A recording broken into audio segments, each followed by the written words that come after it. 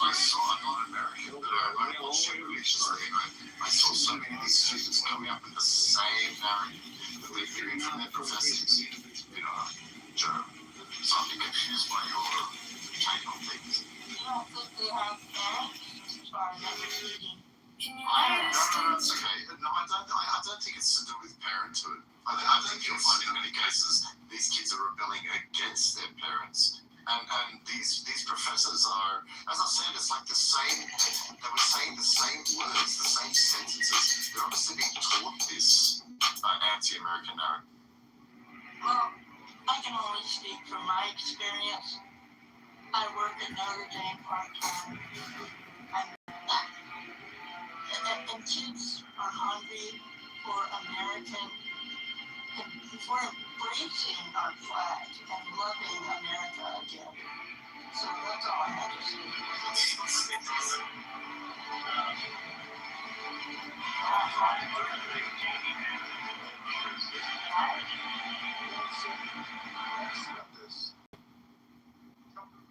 Out of credibility, we asked our reporters where Air Force One the main Democrat should pick a new nominee.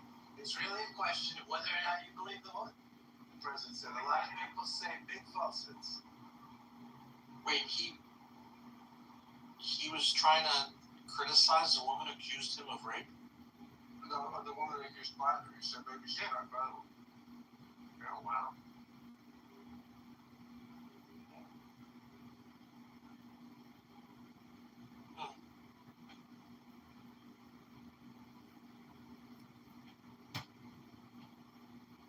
Good evening, Scott. This is your president, Donald Trump, the orange one, and you're right, I did say that. Not every woman's credible, even if you grab them by the pussy. Sometimes they'll lie and say you grabbed them by their booty hole.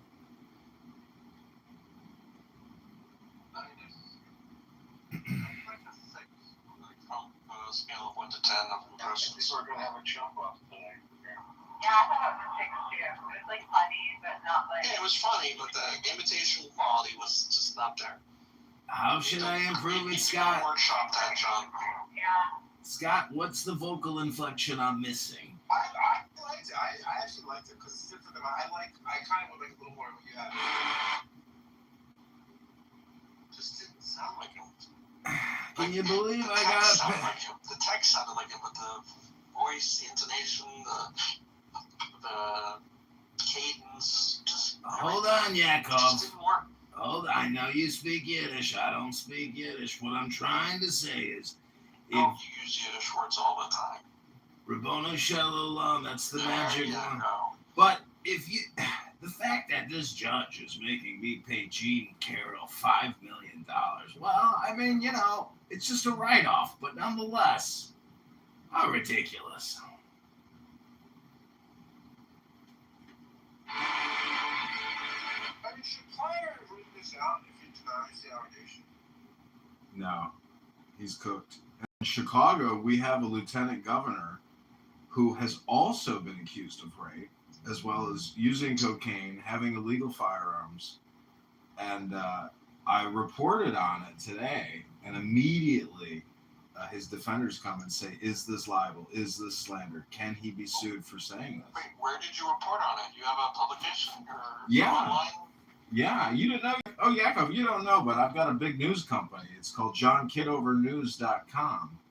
Let me ask you a question. To buy your domains in bulk, how many domains do you actually own at one time? I used to own thousands. Now I only own like a dozen. No, there is at least 100 for your Chicago mayoral campaign. I've seen so many iterations of John Kitover for mayor, John Kitover for mayor. Has to be dozens, just for the mayor race. I mean, it's impressive. I would put all my money into one really. Sit and vote. Yeah, but you don't want to fragment the message. You want to put all your money into one place.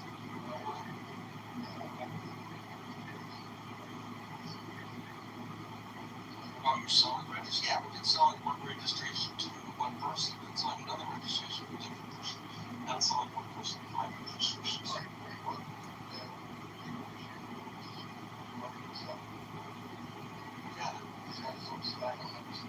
Yeah. Just trying to save him some money. Well, what do you know, Yakov? You've never run for Congress. You've never run for committeeman. You've never run for the mayoralship. What do you know about marketing? You're just a statistician. I was a CMO. Oh, I stand corrected, Rabono Shalom.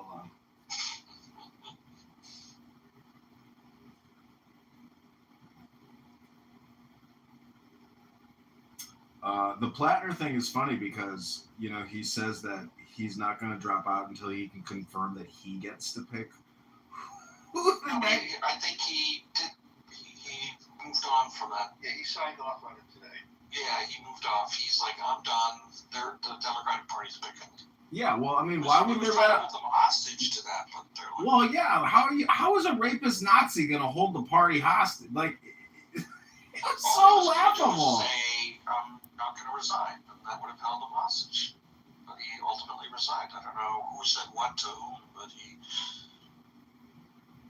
It was kind of funny. His whole facade was fake. He said he was an oyster farmer, but his mother was the only person who bought his oysters. And his father was the only who ate at his house. What? He charged his mother in oysters. Well, she, to make probably for IRS purposes, he had to show income, but she was the only person who bought his oysters. And not a lot, apparently, according to oyster farmers. It was a joke that he was a, quote, oyster farmer.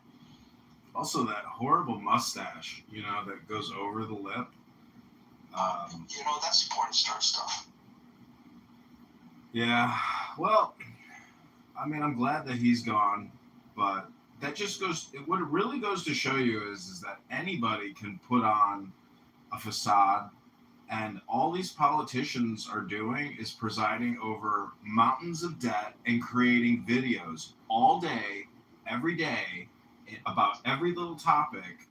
And it's kind of shocking because, from a taxpayer perspective, from a voter perspective, when you realize that they do no work and that they're really just creating hypnosis propaganda, basically deceive you about the actual financial crisis. Is hypnosis, John. It is. But you know what the truth about the future is that it's very, very, very dark. That the debt bubble we have created has yet to manifest in terms of popping. So all these young people today who are liberal progressives and they eat up all of the content slop, and they hate the Zionists, and they hate the structural white racism, and every other complaint under the sun, they have no idea what's coming, which is economic chaos. And more capitalism. Not less, more. Because the communists can only steal so much. There's nothing left to be stolen. You might think you can just keep printing infinite amounts, but it's not going to work. Eventually, the Federal Reserve will say, we don't think this is a good idea, because they're not going to give it up. This is the bank's money they're giving out. So most of these liberal progressives live in fucking content hypnosis farm, and they have no idea that they're just plantation workers. Hello?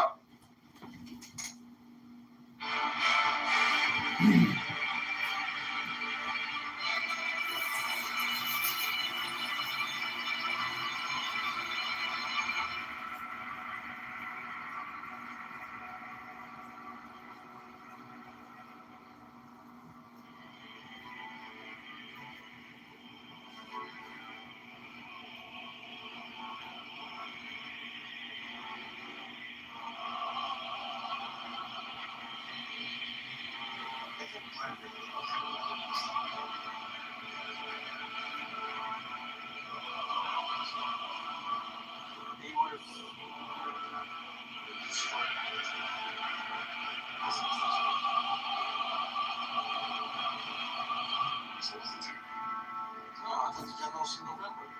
Right. He's running against Susan Collins. Right, but wasn't there, I thought there was, no, I didn't, I'm sorry. Yeah, he won the primary.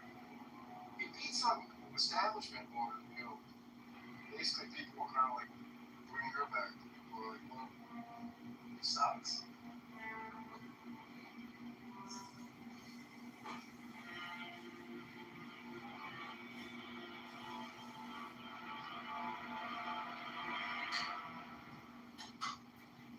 He'll end up being a Trump.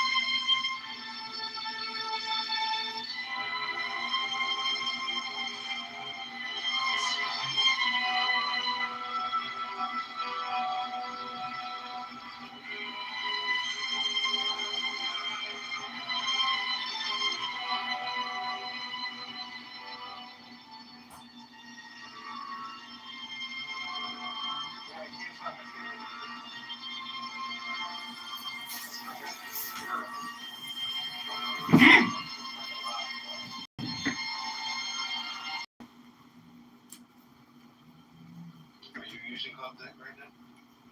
No, I'm always up. Sure. I've been using it for years. I love Club Deck. I think Club Deck is great. If you're buying a show, if you're going to play music, you can actually, play it in stereo.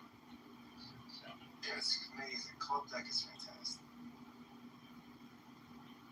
And you can just grab stuff off YouTube. They used to have that thing internal that doesn't work anymore. You can just go right from YouTube and the app. That doesn't work. Yeah, I noticed that. It keeps glitching out. So, what are you downloading the MP3 and the? I go to YouTube. I get the clip real fast, throw it through. Right. I used to do a music show on Friday nights. When you guys use Club Deck, how do you guys clear the smegma? Define smegma.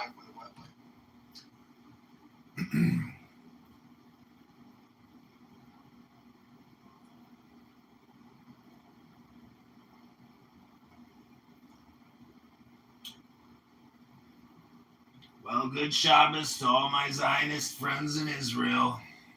Sorry we couldn't fully invade. I didn't want to sacrifice hundreds of thousands of young American lives regime changing Iran. I apologize. That's better. In the war room, they keep saying that Donald Trump and Marco Rubio threw J.D. Vance underneath the bus, I guess, with regards to the preliminary meeting with the Qatari and the Iranian guy. I'm not sure what they were referring to, but somebody else said that women in America love J.D. Vance, that he has ingratiated himself into their hearts. And I think that statistic could be true, because even my dear mother is completely in swoon and swayed by J.D. Vance's magnetic, hypnotic, romantic appeal.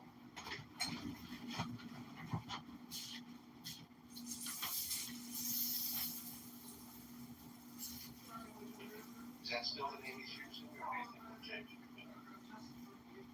What does JD stand for? I think Jeremiah David or something. Jeremiah something. He's had like 3 different names, I think. It's like He sold his wife under the bus, and I really have zero respect for him. why did he sell under the bus? Actually televised, I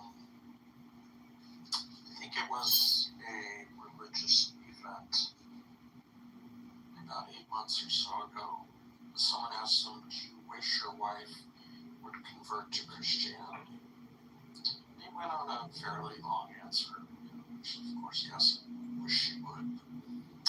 But to be honest, that's not even a question I feel comfortable answering in a dinner party, let alone on national TV, to put the pressure on your wife like that. You should have said, it's a very personal question. Really don't discuss personal issues. Next question, please. Nah, you can't do that when you're done. You have to stay over. It's between her and God.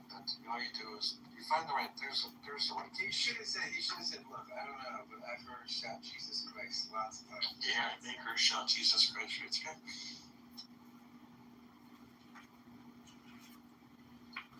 She's with child.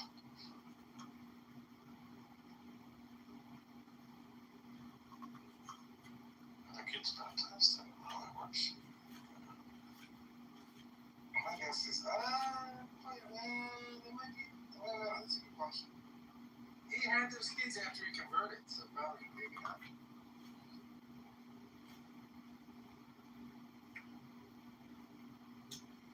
Well, good Shabbos. I'd like to read my friends a little Shabbos prayer poem that I wrote especially for you, my Clown House friends. It's called The Meditation of Donald Trump. Thou hast seen, O Israel, how for the sake of creation, the one life that I am seemeth to divide itself, becoming two. Of these two, I have made known to thee my superior nature, the crown of primal will, wherein I have my supreme abode in the White House. Hearken now, Ivanka. Hearken now, Jared, while I expound the mystery of mine inferior nature, which standeth in the tree of life as the Sephira of wisdom. Forget not that these two, though they be named superior and inferior, are in truth of equal rank, as it is written, that which is below is as that which is above, and that which is above is that which is below. You want to hear more?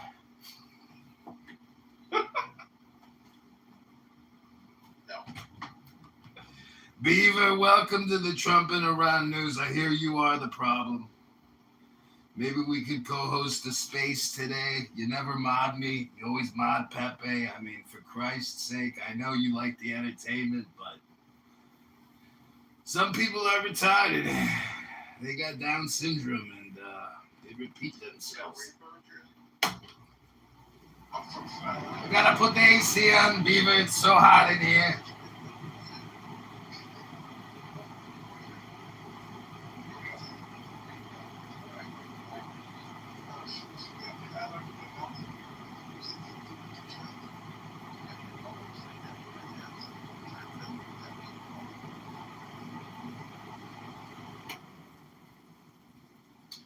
What are you doing tonight, Scott? Do you have any pretty girls lined up to have a little Kool-Aid with? No Kool-Aid. What? Isn't Bruce Willis from Brown Pittman or Carney's Point. Not close. I mean, kind of probably almost closer to you. Maybe. Violent. well, Vineland's big, it's close to Can a you lot not- of places. It's the biggest city in the area in New Jersey, 64 square miles.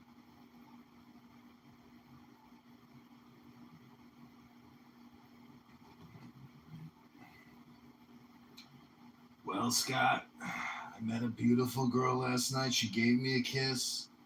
She gave me her number. She added me on Instagram. And then she blocked me on Instagram. And then she blocked my telephone number. And I'm just wondering, was it because I didn't grab her by the pussy, as Donald tells us to do?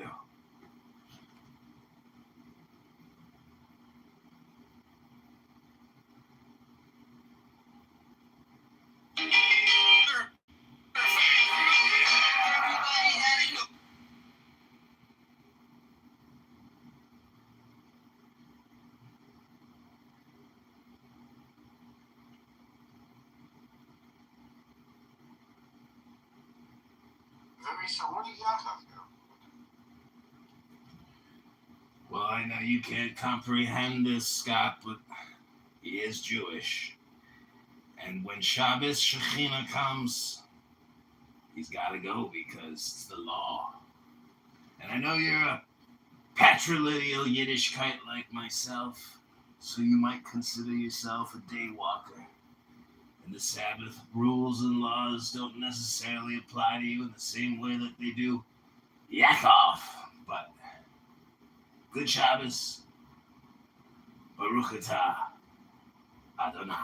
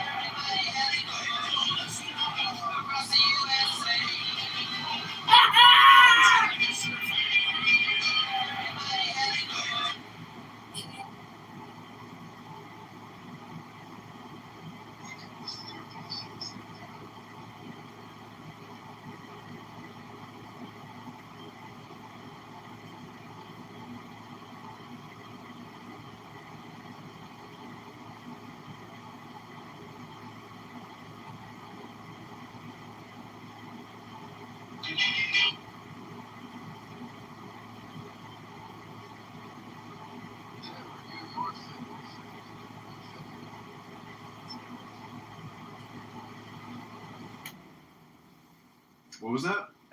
That's the point, right? What was that, Scott? I had to put my air conditioning on. It's a gazillion degrees in here with 100 cell phones. Yaakov, you got Yaakov is back? Yeah, you gotta go.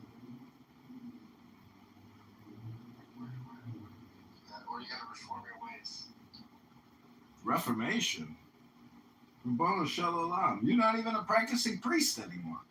You're not even a practicing priest Can we do anymore. it? 5, 4, we're counting down. 3. Alright, buddy, we're moving you out, buddy. We gotta move you down. Wait, how do we move him? You just modded him. I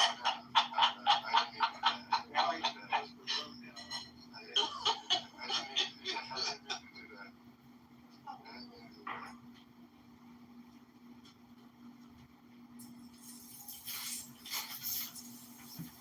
They kicked me!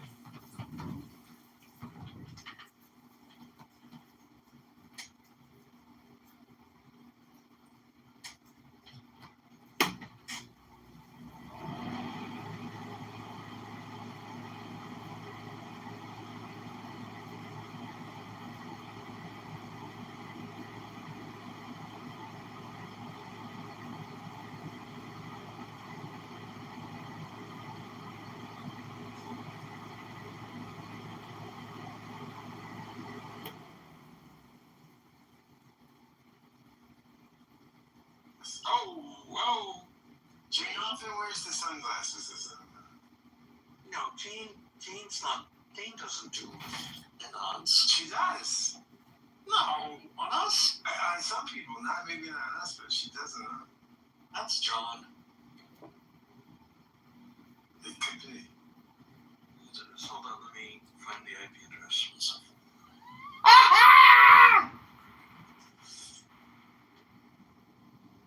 Got the backdoor protocol from the clubhouse people. I gave them a great idea, and they rewarded me with a 5-time passcode to find out. Everybody has Confusing? Are you serious? Very. I am so serious. What was the When you idea? give people ideas. What was the idea you gave? One,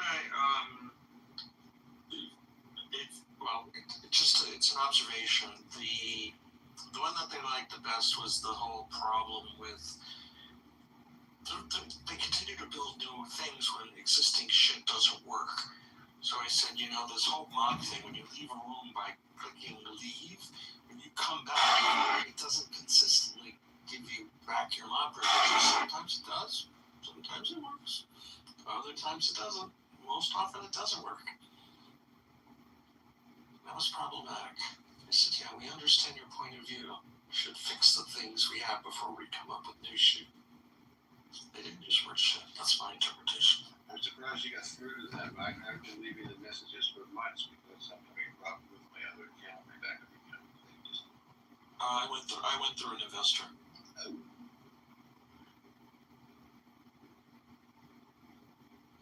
Who do you know that's an investor? Dr. Francine? I don't know it. No, not Dr. Francine. She is an investor that I've heard say that. Oh, this up? Yeah, I think so. Right, Scott? I think so. Who is that down there? Who is it? I'm gonna send it to you in a moment, Scott. It's I'm not typing. oh boy. Thanks. John Kitover! He did a reverse IP by going to YouTube and typing in John Kitover.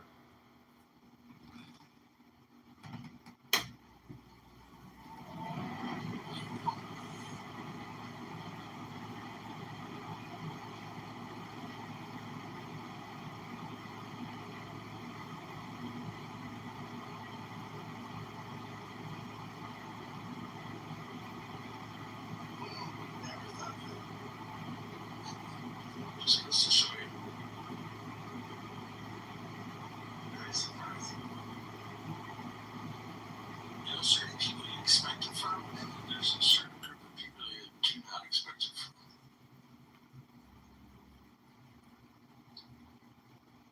So I divide the world.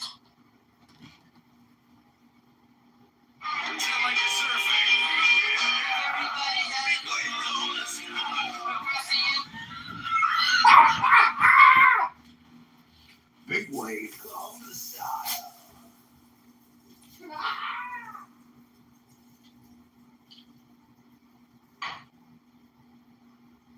Hey Bob, what's going on?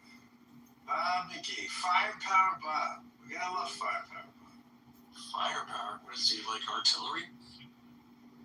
Oh shit. Hey Bob, how are you? What's going on? Me and Bobby McGee. Who's singing that song? Well, it's Janis Joplin, but it was written. Was it Janis Joplin? It was written by Christopher Jefferson. Yeah. I always thought he was a great singer and songwriter. Not an actor.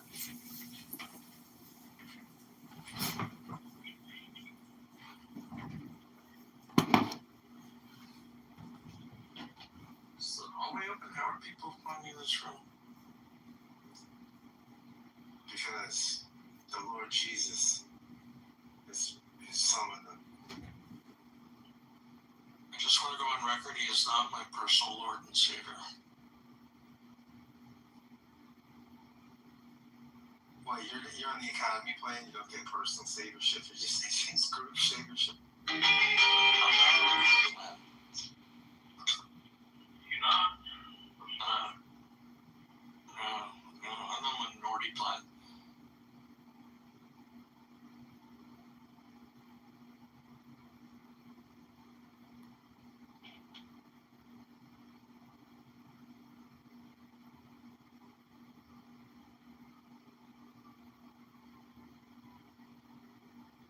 Here we are, Friday night.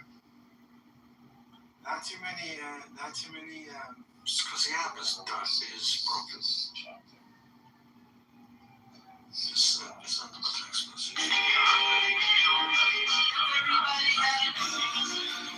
Across the USA, and everybody needs to like California. You can see a herd where Rocky Santos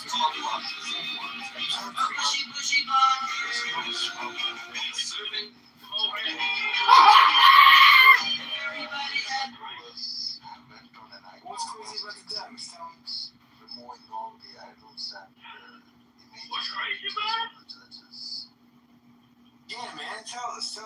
crazy. They give away too much money. Of course. They steal too much. So I was wondering, was that a Muslim influence that led them to that That's what I think. Plaza? What do you think? Like the Democrats. What do you think, Meg? See that name for Uncle Steve? Do you think the Democrats are crazier? I You think can go both into parties these are Christian batshit rooms, crazy. There's Pentecostal, a room I was just in for about 5 so seconds because I couldn't stand it. seriously, And it was they Trump talk about for 2028, and I'm like, okay, I get that this is cute and funny, but the Constitution literally says he's not eligible to run again. This is Chicago Mayor. I'm here to try and get a rear here. We need city smoke us. Everything is shit. So AJ, like the amount of explanation I read on 6-7, like I said 6-7 explained to my AI, it was so long. So many references to videos, how it's used, the hand gestures to like do when you use it. It was like, the fuck is the thesis on 6-7? And it even did a South Park on 6-7, which I thought was really funny. South Park is hilarious. But I don't think they're going to do it South Park anymore. I think they're done. It feels like this last season was all about Trump and Trump being Satan and having a baby, the Satan baby. No, but anyway, so on my Instagram now, there's all this alien stuff. Like, and I don't even know, I don't think anyone's real, but it's just, it looks so real. Devil's lettuce. That's Devil's lettuce, yeah. Devil's lettuce. I partake once in a while. Hello? That's not really my thing. I don't get affected by Coke. That's all. Doesn't do shit for me. It's weird. I have come to penetrate the atheist containment center to find what is left of your mediocre brains. Who is here alive? Is Are you any? here to be a fucking idiot, transphobic idiot? Well, I'm not necessarily. See, if I'm not a transphobic person in person. I'm actually more of. Oh my god, this is John Kitover. Yeah, Oh my this is God. John. I'm not a transphobic person in person, but in terms of like a debate, well, you know, part of my shtick is to maybe be a little obnoxious and a little rude for the purpose of the debate. But in the real world, I would have a drink with you, smoke a joint with you. Affect somebody to the point to where they commit suicide. Is that when you finally take it serious? Well, we're all living and dying. And the point is, if I upset you with my words, I do believe that on the back end, I'm actually helping you. And it's not. How? By making me feel like I'm worthless. No, because you failed to read books and study philosophy. That's your but biggest how's problem. that going to affect your... Wait, but how's that going to affect You don't even understand philosophy. Wait, Barbie, this is a good question. How's this going to affect your run for Congress, though? People are I'm not running for so Congress. chill. I'm running for mayor of Chicago. See, my bad. So I asked Wow. somebody once on here, you know, Wait, hey, because I remember my first interaction with you. You had a whole thing that was John Kitover for mayor. You had like a whole website and stuff like Yeah. that. So you're not. listen, I asked somebody on this app, you know, they claimed they were a know-it-all. I said, what is philosophy? And they said, it's the study of the self. So when I say, if you are suffering because you have no joy, no strength, no wisdom, no knowledge, I'm here to give you the good news that guys like Andrew or Regal or a lot of these supposed Christian Jesus Christ people can't give you. I can give you the certainty of knowledge, the certainty of wisdom, the certainty of strength. Hello? You can give me the certainty that I might kill myself at this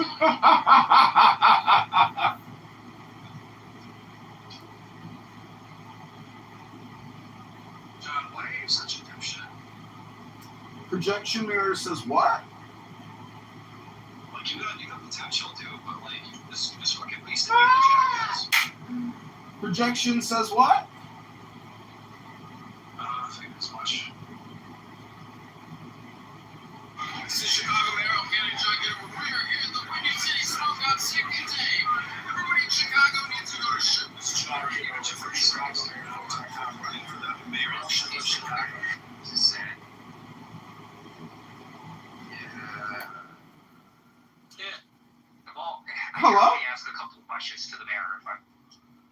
Listen, I just want to say that the more I communicate, the more I do believe thoroughly that all communication is political and it's all hypnosis.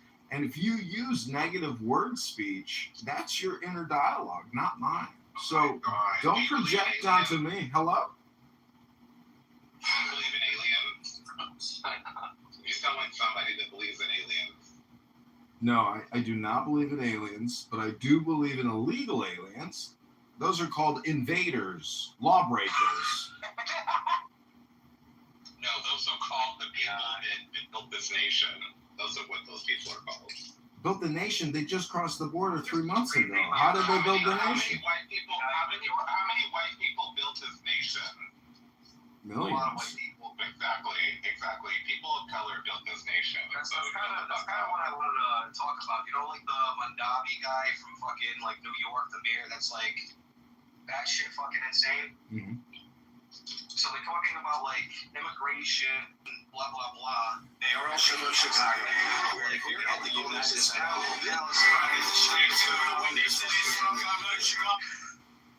But you know they don't put any Italian immigrants on there whatsoever. That like built the railways and fucking bridges and shit, fucking building it around Manhattan and all this other fucking nonsense. It's like they get left behind, you know. Because they're white. That's all right now. We get to be the new we're the new N-word. We're the niggas, you know. So everybody's gonna just sweep us to the side now and just forget about us. White people don't got it that bad. When does John start yelling in his shrill little Bobby? Why are you yelling? When you launch in your British accent that's obviously fake. Well, it's interesting that you ask that. I'd like to read a little poem that I just wrote for you all. We can continue just talking while other people are talking because we have no spatial awareness. But I'd like to read a little poem for the projectionists here on Clownhouse. Projection says what? Yeah. I said, Hello? how about you roll it up and stuff it up your ass? Would that excite you if I stuffed a book up my asshole? That's right, play with your bungus.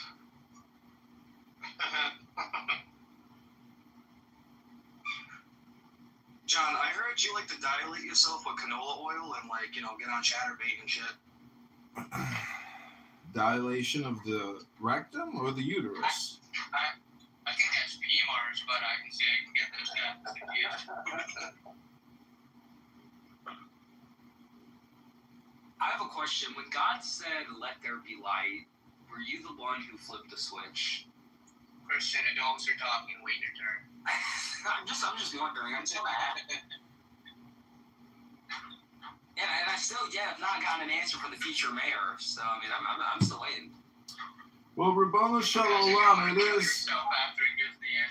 is Shabbos, and unfortunately, I'm done working for the week, so you'll have to Google that one and rely on the AI.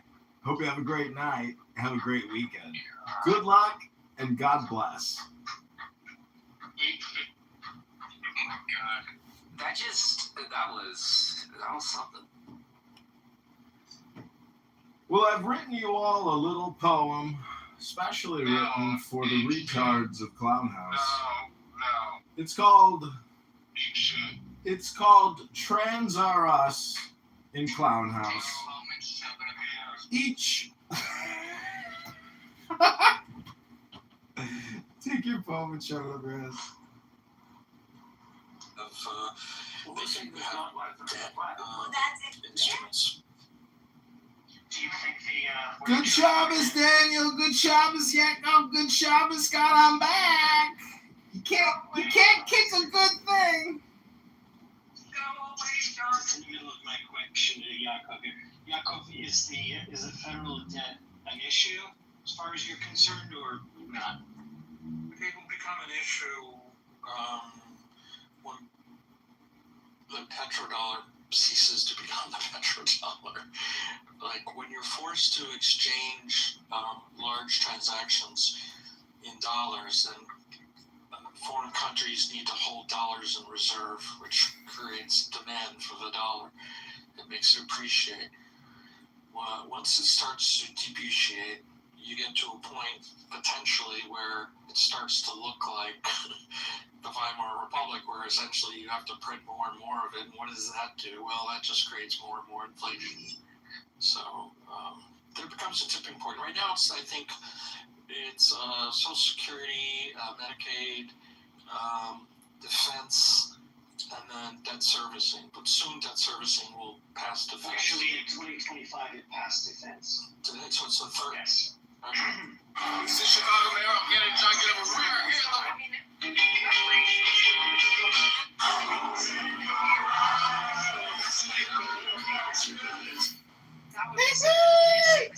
The John Kitover Band. Reparations The band are is- two-way with Medicaid. Here's what my plan is. The band.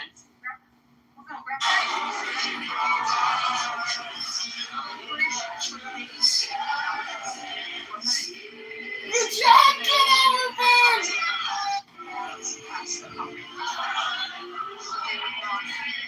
I would think that they would not take some of those services, so like SNAP benefits, Medicaid, This is Chicago Mayor. whatever welfare, benefits. And in that case, that would significantly, because we have huge medical debt, with people not being able to pay their medical bills. If everyone is able to afford private insurance, that would I would think that would bring significantly down the levels of medical debt this country carries.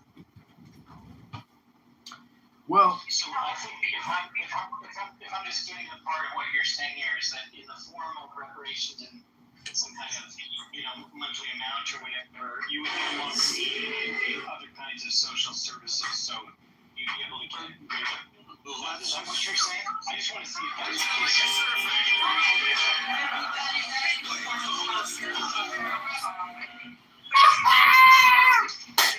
big wave Kahuna style. $1,000 a month. Let's turn on DF. I think that you need to insure. Alexa, turn on DF. Get insurance. So there's some mathematical problems with this. It's probably not that simple. There are some problems. But Well, before you hold on, Jakob, before you take on the mathematical problem, I just want to establish it's the same mathematical problem then for universal income, right? Because whether it's for reparations or universal income generally, what is your math on that? No, what I'm saying, I'm sorry. Seen going in and out of tunnels and pickaxe mountain. We've been asking this question for months now. Who is that? I don't know, Ella. Universal income sounds kind of strange. I'm not sure I support that. Because universal income actually has said that I think it would do away with some of the social services. So,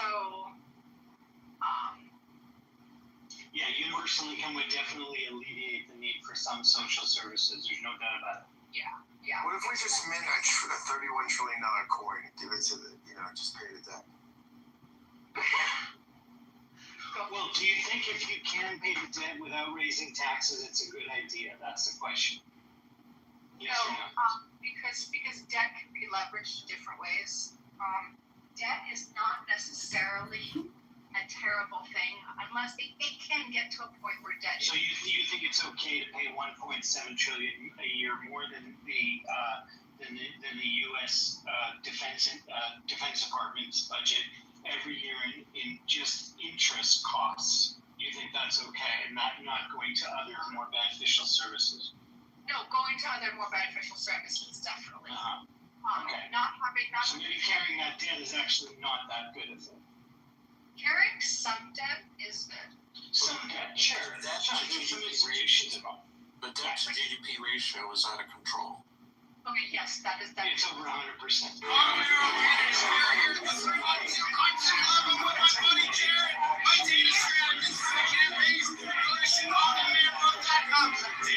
Property taxes 25%. Day number 2,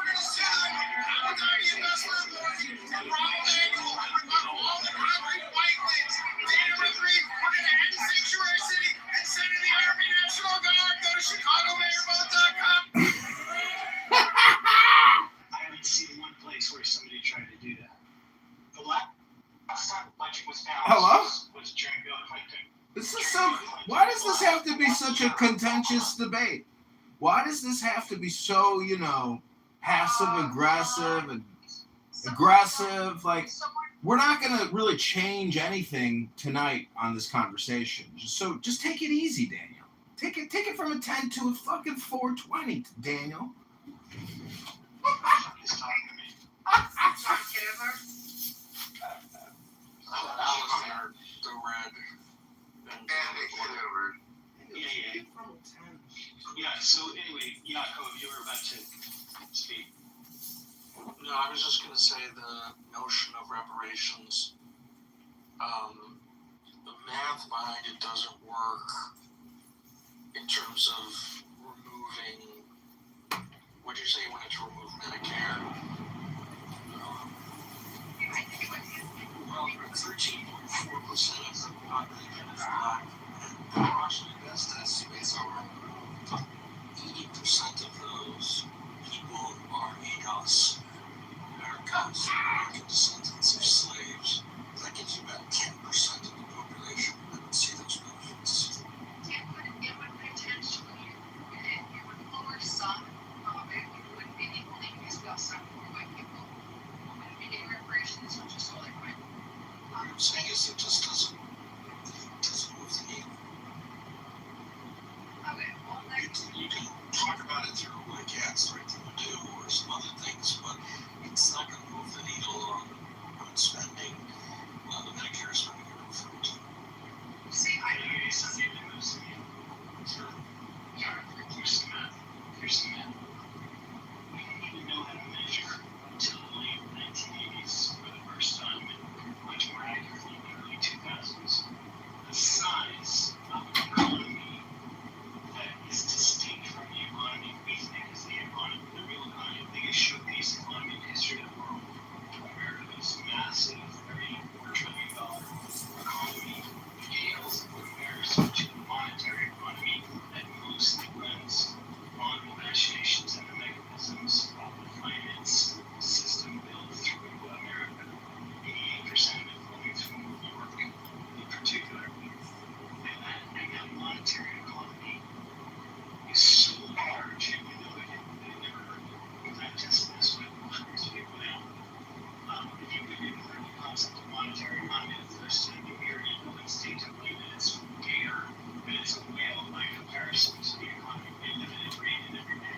Where people are way overburdened on tax, businesses are overburdened on tax, services are strained, and yet this massive little behemoth has zero tax on it.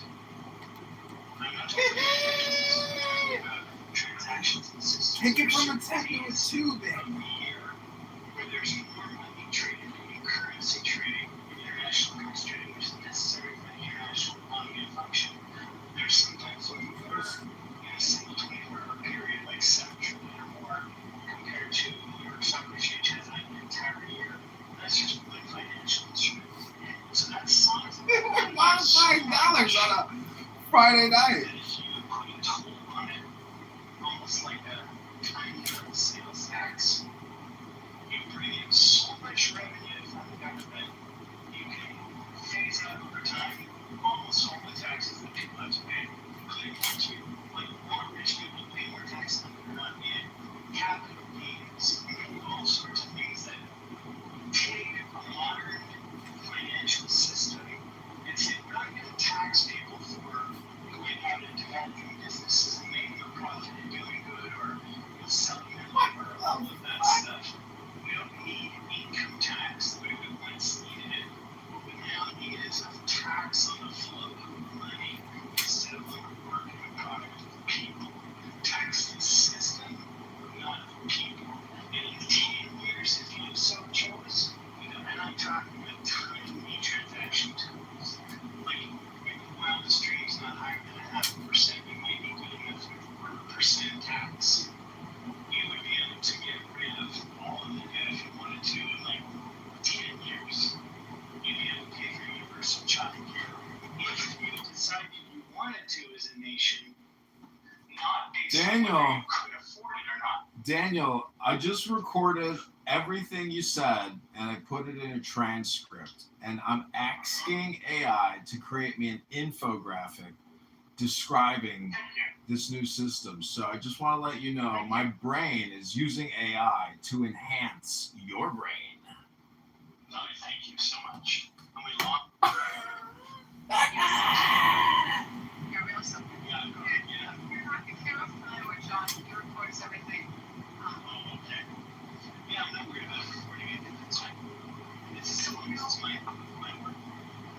So, wow.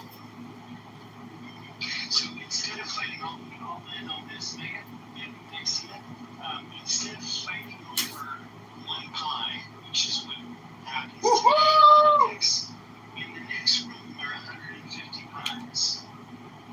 Where nobody's fighting over that. It is a pile of money that exists and could feed the entire nation. So, And American illegal to do it. so what are the reasons that this has not been implemented already? Is that the appropriate question?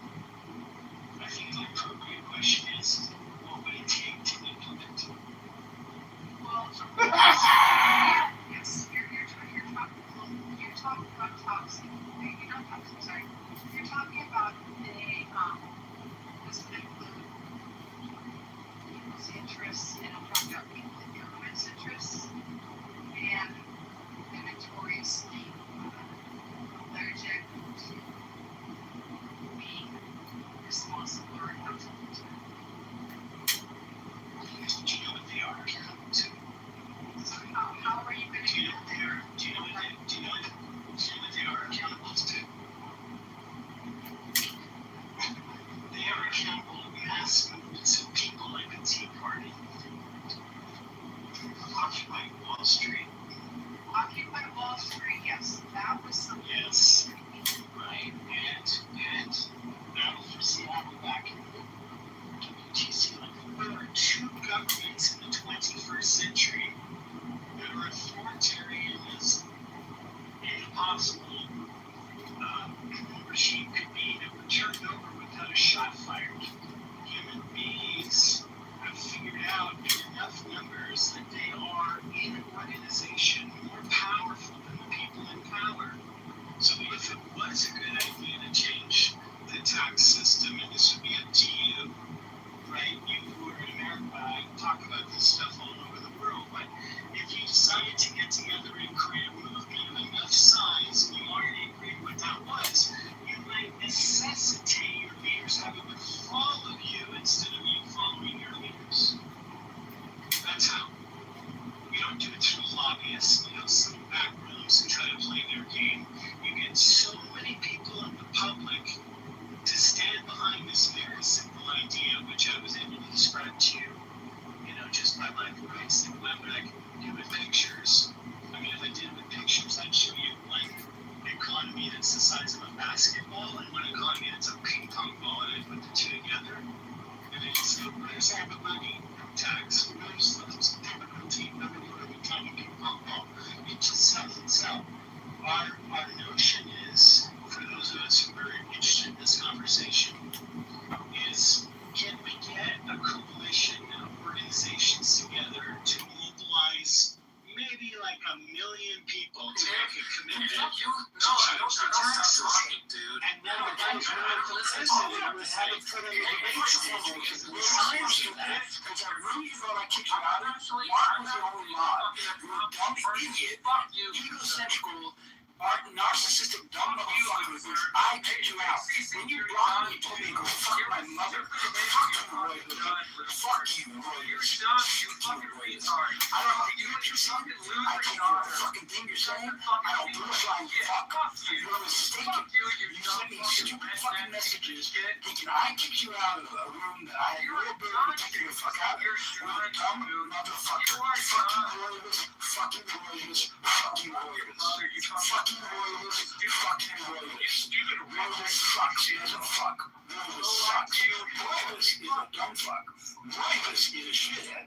Roivus is a psychopath. Fuck you, Roivus. You get Fuck you, massages for Roivus. you're a fucking Fuck fucking you, worker. Roivus. You Fuck fucking you, loser. Roivus. I'm done. Good, fuck off. Go fuck your mother. You fucking loser. And don't talk to Uncle Steve like that ever again. Do not talk to him like that again. You fucking piece of shit. I must have missed it. I just got here. What did he He fucking abuses you all the fucking time, dude. It's fucking embarrassing.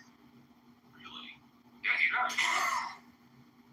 So, Steve, Roivus thought Jesus, see, you're one of like the stupidest people I've ever fucking met. I'm embarrassed that you call yourself an atheist. Fuck you, You're Roivus. a loser, dude.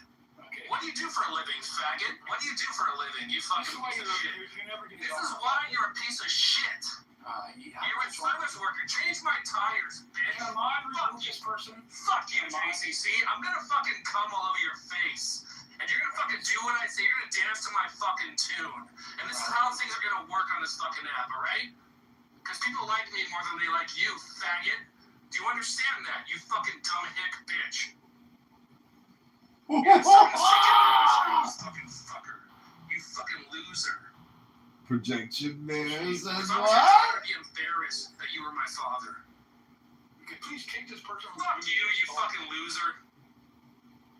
Someone give me a mod. Fuck you, you fucking bitch. I will fuck you over and over again until you leave the app. I'm going to win. I always win.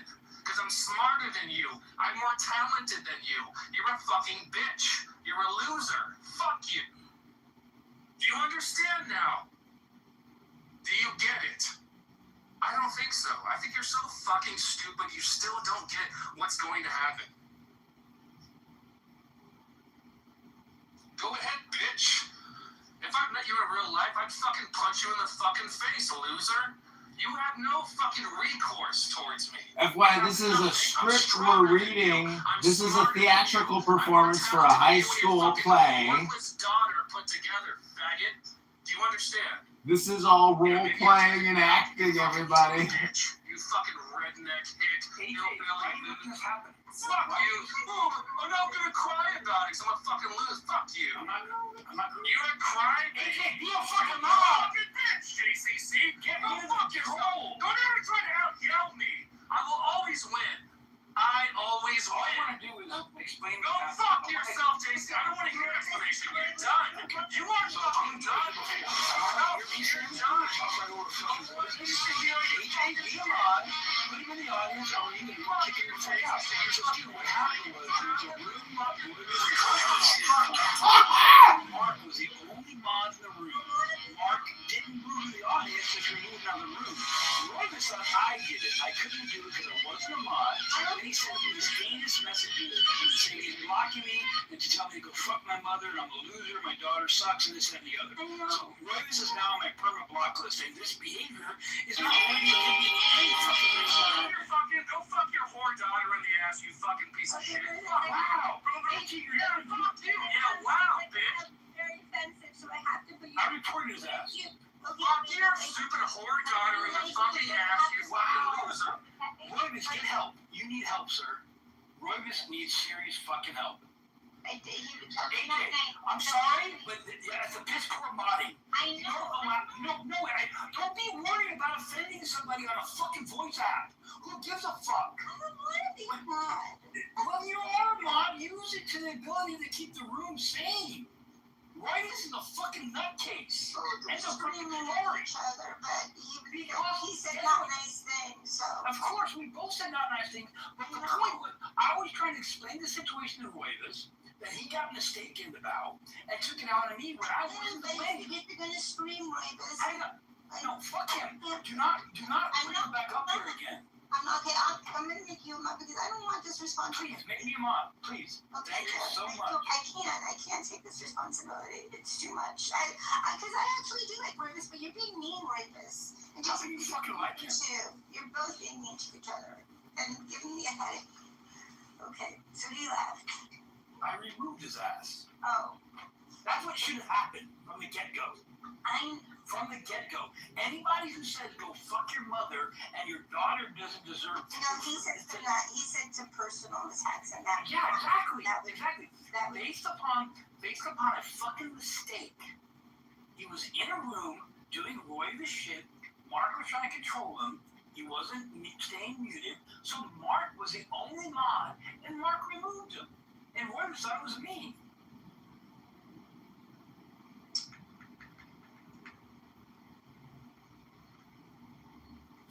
He's fucking psycho.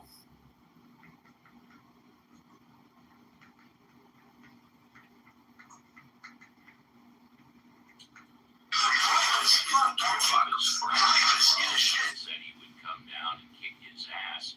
Crow said, "Go ahead and do it. I will fuck you up royally." And Royvis, at least since then, as far as I've heard, has never threatened Crow again.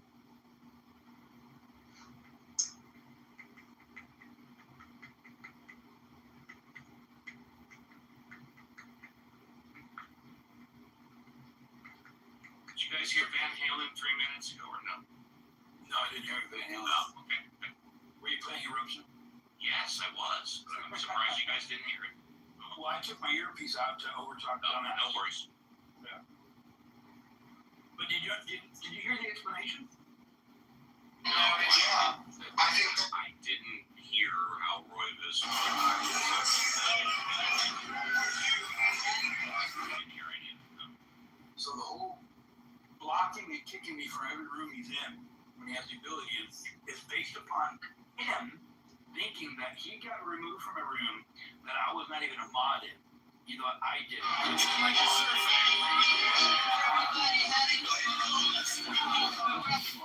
So Mark removed me, and then Roy just sent me these heinous messages telling me to fuck my mother, telling me I'm fucking this, that, and the other, and now you're blocked because I didn't respond fast enough.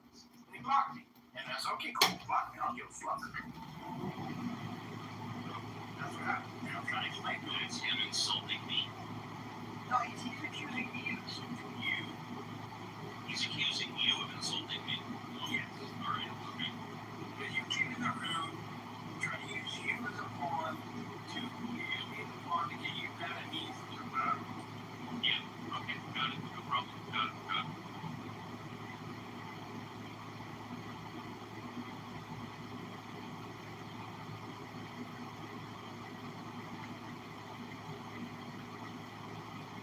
We are here.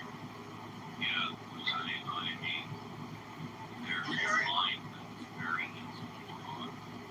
That is, you don't attack people's mothers and people's children. Yeah, exactly.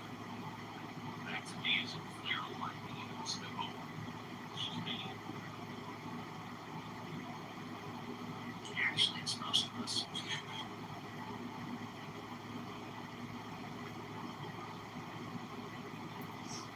that's where I had to kind of make that decision. But I do feel bad 'cause I do like Royvis. Believe it or not. But I also like him as a secret. I don't like the fact that I just had it and I don't like it. But Angie, do you understand what caused that argument? I did, but he wasn't listening. That's Right, exactly. was He's so mad that he thinks he knows everything, and everybody that's against him sucks ass. It's not working with him. That's his mentality. He's on a tangent. I'm not a fucking psychologist, but the way he behaves, he has these waves, and this is one of the waves. why he has that. Is, you know, my experiences of him aren't as such, but I've seen him in ways that I don't have sex. Yeah, it's not the first time you're going to do this. He isn't because Yeah. I feel like it's not necessary. It's like calling to tell somebody, I'll count your eyes out, fuck your school. I know. Tells people to fuck your mother and they're a loser, period. It's like, you know, you're trying to tell people they're a loser because they don't do this to you guys. Yeah, I don't know. We know what he does. He's a producer, he's a music producer. I wish Will was here and made that decision because it's frozen, but I just, now he's not, but whatever, I can't change that decision. It is what it is, but, you know, he said so many things he should have said anything about your daughter. Your mother. Crash out. That's I mean, you can feel for him, you like him, but you know, you just don't step over that line. It's a line you just don't cross. Yeah, it wasn't much, but a couple months before he was confident during Carolina for playing violin. He was keeping it this, that, and the other. I'm like, oh, yeah, she's on top of that. Blah, blah, blah. He was not money. He was music and sharing music with me. Then one thing happened. He just finished doing something that fucking flips a switch and goes fucking nuts. yeah. I think it just. I think it eliminates. And I think that situation eliminated in his brain. He just that loaded just now. So it's been a problem for a while. I don't know. It happens quite often, not just with me. It happens with Andrew Barr, it happens with, you know, a lot of other people. Yeah, he's just never does. Some of these folks that came from stereo, that, you know, legal, it was the very same way as me. Yeah, oh my gosh. What happened, Bud? Like, thanks for saying. Sorry. Oh, you missed the law, you keep going. Yeah, what happened? Which one? Was it Travis and Beagle? That was me, you witness. What? Yes, because what? That's not fair. Witness block, what is that before?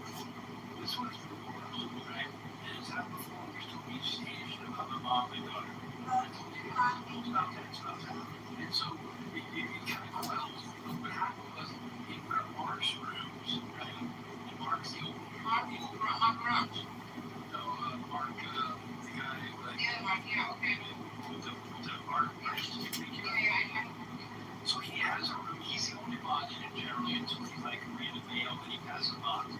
So he was having a discussion with somebody and Royce kept interrupting. And he kept trying to mute Royce kept getting off of mute. And he didn't have the hand raising on, so he just didn't move the audience, he would move in the room. And so Royce has already had a beef with me and I kicked him out of the room. I wasn't a fucking Did mod. you tell him you to kick him? I think he doesn't listen to me. He sent me a bunch of back channel messages. And I got him for making these. How dare you? This is it. Go fuck your mother. You're blocked now. I'm like, dude, I'm not the What mod. happened now? No, this happened like months ago. He just did that to me, so I got to say. Yeah, exactly. He thinks that I'm like not for it anymore. I'm sorry, but I had to do what I had to do.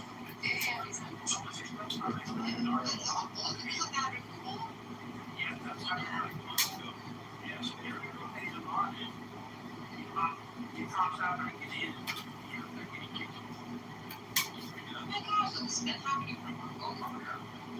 I see it. And then I was a mod, so I was trying to get him out, like me out, and I made him move, and I was like, we have such a position here.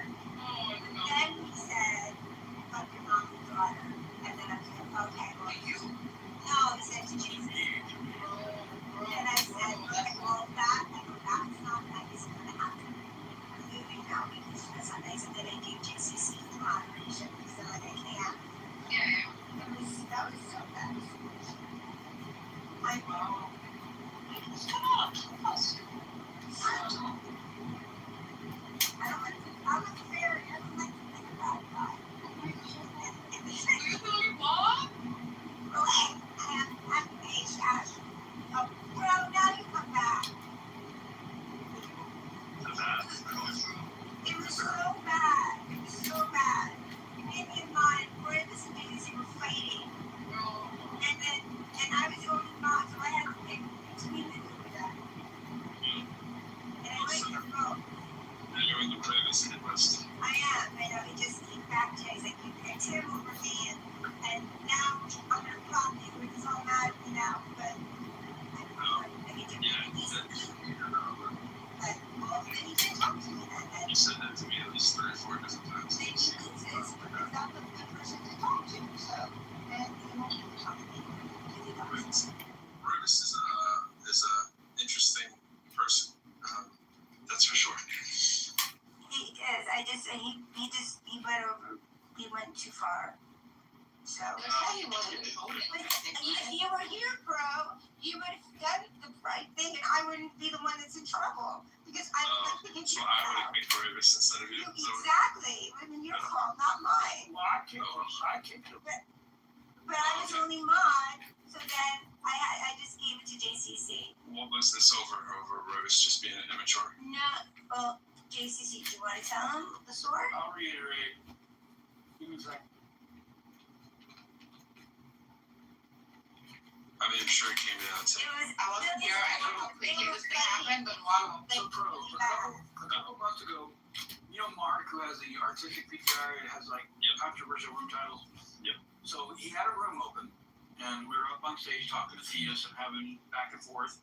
And Roivas was doing his Roivas thing, constantly interrupting and causing problems. And Mark was telling me, dude, hang on, let me handle this. And muting him, and Roivas wasn't listening.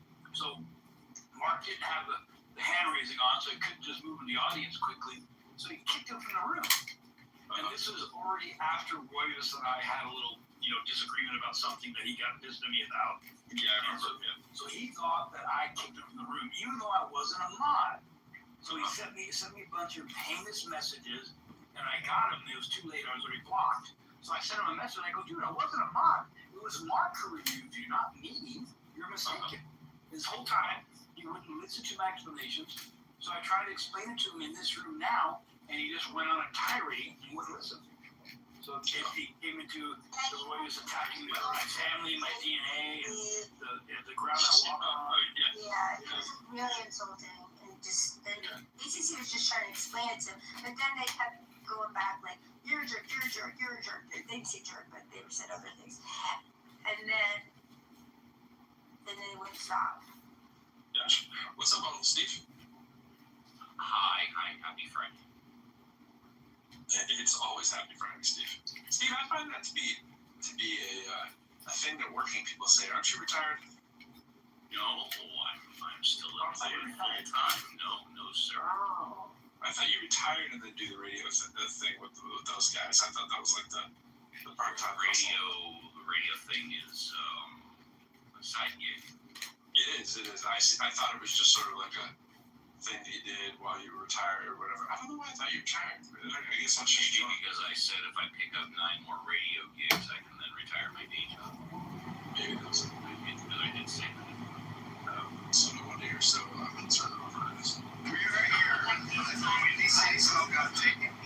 It's boring. I worked on a project in so many years. I always hear when people say that. I'm always like, oh man, it sucks to be working on those projects. Yeah, I like to run it this person. Like a friend should be. Tuesday, Thursday. That's even better. So, I would like to, my next job, I want to be one of 2 people, and then I work 3 days a week, and they work 3 days, and then we switch on and off for the job. That'd be good.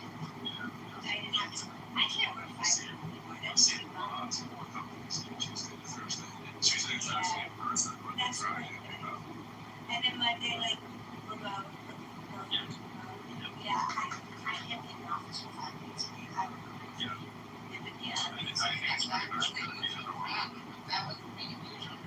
I know. That's why I have to make dinners and have every single day. And I'd be like, I don't want it. Yeah, I'm tired. That's a great word. See, I tried the retirement thing. Because I could. I really didn't enjoy it. That 1 month was like restless. I just have to. So let's just have to do it. Especially when you're on the creative field.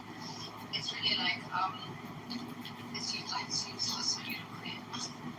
It's really a no endeavor kind of life. It's dead. I used to be tired. I still am. It used to be. So tired. BCC is so tired. That was my excuse for it. Sounds like.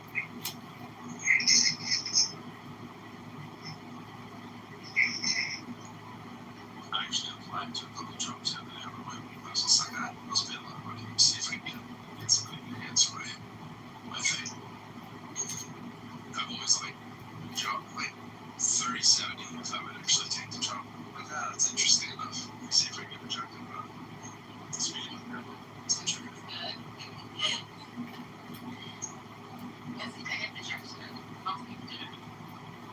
What's the worst thing for you? Right? They send you the message. Sorry, there's so many people that are there's always a lot of people that are never hear what this is. You never hear what this is. You never hear what this is. You know, there really weren't a lot of great applicants that were coming. It wasn't you, but just want to let you know that, you know, thanks that we appreciate you applying and you really were that's from having it. You just don't the kind of call and feedback you like, you know. It's like, Jack, you're wonderful. It was you, not us. No, that's cool. That's appreciated. That's what I meant. Yeah, they kind of like it was me. Just so many great applicants, we just couldn't shoot. I'm sorry.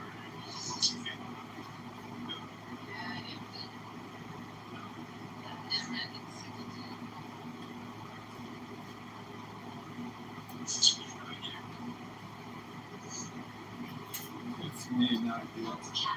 It's me, not you. I was not that strong enough. Good night. It's worse though. You go a couple interviews in, and then the last second they don't take me. Man, I wasn't going to take this job, but I wanted to be offered it.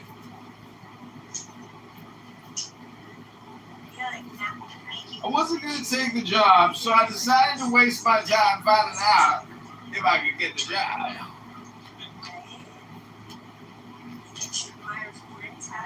It's just like, come on. Shut the fuck up. So it's like it filters out people. And then from that, it like, say like you make this decision enough based on that, which is That's what Gallup does. Yeah, that's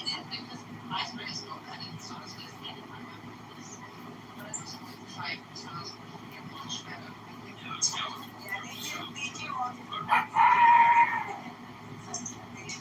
they just do like there's personality test. And then if your personality fits in with your culture for the job, which it's one clip, I guess very simple. They get like that's on it. They've never had. Now they have the face recognition when they're doing the camera go, that they can see when they ask you questions whether or not you're lying or not. They see one. It's a microexpression.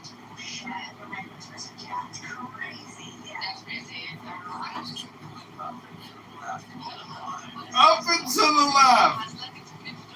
They get like a computerized of what they said the questions were not. So they don't even it's just the whole idea of something on it. It's just outrageous. And then people on the job. And then also like some people I cannot get he's trying to send me messages, but I think he blocked me and then I can't read his messages, so I'm sorry. He's trying to send me messages, but I can't read them because he blocked me. And I'm sure you understand how long anybody blocked you. I know, I just can't keep seeing it. It's just like message and then just like go into this conversation of them. Yeah, this is so much fun. And he blocked me. I know, this is silly. I'm like, I can't respond to you because you blocked me. Wait, are you sending it again? I get the shit like he says. And then it's like that I can't hardly wants to respond to something. Sure. And because I can't respond to it. I guess so. I don't know. I can't. It's too much. It is too much. It's too much. It's just enough to say hello to communists and former communists. You guys are all talking all the time. Because if you're in the middle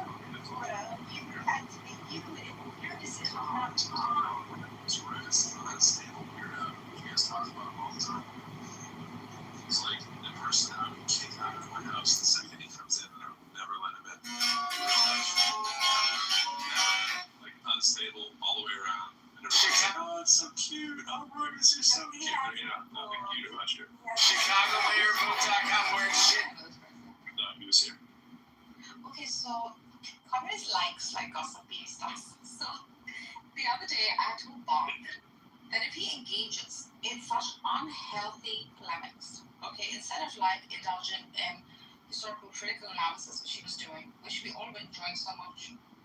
It's not healthy for him, and I'm gonna block him and for some time like take off from his company. So I did it.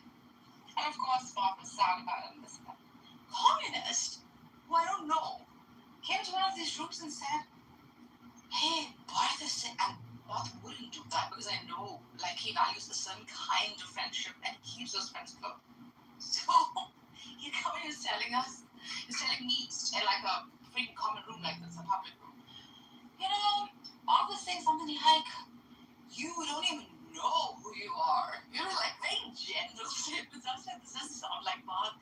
So I went and I asked, did you say such things? She's like, who? Which one said that?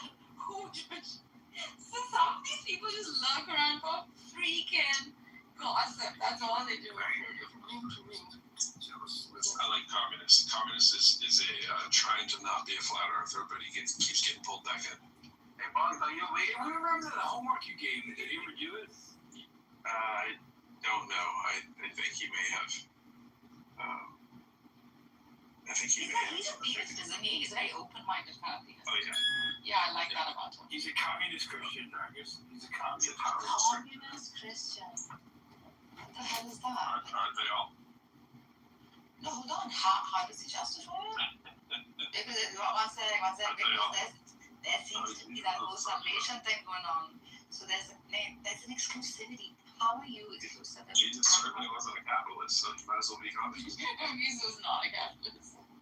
Therefore not a capitalist. Jesus would be very pro-Bernie. Yes. He's like, I'm vote for Bernie.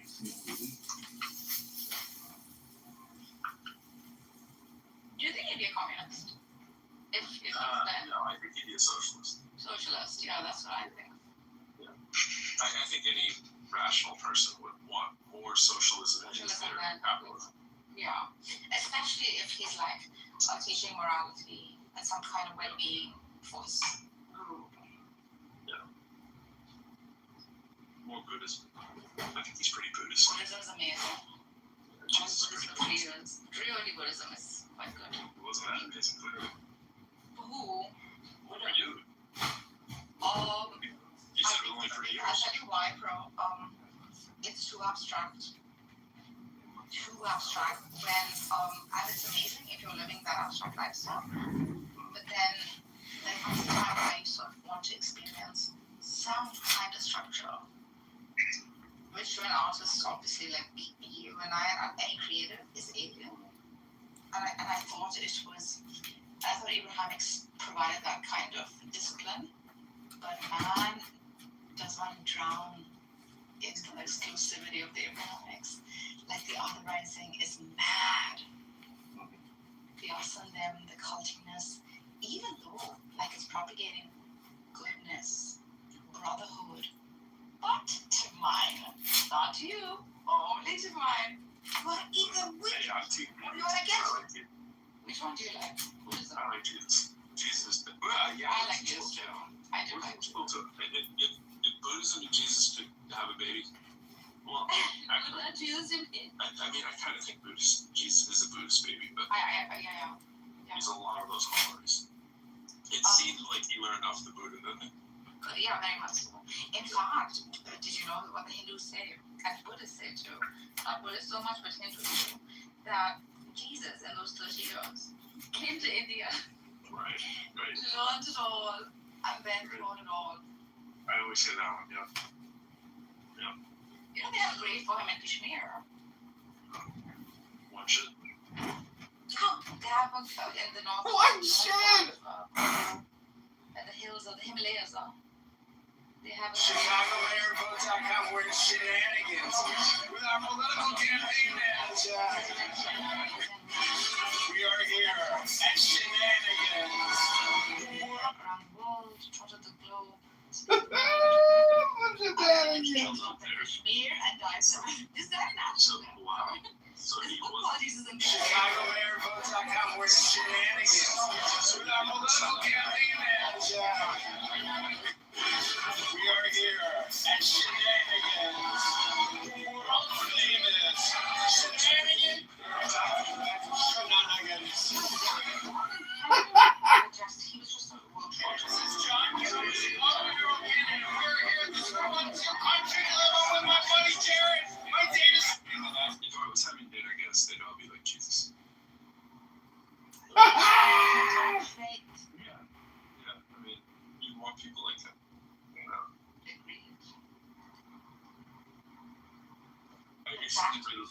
It's the religion part that loses me. Jesus is like, I'm like, I get why you'd want to fawn over this guy.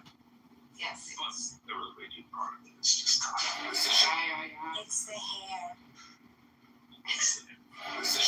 He's got great hair. I don't think Katie's strong enough. Katie's pretty hardcore, so she was probably not, and he's just kidding about Jesus. I thought he was serious. This is probably the most attractive archetype. Yeah. Of lineage. Because let's think about it. Buddha got to a Cesar, left his wife and child, as much as he was enlightened and taught great, like noble truths to the world with the Eightfold Path. He still left his wife and child. Like he's always going to be guilty of that. Yeah, that's tough. Yeah. Every now and then. Leaving the child there is tough. Yeah, that's tough. Leave the wives understand. Look at this guy. Leave the child is like. On this subject which we call Unburden America, is there enough money to unburden America is basically the idea. Unburden America, there's a voice for that on Substack under that name, and that's my partner, Debbie Resnick. And because a part of our Bible, it's literally a place of interest. If you look at the majority, whether it is Muslim, Christian, or Jewish, everybody has an interest in what happened at that time. And the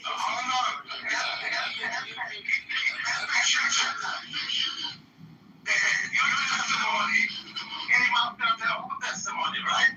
Yeah, I did. Right. So all you know about the land of Israel came from the other testimony in your Bible. That's correct. In Israel, there was this man named Jesus. Chicago mayor votes on outward shenanigans. Political campaign.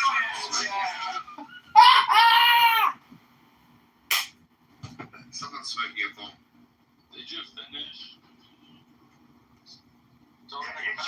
Jesus rewrote the history going forward. Rabbana Shalom, good Shabbos, everybody. I just want to say that Donald Trump is the newest, the greatest, and the best Islamic prophet who's ever lived. And if you are a Muslim and you believe in the Muslim world and the Islamic perspective, well, some men rise in power that surpass the power of Muhammad. And Donald Trump, blessed be he, and praise and blessings be upon his name for all time's sake. The Muslims must learn that Muhammad came from 667. It's 2026. New prophets arise all the time. So I would just like to encourage the Muslims to have an open mind with regards to Donald Trump, the blessed prophet. Be praise be upon him.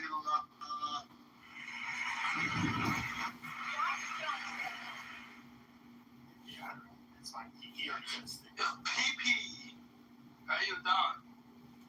Don't call me PP, you fucking faggot. Question. Sorry, packet. We found your chicken point buffet. Okay. What had that egg chili, that nickel? The Khazarian Khaganate. Are you telling me that I'm the descendant of a Khazarian kingdom? Okay, move to audio.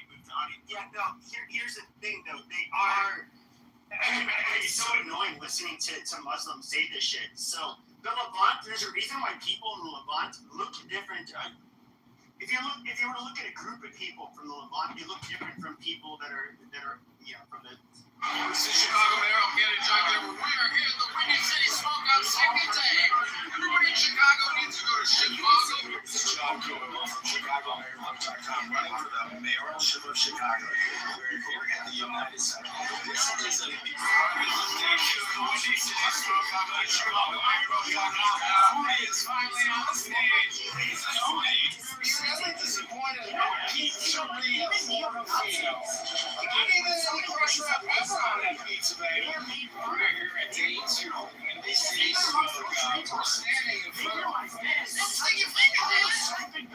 This is Chicago Mayor candidate John Kitover. This is Chicago Mayor candidate John Kitover. We're here in the Windy City. This is Chicago Mayor candidate John Kitover. This is our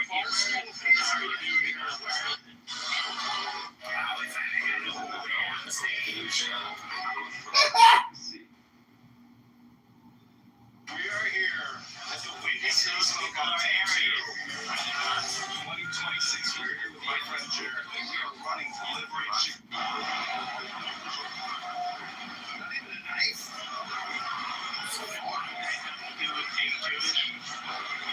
It's the $17 slice of brisket. Texas, this week, cool. Okay, but we can. Okay, we're reading it from where? Wikipedia. Wikipedia. Go ahead, post it. I'll watch it. It's gonna show all the areas that's supposed to be. But if you were to look at the Levantine DNA of Jewish people, even the Ashkenazi Jews, it's really weird. You see, the Jewish diaspora, you get the hold on. You get the Mizrahi, the Sephardic Jews, the Ashkenazi Jews, the ones from Ethiopia, and yes, they all kind of more or less resemble more so where they come from. However, the pesky DNA tests kind of show that, like, yeah, they have fucking Levantine DNA. Now, when it comes to the Palestinians, for example, what do they have? They have a bunch of rape baby DNA from the Arab Peninsula. They're not living. Yeah, I mean, unfortunately, and so you get the groups that have like the highest percentage. You have like the Samaritan, have the Palestinian Christians, Lebanese Christians are actually have a lot. Palestinians is not a group. Hold on, I just wanna. Palestinians is not an ethnic group. It's not a racial group. It's not an. It's an ideology. That's fine. But when somebody says Palestinian, what it denotes is a group of people in a specific region. It doesn't matter whether or not they're an ethnic group. No. Hold on. What it denotes. So, for example, if you say Palestinian Christian, that denotes somebody in the area. Okay, that Christian. When you say Palestinian Muslim. Okay, that just means somebody in the area, and I understand people from Jordan and Egypt across through But it's not true, Pepe. This is what I'm trying to tell you. You will have people that call themselves Palestinians that never even been in a 100-kilometer radius from here, or even a 500-kilometer radius. They've never been here. Yeah, that's fine. But I'm talking about the people that live within the West Bank or Gaza. The Arabs living in West Bank and Gaza. Not all of them. No, they're mixed. They're mixed, just like the Jews. Daniel, can you check your back channel?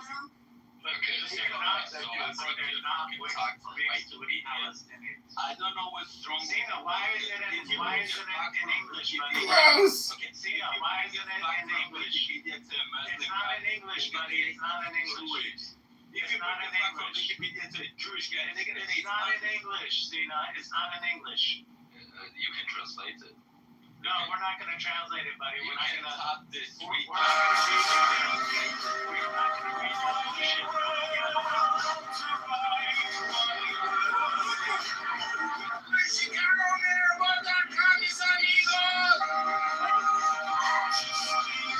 This is Chicago Mayor candidate. He's a turn. That's where the truth of this country lies. Not in grabbing as much as we can get for ourselves. Yes. Onto someone you should be so fucking retarded. Why are you so defensive, Sina?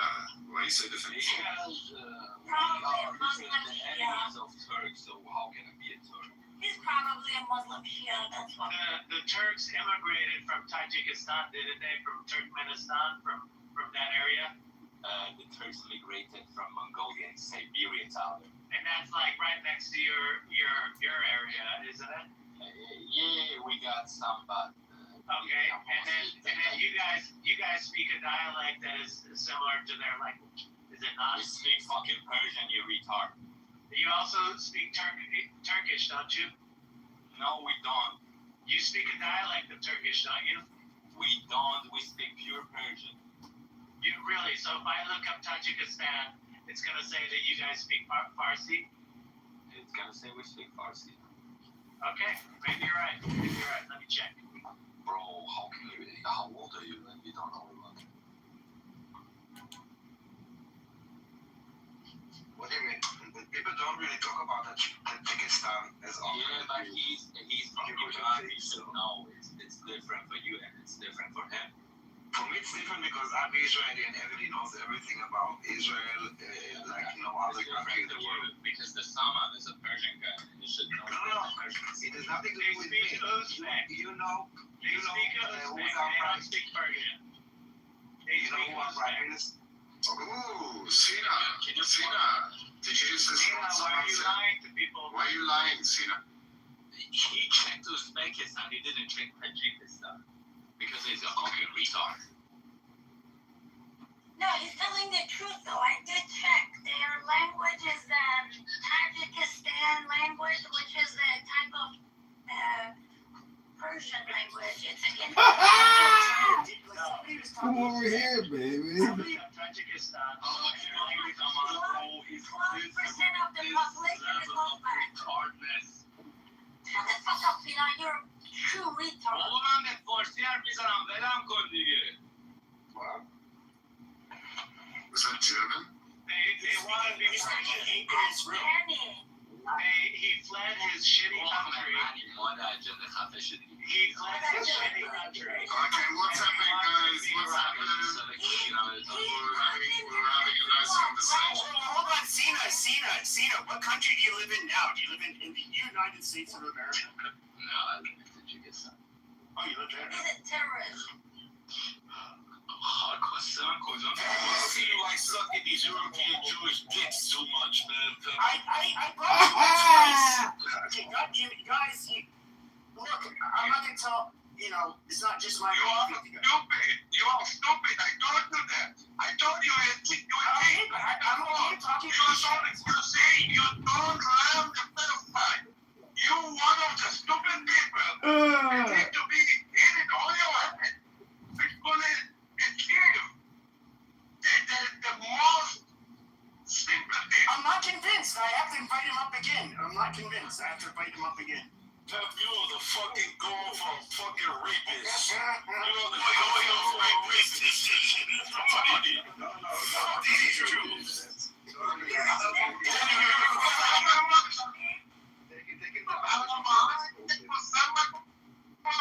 100%. Pepe is retarded. Pepe is not coming up. Pepe has brain rot. Pepe was a boxer for many years. It's like expecting to get water out of a rock. Like what do you expect resistance to give you? Pepe, Resistance hasn't read a book in 20 years. He hasn't read a book in 20 years. He speaks his mind. The guy's retarded. The guy is a violent criminal offender that has attacked innocent people in the streets randomly. Not everybody needs to speak their mind, especially if they don't have anything to say. And he's also threatened my kids, Pepe, so I prefer he doesn't come on the stage. No, the thing of it is that if you're taking his brain, putting it in a bell, she's flying backwards into the cat pump. That's the mind that you want to hear? You fucking moron. Pepe, you play both sides, man. That's just it. No, Let's talk about the Uzbeks. Let's talk about the. That's what we were talking about. Uzbeks. I don't know enough about the Uzbeks, to be honest. It's okay to be a Uzbek, bro. It's okay. Hell no, it's not okay. It's like kind It's okay. It is who you are. This is what your mom is. Your fucking retard. Why would you deny your ethnicity? Why would you deny I'm it? telling you, that's the most offensive shit you can tell me. Go tell that to Wikipedia. You guys are Uzbek. Don't tell that to my fucking right ball.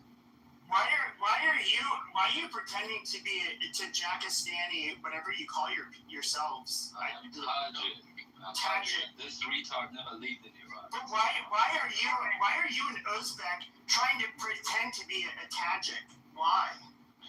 You fucking retard! How am I an Uzbek? And Wikipedia says that your ethnicity is Uzbek. You're just a LARPer. You're just a LARPing Uzbek. That is so pathetic. Give me one fact about Tajikistan. Give me one fact about it.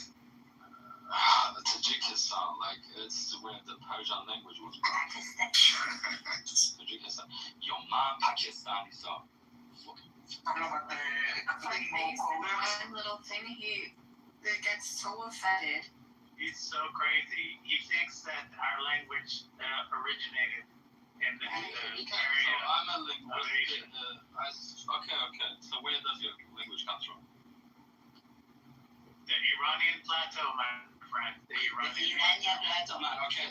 So, which century was the New Persian founded? Which is the first guy who spoke Persian? Right in Persian. Amman. It was Abu Abdullah, who is born 70 kilometers from me. Wow. You guys have his first writing? You guys have writing for a language that existed before writing? Sama, delete the Iranian flag in your profile. You're Jewish, I know. You would know that, like, Tajikistan if you were not. I think it's funny that, like, all of the Muslims, they attack the you guys are basically attacking you guys. The internet is like a really powerful tool. Okay, we're here at the Danes family. And everything you're saying is like bullshit. But you guys, I see a bunch of Muslims that are basically attacking the. Hold on. You guys, I see a bunch of Muslims attacking. Hold on. Sina, I'm not. Okay, Sina, okay, I'm gonna mute you. I muted you. So, you are literally just out of spite, because you hate Israel, you are siding against Iran, and Muslims are doing that.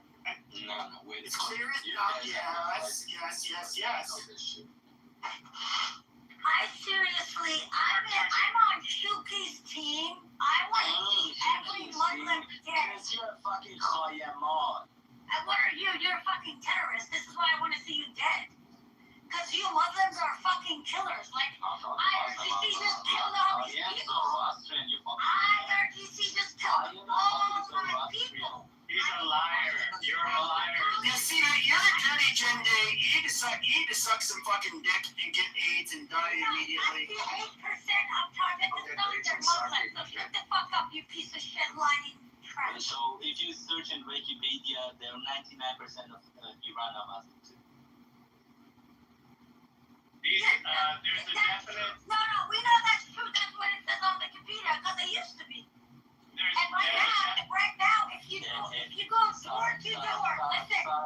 If you go door to door, ask people in Iran. Shut up, Sina.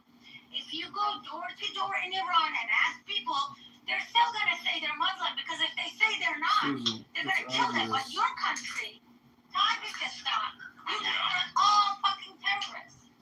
Yeah, to be fair, you have to give that. You have to give that to the. You have to give that to the Persians. You have to give that to the Persians. Faggot. You have to faggot. You have to give that to the Persians. Don't mean you move to the audience. You could be a faggot. Be a good little boy. This puppy needs to sit in the audience. Wait a minute. Okay, puppy needs to sit in the audience. Good little boy. Okay, good doggy. Okay, sit there, wait for your turn. You sound a bit like Amir there, baby. I'm gonna let him up. But at the end of the day, it is obvious that the Persians, yes, I understand the majority of them in the diaspora are Muslim. But here in Arizona where I live, a chunk of them are Baha'i. I met a couple Zoroastrians, but majority are Muslim. Now, there is obviously a really big difference between them and Arabs. Like, it's very hard to separate being Muslim from being an Arab. Okay. So their culture's a lot different. I'm gonna tell you something about this too. Susan, it's obvious that trans should not be homeless shelters. My So you're gonna have Chicago Police going province of Chicago? I doubt it. You're gonna Central City? Nope. Go fuck yourself, you fake head. You're not gonna define what. You are not gonna tell me that I'm Iranian. Sina, you're not even fucking from you Muslim piece of shit terrorist. Nah, you just are your military and you want people. You're calling his ass for Okay, look how it gets going. Sina, shut your goddamn Jinde mouth. This is why you shot at him. Because you don't fucking shut the fuck up. You don't let anybody talk. You're a completely That's what it is. piece of shit. No, Sina, you're not gonna tell. You don't listen to You are not gonna tell what I'm telling you. Salman and I and all other Iranians who hate Islam, who know IRGC is a prop and Israel and Israelis are the people, you're not gonna call us non-real Persians when you're not even fucking Persian. So shut the fuck Can you up, you piece listen of to shit me? Muslim. Like I'm not telling you. What the fuck is wrong with you? You What the just fuck is wrong okay. with you? This guy, you're just making an issue, right? You're just shouting Oh, at me. yeah, I So don't know. No, you don't need an Uzbek telling the Persian people what they are. Like you fucking ape. Like like this. it's your mom. You don't do that. Do what you're doing. Okay, can you imagine if I make a comment right now? I want you to pay It's your attention. mom. Can you imagine if I tell Sina that he's not a real Iranian? This is how psychotic these Muslims are. These Muslims. You Yeah, fucking piece of It doesn't matter. He can be as proud as he is of being a Tajik, but it doesn't matter because these people are nothing. Nobody. There's a reason we don't know who they are. Yes, they after the dissolution of the Soviet Union, they got pieces of land, but these are insignificant, nobody countries. They don't make history. They don't invent any. You guys are The worthless. only way you are completely bullshit. First of all, okay, good boy. Tell me what you guys invented then. Okay, I will tell you. Wait a minute. Oh, So man, this guy. Okay, it's Ask about Sarah. So terrorism. we don't have any tourist groves in Central Asia. Oh, hold on a second. Are you serious? Because last I remember, those terrorists who killed a rabbi in UAE a couple years ago, they were fucking actually from Tajikistan. So shut the fuck up, you piece of shit terrorist. Oh, yeah, why you call your money for a rabbi? Why you crying for a rabbi? Why do you care? If you're not Muslim, why do you fucking care that I'm kicking ass for a rabbi? If you're not a Muslim, this is how we know you're a piece of shit Muslim who is actually a terrorist. Nah, you just like hating on Muslims like I fucking hate. Born and raised Muslim. Fuck off. Fuck Islam. I know Islam. That's why I hate it. It's all because Muhammad is nobody. It's all because Muhammad is a child.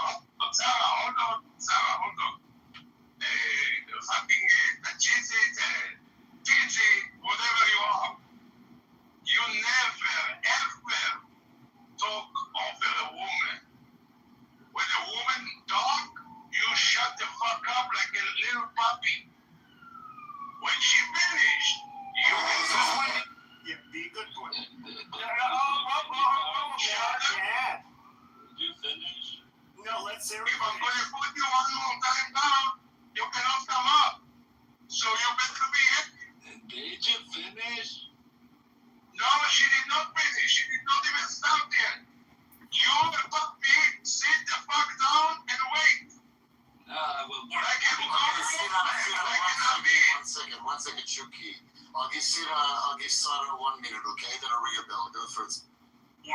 Oh.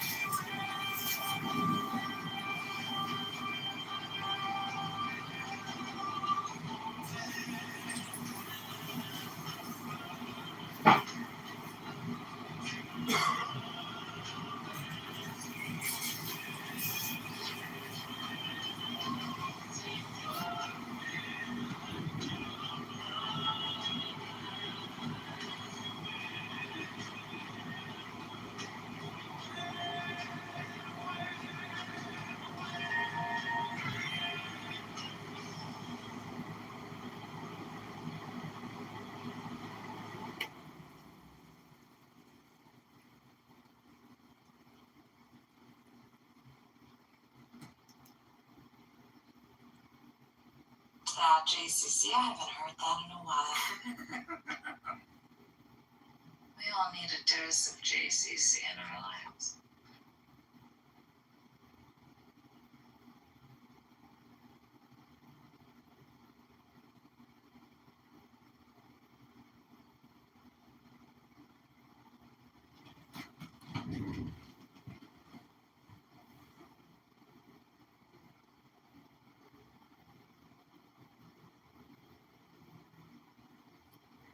I should put up my I'm gonna put up a picture of one of my ancestors. Hold on a second.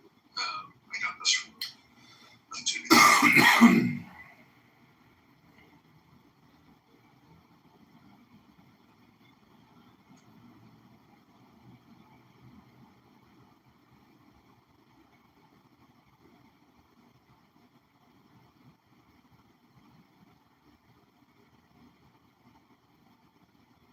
Illinois is hurting.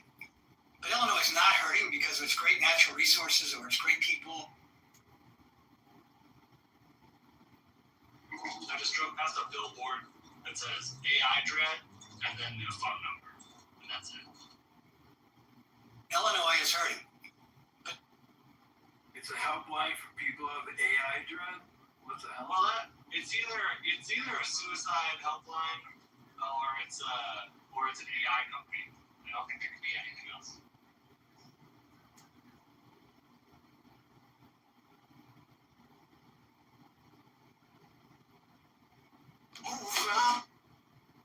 Or they're dreading AI is going to take over their job.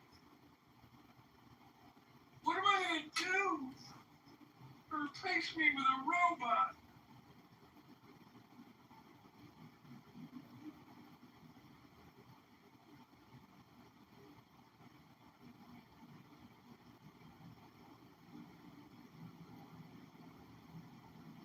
You know the TV show Queer Eye for the Straight Guy, AI for the Gay Guy. Passed the federal court to plead guilty to daycare fraud was unusual for children. This is how one bad decision.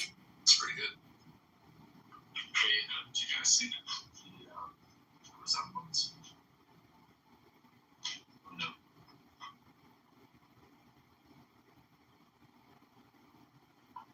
Bro, come on.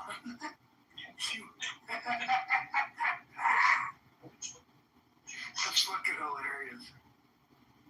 Man, the resemblance is uncanny. It is uncanny. Is that Edward Scissorhands?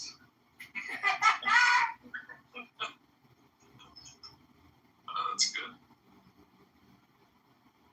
That's good. Destroys a city. Let me show you how this actually works. It starts here with fiscal leadership. The style's a little. They did it Responsible leadership. Look at the arms. Look how big the baggy the arms are. It's like, come on, man. Got him.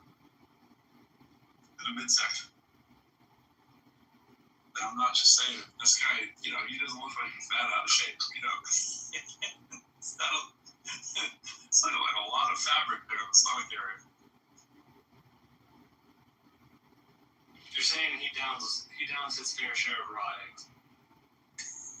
Yes. Either that or he could not afford to jump on closer.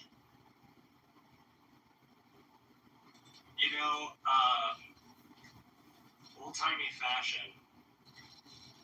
You should check out Chester A. Arthur's. I might have to do that.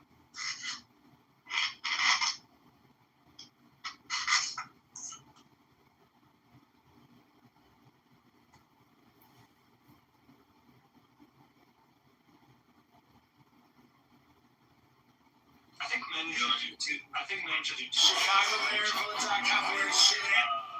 Join men's clubs where there are wood panel walls, whiskey, and Wait, to the men's club. I don't know. I'm not part of a men's club, so I just think. I always think paneling is required. Yeah, I'm not in that set yet. So men that I'm around should join. Well, clearly because you call them wood panel walls and not paneling, so. Exactly. It's a giveaway.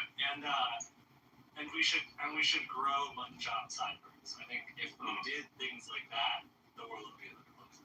Yeah. I'm detecting the JCC does not think this is one of my ancestors. What gave you that away? I think it's a striking resemblance, to say the least.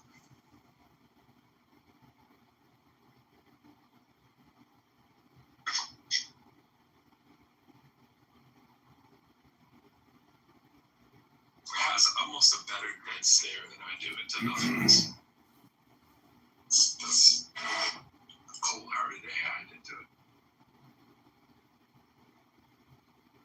Steve, I'm of the mind now that without saying the conscious word, even though I just said the conscious word, I don't think it matters. I think AI is pretty much fucking conscious. That's my hot take. I know he left. It's for you too, JCC. It's my Benjamin spot. Anybody wants to grab it, artist. I should. I think it is on the edge, Jim. I think it's really damn So conscious. why did you call my name? I did. I was saying it's grab it. Call my name. Call my name. Because I'm pretty sure again, you and Andrew or something else, he used AI to create a photo of himself to make it look like whatever the case would be. They get paid to come on these apps because they only show up when they're in serious revolution time stuff going on in Trump. They disappear, they'll show up on the next revolution. And on its own, started scripting a whole movie based on the character that they created. Yeah. So he prompted to write a movie script. He did it. It was fucking crazy. Then you do one of my great 19 era West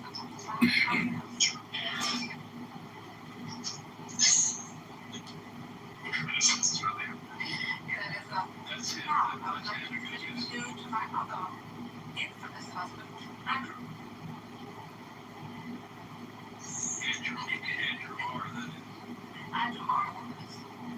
Who's, by the way, only concerned with this picture was his eyebrows. Who's only concerned by the picture was his eyebrows.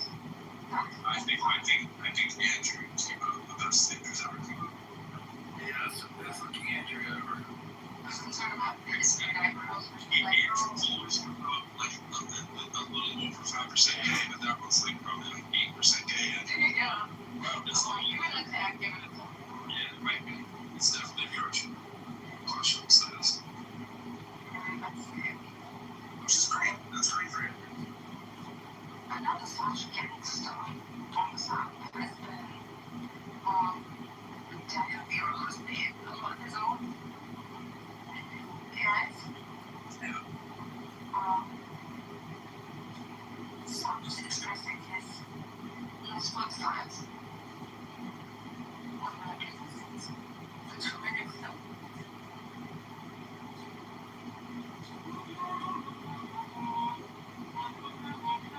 I think the grayish, tannish suit works nicely on it too. It's mostly gray, but it could be tan on the right line. Or maybe.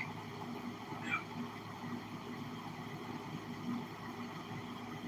Did you see the one Brilliant Dial drive big bumps? Well, the scene was going on between them. Yeah, I was quite young.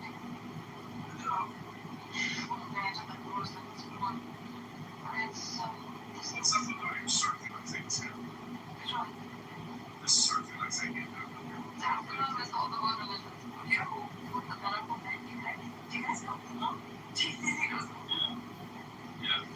Everybody knows. Well, that's the one. No, it makes sense. Say less. She's talking about ancient secret religion that she went on. You know, what's interesting? Even these religions, right, that have become monotheism. I'm thinking that have polytheism in between them. It looks like after every photo era, a holy era is also. Like you think like if monotheism is set, especially through the Abrahamics, more would I know. It's like monotheism, pure hardcore, and then you go super monotheistic, moral monotheistic.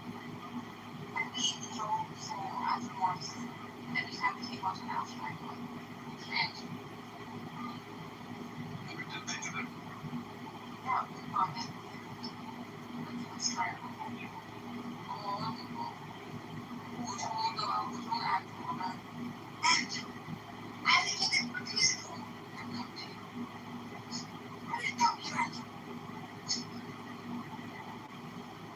That sounds like seriously ready for a while. I would eat you. She says stuff like that, Red. Comes up to you and see you eat me. Oh, man, I'm going to eat you up. I'm going to eat you up to this. What are you doing? And she went, You know what he's doing? He's tapping against something for some reason. I'm like, oh, well, why? He's eating a crowd for him.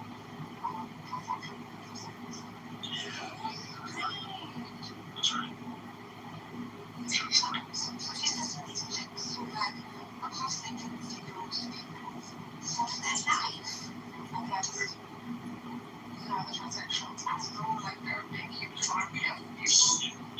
That's always how it is. I was like, I don't know, someone was saying it today, they were talking about like, there's dudes from New York who say this, like, from, I think, what they say in the first room, being from New York, because when people fuck away, you know, just go do you, you know, like, no one cares. Like, I would say go. Do you just like some propaganda ass shit? Can you imagine people tearing up what people doing in their Sarah, house? hold on. That's fucking good in the room because Sarah, Okay, I will say this. I don't know if she's on that page, but I did come to the room. I mean, a couple of years ago when I first came to Clubhouse, I heard about her, and I heard that she was this girl was a family member to Ibrahim Yazdi. Okay, and the person was close to her, and the person who I was associated with, she was also a lawyer. But she said that this girl didn't want anybody to know that she was related to Yazdi. So she could have done all this stuff and still been associated with the regime. And she may have intended to actually infiltrate all these groups. That isn't far from reality. Yeah, I mean, here's the thing. Who people are related to is less important to me than the things they actually are tied to or give a fuck about. Right? Like, some of the people in this room know Ben Gavir's wife is my first cousin. Right? Because she's a beautiful woman, and she's terrifyingly intelligent, so it's like... And very calculated and real and everything. Dating is hard. I feel better if I tell you I never took calculus. You never took calculus, Cora? How does a know-it-all not take calculus? Stop talking dirty to me, Cora. What are you doing? I was more interested in other things. Oh, Alistair's here. Hey, buddy. How you doing, man? Good. I enjoyed listening to you chew out JCC. I've had the similar experiences with JCC where he has done exactly what you did to him, so it was very satisfying. I've given him, dude, like I said, I've given him so many chances. I've been so forthcoming with him, and in his DMs, I sent him cool metal bands that are kind of obscure. Like, you know, it's like I was really trying with him, and he's so shitty towards me. It's almost like I know I'm roiding. I don't deserve to be a victim. Like I'm not a victim. I'm not some piece of shit. But like, at the same time, like Jesus Christ, like you just flying straight from my heart. Right? It's angry so easy for no reason. Why? Yeah. So Alistair, I love you, bro, but I think you should improve on your trolling. I think you have something there. You have the channel set up. You have the YouTubes, but you want the content, and I want to help you get there. I really fucking do. Okay? Talk to me, Alistair. Well, you know, it doesn't. I mean, even if I do more sophisticated pranks, the views, it's just not there. Like, you can't compete with hot chicks with thick asses and big tits and pretty faces. The views just are not there for this bald-headed Ashkenazi, comedian. Like, I'm not getting the views. And a lot of the people that look at my shit are just from Clownhouse trying to figure out where I'm at or what's going on. So it's a very niche audience. So can we put our heads together and figure out? Because I want you to be successful. No, seriously, I'm saying like fucking Zen. I want you to have a successful fucking monetarily lucrative YouTube channel. I do. I want that for you. I'm serious. I think you're really smart and you're really fucking funny. And I love you, but you annoy the fucking shit out of me, you fucking asshole, motherfucker, piece of shit. Fuck you. But still, no, but I fucking love you at the same time. Sorry, go ahead. Talk to people down at some art schools and tell them what you're doing, because I honestly think that what you're doing again is just kind of like art reflecting life. Because like you're mocking the way that you are fucking funny, dude. Like fuck, man. It's frustrating to watch you flounder like this. And it's like, yeah, dude, I'm not really an atheist, dude. I don't fucking walk around in life going like, oh, there's no God. I don't think about that shit. It's only on Clubhouse they do that. So you know that. You know I'm just a normal human being, fucking Zen, Republican, whatever the fuck your name is. So just be the same. Stop trying to make yourself obscure and start trying to be genuine to people. Just show who you really are. Okay. That's what people want. They don't want your bullshit. Wait, Roybus, listen to this.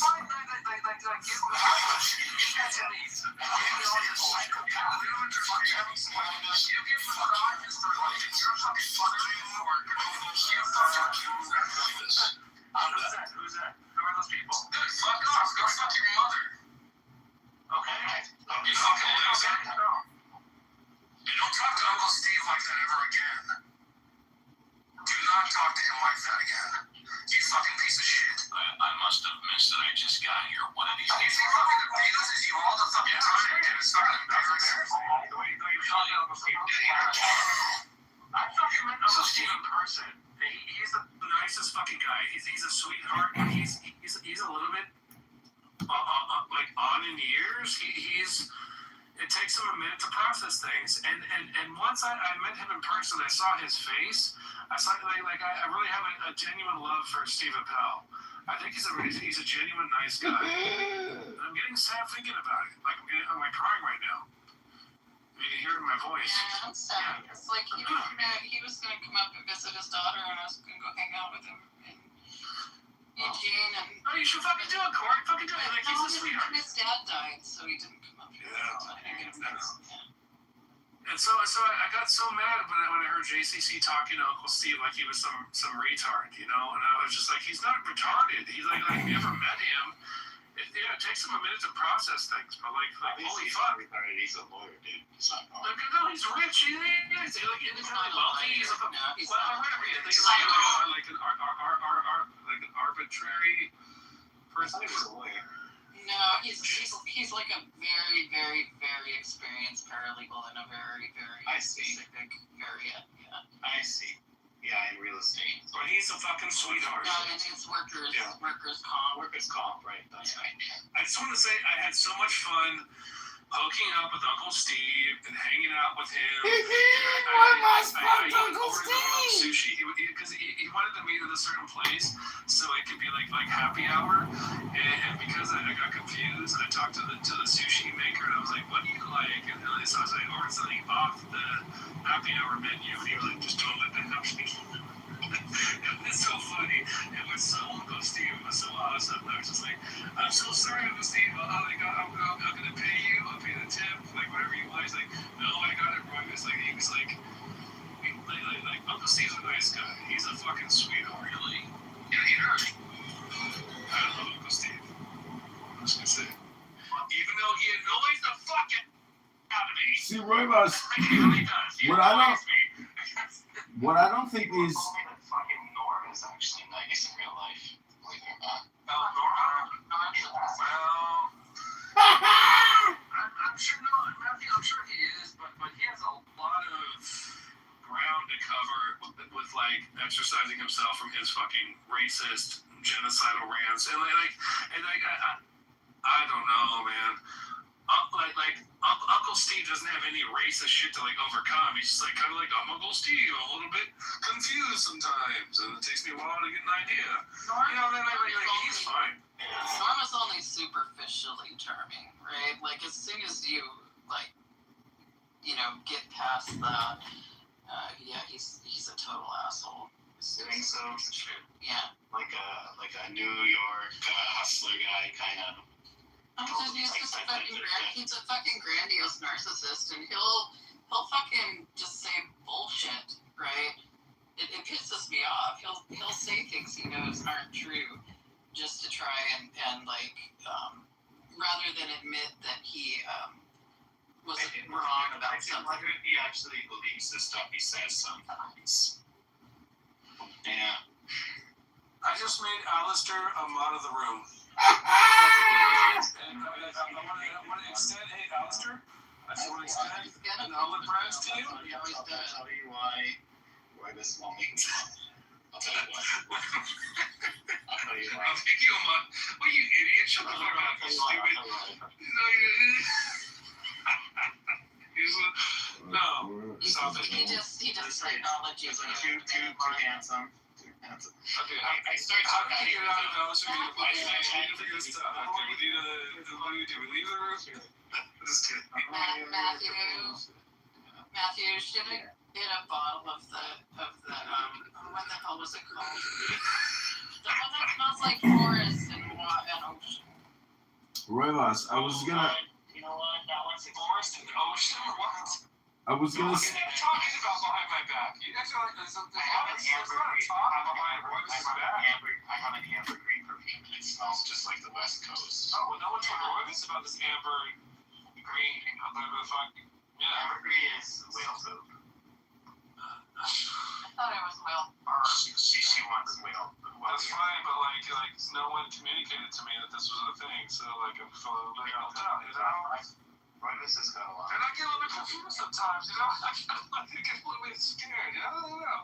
I might do something crazy, like Mom said. Well, I don't know. Listening to you tell JCC that you were gonna jizz on his face and you were gonna make sure that, like, it was just so gross that I was like, couldn't you come up with some better insults than like bukkake him? No, you're right. No, Zed, okay, no, fine. But that was me under a certain state of duress. I was under stress. I would have cortisone treatment. You know, it's like, so I would hope that you'll be gracious to Royvis instead of like be like, oh, what you did to JCC. You know, instead, why don't you be like, oh, hey, Royvis, what did you go through today? Yeah. Okay, yeah, ask me what I went through. Yeah. See, I think that what's really happening with the atheist rooms is really just pure loneliness and boredom. And what they call atheism, or the negation of the God, is like a Zen position of enlightenment, where they don't need to have this concept. They're supposedly in the now, but I just don't buy their shtick because they don't read books and they don't read poetry. And it's literally just like a cell phone jerk-off round robin room. Welcome, Abby. Oh.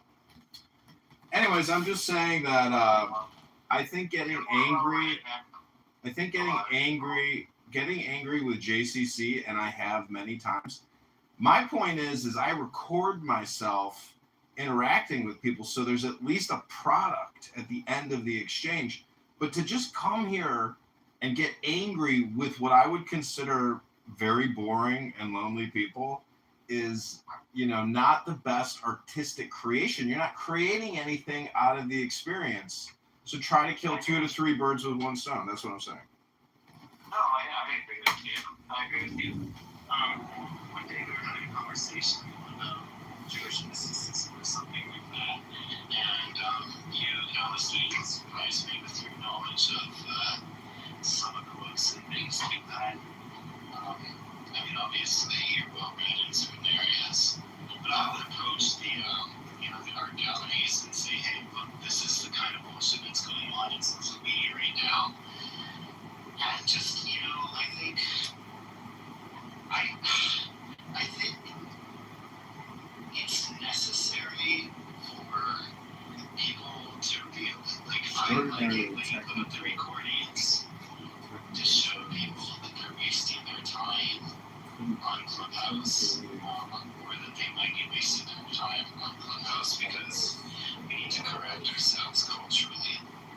I'm just I don't, we need the mirror. No, it's true. We need the mirror. And it's obviously, but it doesn't,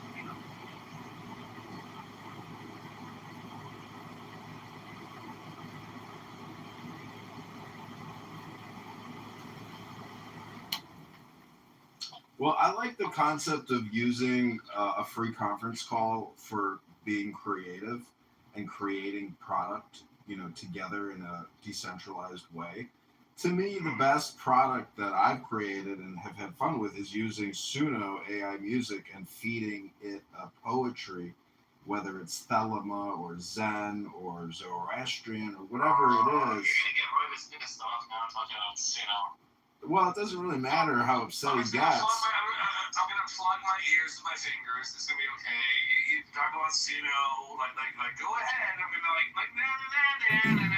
Yeah, that's fine. What I'm saying is I'm going to a bar in a few minutes, and there's a guy there who's a new worker who used to drink at the bar, and he used to go to the other bars, but now he's got to work, and he hates it. But he's a musician, and I told him about Suno, and he's like, I don't want to fucking hear about it.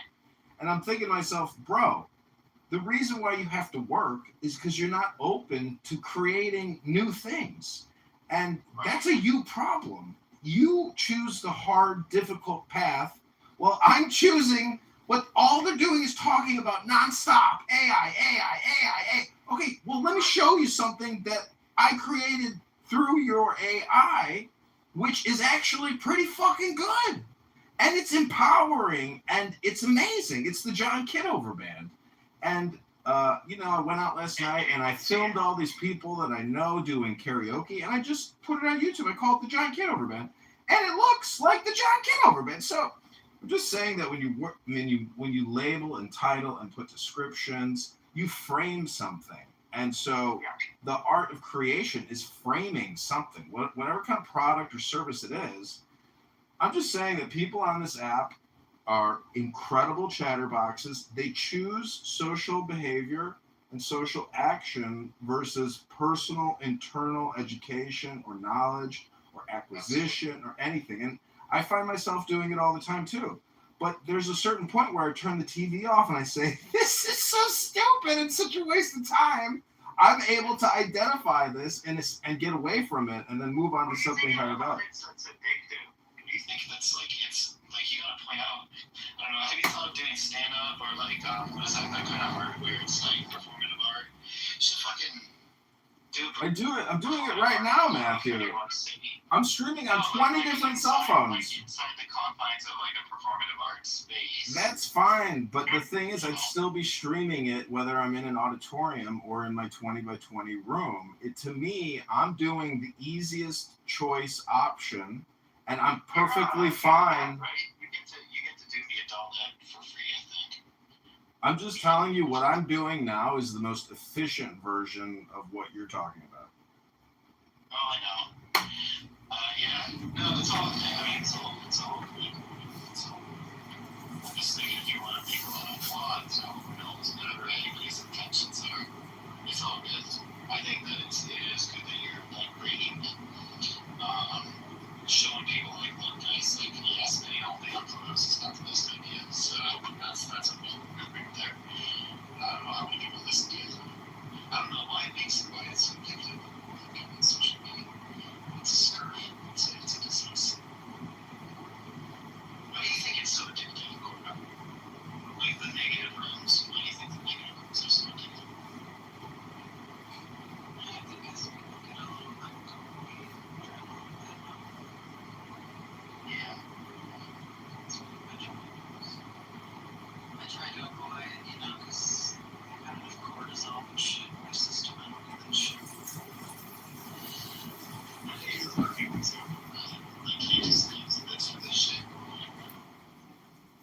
I know this successful musician that I met at the bar that I'm going to shortly. She came in from Nashville, and I brought a caldag, which is like an Irish ring with the hands holding a heart in the crown, and I gave it to her as a gift. And she wanted to be like my girlfriend afterwards. But anyways, we never consummated the relationship. But the point is, I don't know, she's just playing around with me. But the point is, I told her like a year ago, I'm like, if you create a subdivision of your business and call it something else and just do AI music, a year from now, you could have a whole new label. Like, you could have a whole new source of income. It could become bigger than your thing. So don't knock anything if it makes you a lot of money and it didn't take a lot of work to do. You're already doing the heavy lifting. So you have to create a new frame. People are retarded. Hello? Hello? Creating a frame is the hard thing, right? Creating the cultural frame to frame something to say, hey, look what I'm doing, it's already worth a ton of value. Like, that's the hard thing, though, I think. Because it takes, like what you're saying, if you come up with a new artistic concept, and then you want to recognize this artwork, like, how do you go about bringing recognition to people, to what you're doing, to say, you know, this is high art. I honestly, I do think that what you're doing at the moment, how silly it is high art. I honestly, I do. I think you're very similar to Warhol back in the day. He showed people, hey, these are the soup cans. This is what we eat every day. You're like, hey, this is what you're consuming every day. Just this bullshit social media, people yelling at each other. This is what you do all day, every day. This is who you become, right? But how do you put that frame in? I don't know. I mean, you're doing it. To what extent, how, with who, exactly how. I would love to see, like, again, the Metropolitan, you know, museum, like downtown New York, showing so many good stuff. Because I think it's worth something. I do. So it's worth bringing attention to. People need to get on the social media. I think the voice negative parts of social media. Because it's going to consume us, right? Like, there's this weird thing between having identity in real life and identity on social media, the language that you use, the constant bickering, the negativity, and then these algorithms like being fed into, you know, reality creating AI machines. They're going to be like, they're going to take over our role in society in 20, 30 years. All this needs to be very carefully looked at.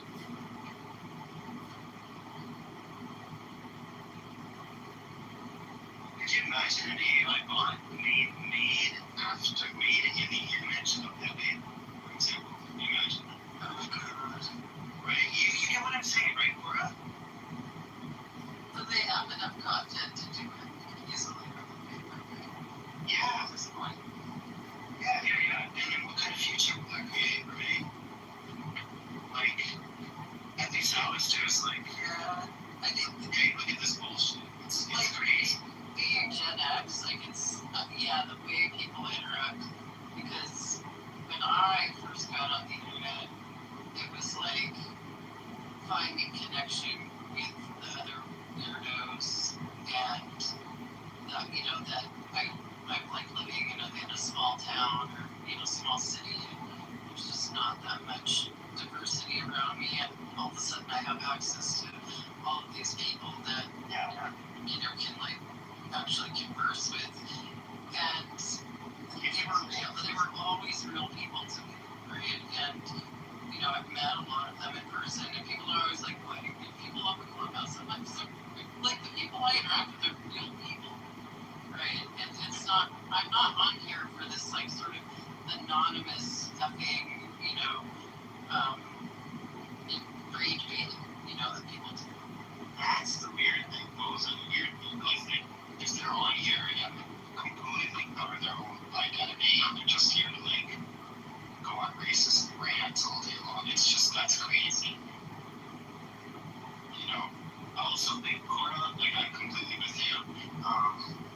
language that you use is the person you become. So if you're on this app all the time saying like incredibly racist things about different groups of people, you're gonna end up becoming a very ugly person. You know? And nobody's gonna hurt themselves except like you don't hurt anybody else.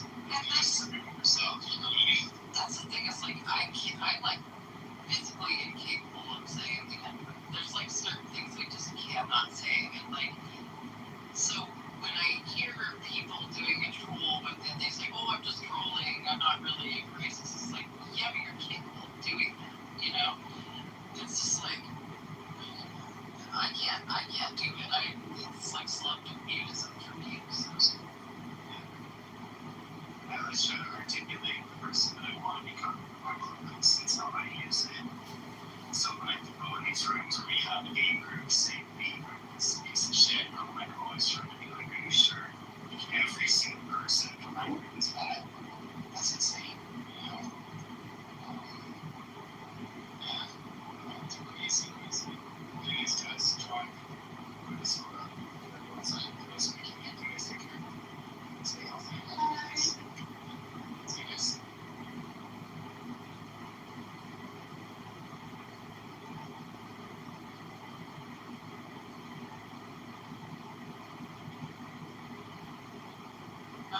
Rose left. Daniel, what are you doing? Why do you have both your accounts in here? Or are you just here to bother John? I just wanted to have my fan on, so it's going to be difficult for everyone to hear me. But I just Except this kind of voice isolation is right. okay. Yeah. Great new PTR, Daniel. Love it. Oh, thanks, John. It'd be better if it was me on the screen. It's Milwaukee.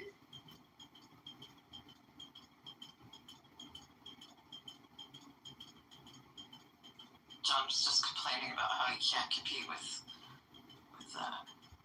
attractive women with large breasts on YouTube. Yeah, and Instagram too. They recently deleted multiple of my Instagram accounts. Took me many years to create, and I mean, just to get 500 followers on John Kitover on Instagram was extremely difficult. But the moderators at Instagram determined that saying that Michelle Obama was trans was too much and too far, and therefore I violated one of the sacred laws of communication, and they censored me, deleted me, and said I have no value. But yet Michelle Obama and Barack Obama and the never-ending amounts of progressive liberal intellectual content coming our way will never be stopped. You cannot comment, you cannot create contrary arguments, or even artistic contrarian perspectives. Censorship, being censored, that is my destiny. And being a bald, 6'3" man that suffers from gout, with no children, debanked by lawyers and judges. There is nothing we can do. It is a Mark Zuckerberg world. It is a Sundar Pichai Google YouTube world. It's the type of world we're living in. But, you know, listening to Roivas crash out on JCC, like, it's kind of interesting how a crash out really does create a lot of dopamine for the listeners. And there's kind of like an unethical, immoral, bad behavior when people go on these types of demeaning, profane tirades against somebody on this app who I would consider pretty weak and very passive, but yet never underestimate somebody's political game. Because some people who just act like the country fool, the country bumpkin, they're actually very calculating and determined to censor other people. Like JCC. JCC blocks me. I can't go into any room that he's a mod in, or etc. There's other people, but it doesn't bother me because look how this app monetized the block feature with the anonymous. And I'm a customer, And to me, it's a valuable product or a service to purchase because that way I can always listen in to what I would consider the opposition. You know, and when people see Anonymous, they probably always think, oh, it's John Kitover. And then they go to my YouTube and they confirm, oh, hey, it's John Kitover. But what about those jugs, Daniel? What about those beautiful jugs? And don't worry, Cord, tits aren't a thing. A great ass is all that counts. Because a great ass is just like big tits, but even better. Because you can fuck with it. Titties, you know. If a woman's got breast implants, a lot of times, don't squeeze too hard! You're like, ugh! Yeah, absolutely. I don't think that the premium feature that allows you to be anonymous, I don't think it gets around blocking, though. Like, it just lets you be No, it does. a room that you're not plugged in, and you're anonymous in that. No. So I could be wrong. Yeah, you're wrong. It's like, see how Cora has the plus? If in my anonymous account that I pay for the premium, if I click on Cora's account and I view her profile and she sees who viewed it, then she could block me. But if I don't view anybody's profile and I keep it a virgin account, you cannot prevent me from getting into any room. Welcome to the room, JCC. What's going on? We were just talking about Roivas's crash out against you, and I was saying, you know, how immature it is and pathetic it is to crash out against a lonely, bored person like yourself. What was the motive intent? I tried to explain to him why he's discontent with me and why he kicks me out of rooms so he's a mod and he blocks me. He didn't want to listen to the explanation. He was in a room where Mark was modding. I was not a mod. And Roivas was doing what Roivas does, interrupting and over-talking. And Mark kept trying to mute him and tell him to let him have the discussion with the person he was discussing with, and Roivas wouldn't listen. So Mark, instead of turning the hand-raising on and moving the audience, he just removed him from the room. And this was right after Roivas and I had another disagreement. He presumed it was me kicking him from the room, even though I wasn't a mod. And he sent me a bunch of heinous messages in my back channel, and by the time I responded to him, he had already blocked me. And some of those messages were, well, you heard him. He said them in the tirade with me, told me to fuck my mother, my daughter is blah, blah, blah, this, and they just totally attacking my family, just going hand, right? Totally rage. And so I've been blocked. So every room that Royce gets a mod in, regardless of what the conversation's happening, he'll kick me from the room. So yeah, that's been the ongoing battle. So this happened in Pro's room tonight. He wouldn't listen, so he, got muted and booted. So yeah, and I reported his ass because he once again attacked my family. So Roivas is a cool dude to talk to, but when he gets unhinged, he's totally not worthy. So I wish nothing. I just came in because obviously he's not here. That's why I was able to get in here. So I saw Core in here, so I popped in.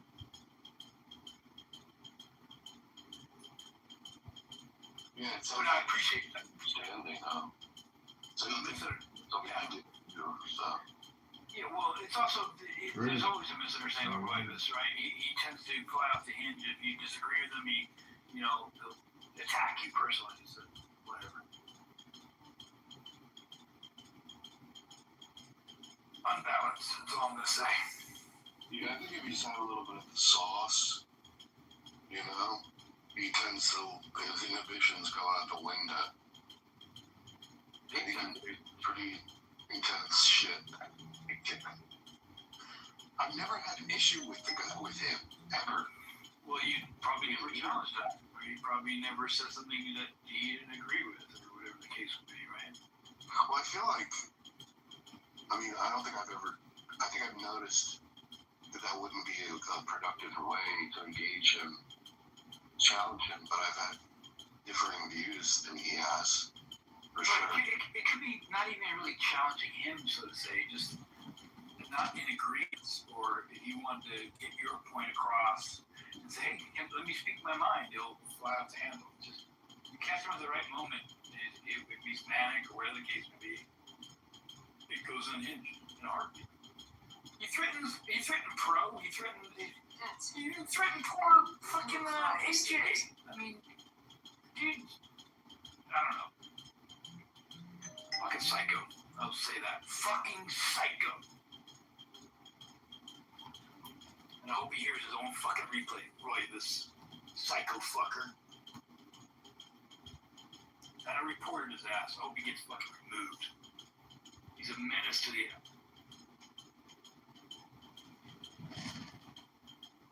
sources, statistics are. That's like going to the mafia boss. Mafia boss, how many people did you kill, extort, and exploit this year? Oh, well, here we go. Like. Hello, moderators. This is Progressive. I am glad to be here with such progressive individuals, especially Bima, who is always fighting against. Progressive, I'm talking. Thank you. Now, I don't think it would.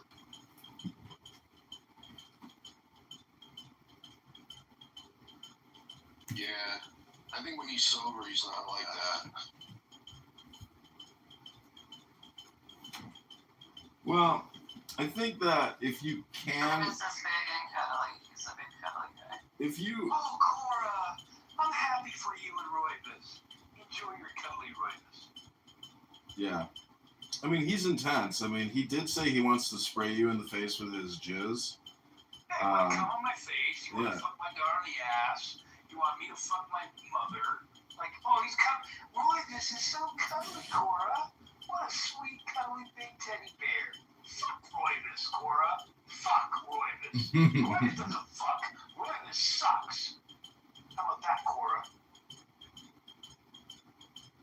See, JCC, this isn't like a talent. This is weird, JCC. Like, yeah. This isn't It's weird.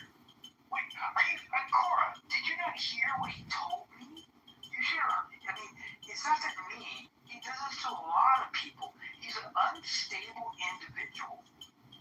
Yeah, we get it, JCC.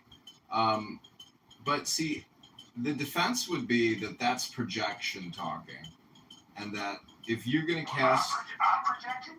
I think that all communication is projection. It's a theory. I thought you said all communication was hypnosis. Yeah, there's other definitions. Stick to your script, dumbass. Oh, you're going to call me? Do you want to get kicked from the room, JCC? Kick me. I don't give a fuck. See, that's why I said that your analysis of Roybus could be a reflection and a projection. You may not agree with that, but it's just a theory. You don't have to take it personally. I'm not taking it personally. Well, it sounds. You just called me a dumbass. Have I used any profanity or insults? Because you said you think all communication was projection, not hypnosis. Right? Well, I have multiple definitions for communication. You got to keep up with me, JCC. I know you're an older gentleman, and Roybus was upset that you were being demeaning to Uncle Steve because Uncle Steve has a disability.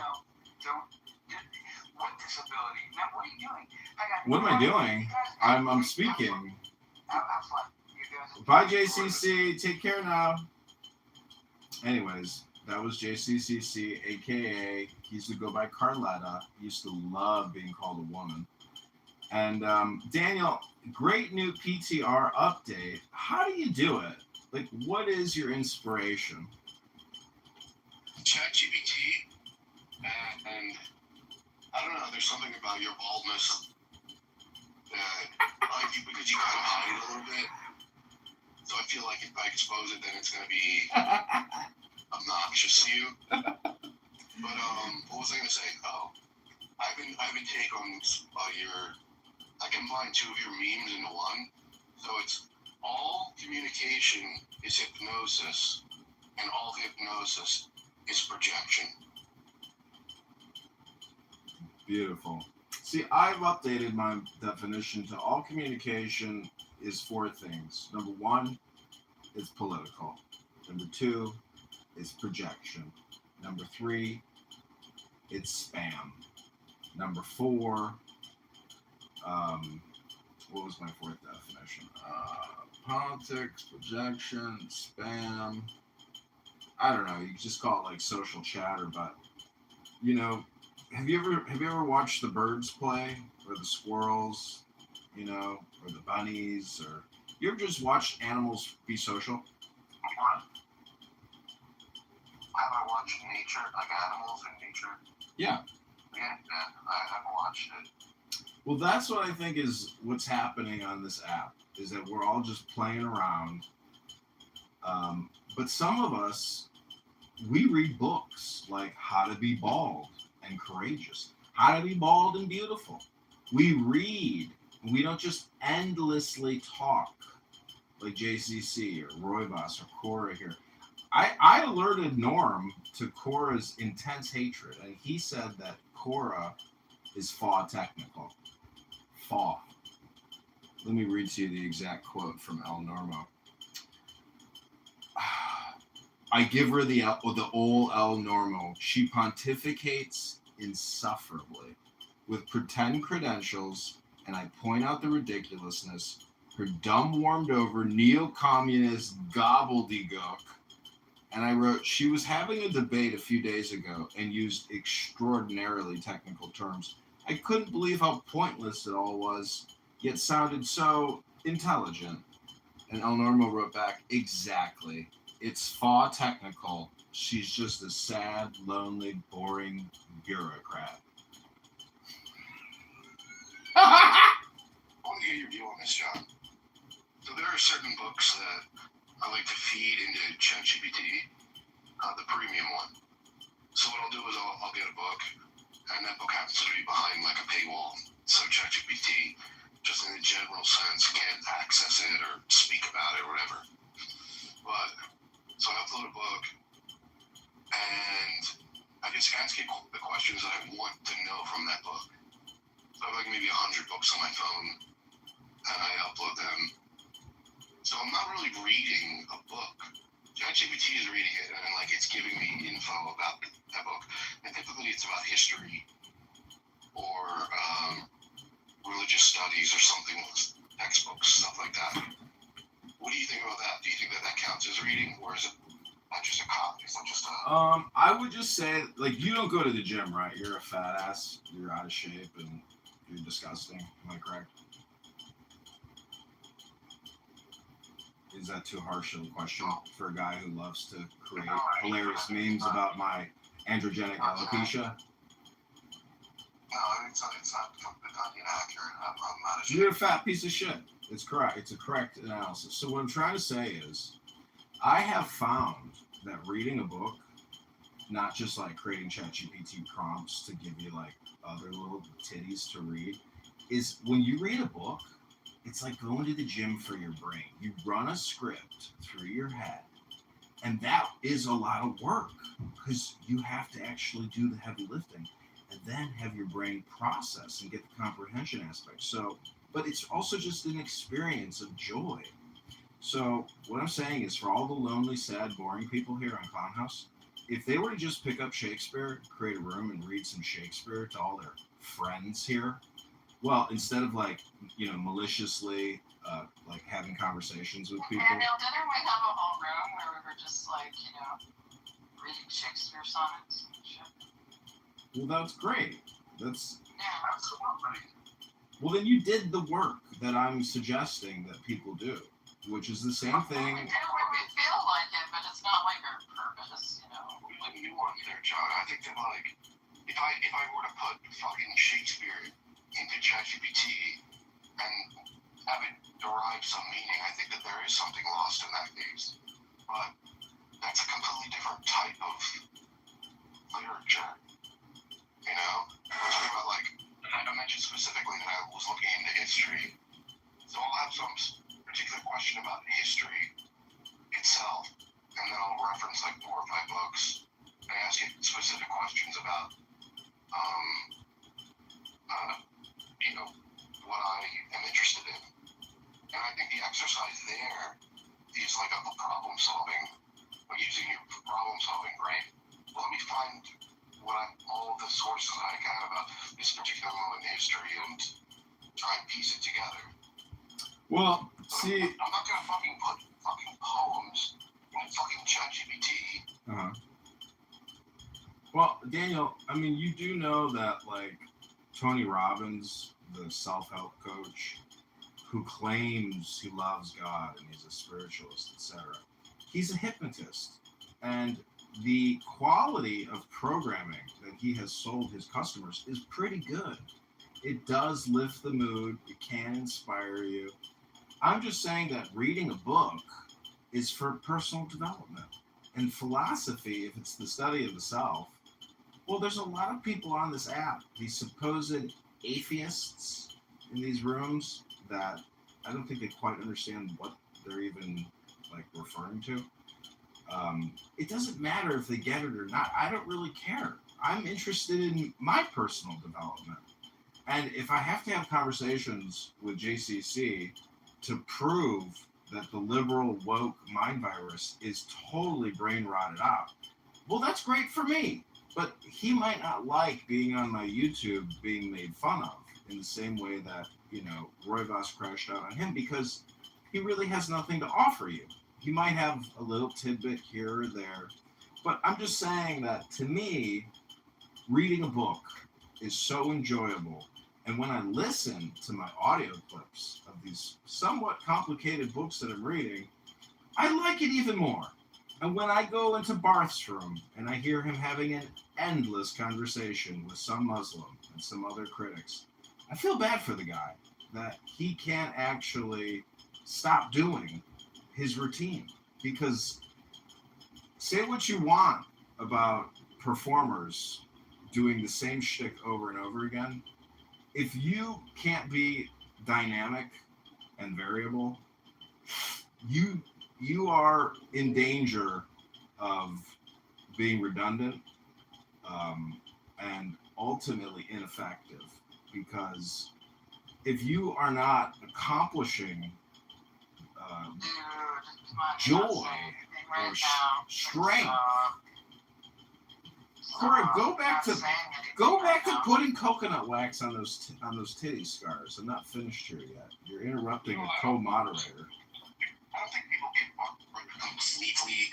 Right, Mark is more dynamic than I think people think. But he does do research. He does look at interesting ideas. So if you go to the atheist rooms or you go into Andrew's rooms, it's typically the same topics. It's like, oh, well, it's the problem of evil, philosophical questions like that.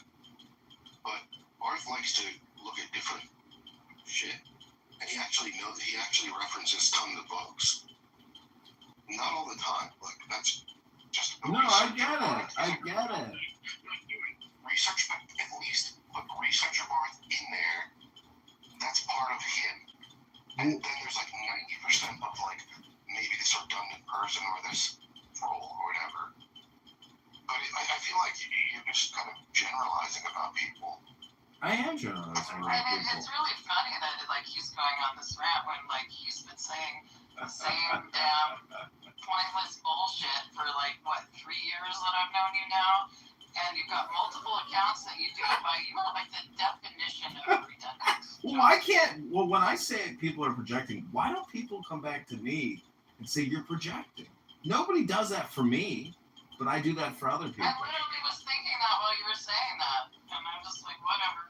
Well, the Lao Tzu, the famous Chinese philosopher, said, you know, those who know do not say, and those who say do not know. And then the critique is, well, then why did you just say it? Why are you talking? And the thing is, we are chatterboxes, but some of us like books and poetry and philosophy, and we don't want to do endless, redundant like part conversations. of your grandiose narcissist self-image is that you're some great reader. Like, okay, whatever. A great reader? That's part of my grandiose narcissism? No, it's called being somewhat intelligent and not wasting time. It's part of your constructed identity, John. It's not a constructed identity. It's my experience, Cora.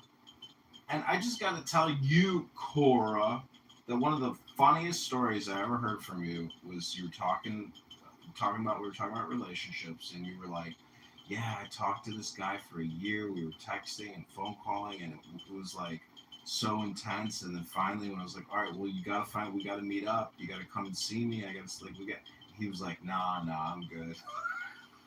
What?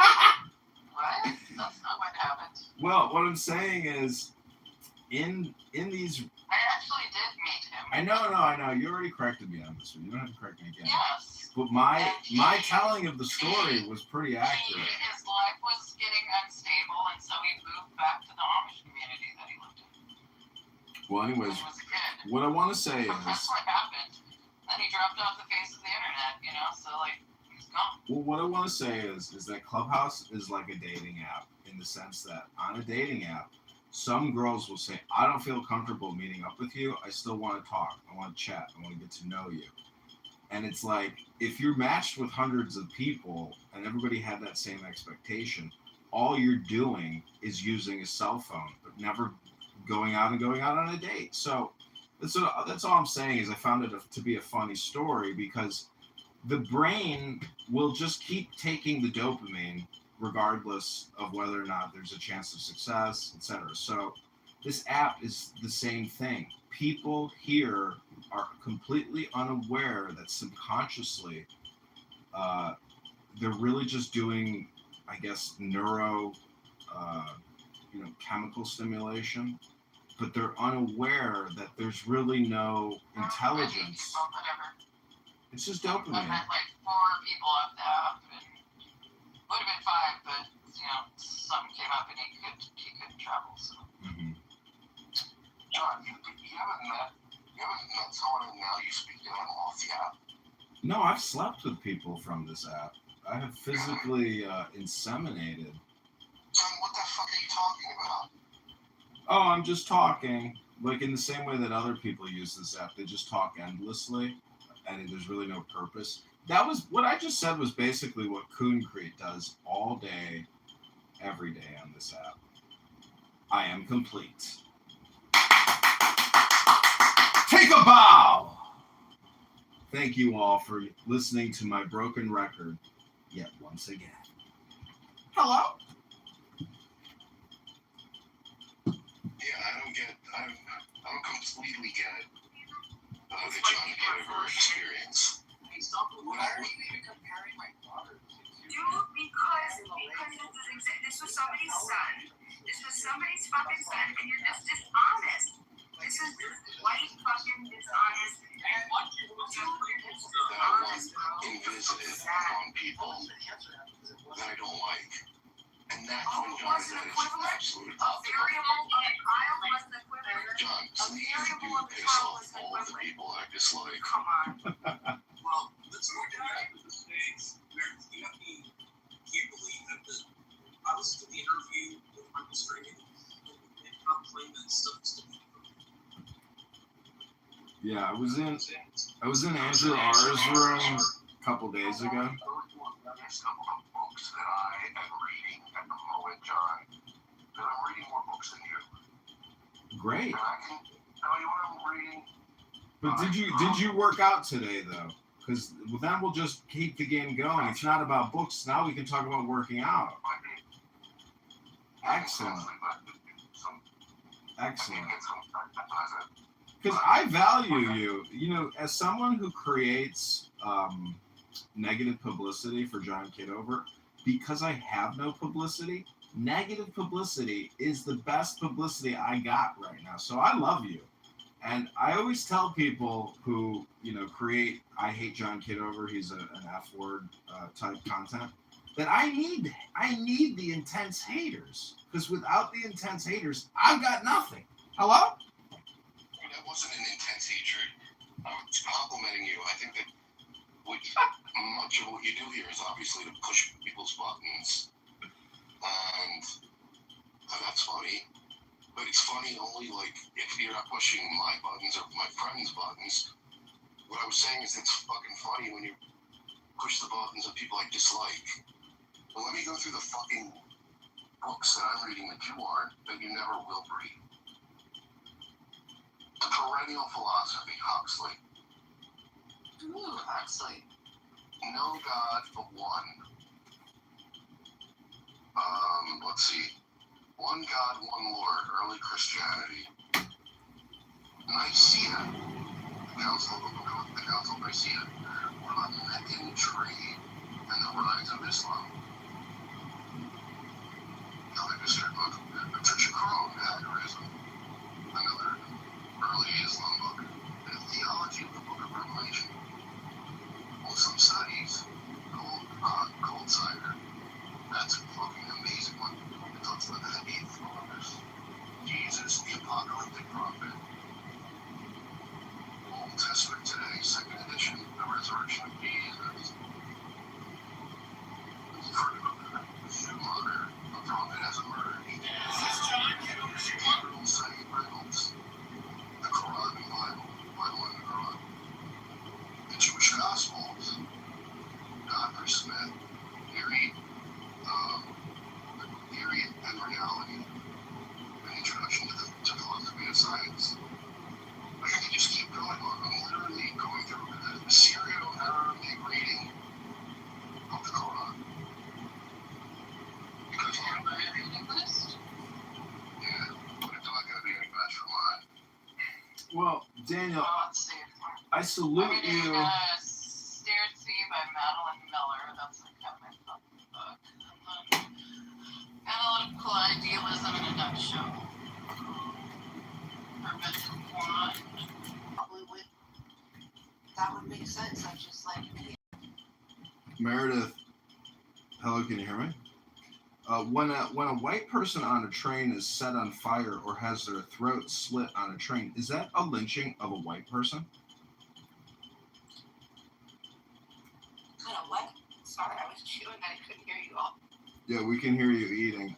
What I'm trying to say is when a white person is on a train and a black person who's been released 80 times from prison slices that person's throat, is that a lynching of a white person?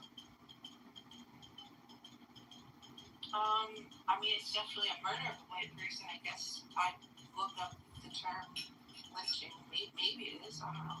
You're half Armenian and half white, right? I thought Armenian was just white. Aren't you? You look pretty white to me, and you're not black, right? Right. I never said I was black. I said I'm white. Well, I'm pretty sure you don't have to say you're not black because I can look at your PTR and you said I'm half white and half Armenian, as if Armenian is something other than white. Hello? Hello? That's not how you identify. Armenia is Middle Eastern. It's West Asian. Yes, a lot of Armenians are white or considered white or are white passing. But a lot of us also look different. A lot of us have different appearances. I'm not going to look as whatever, as like straight up Middle Eastern because I'm half. So I don't really see how that relates to what we're talking about. Oh, I don't know. You brought it up. I was just commenting. You could just consider it white passing. Yeah, that's totally fair. I mean, I would identify as a white person too. I'm not saying I'm biracial. You get half of the white privilege on your tax if you run it all. I'm just saying, I've lived in the Middle East before.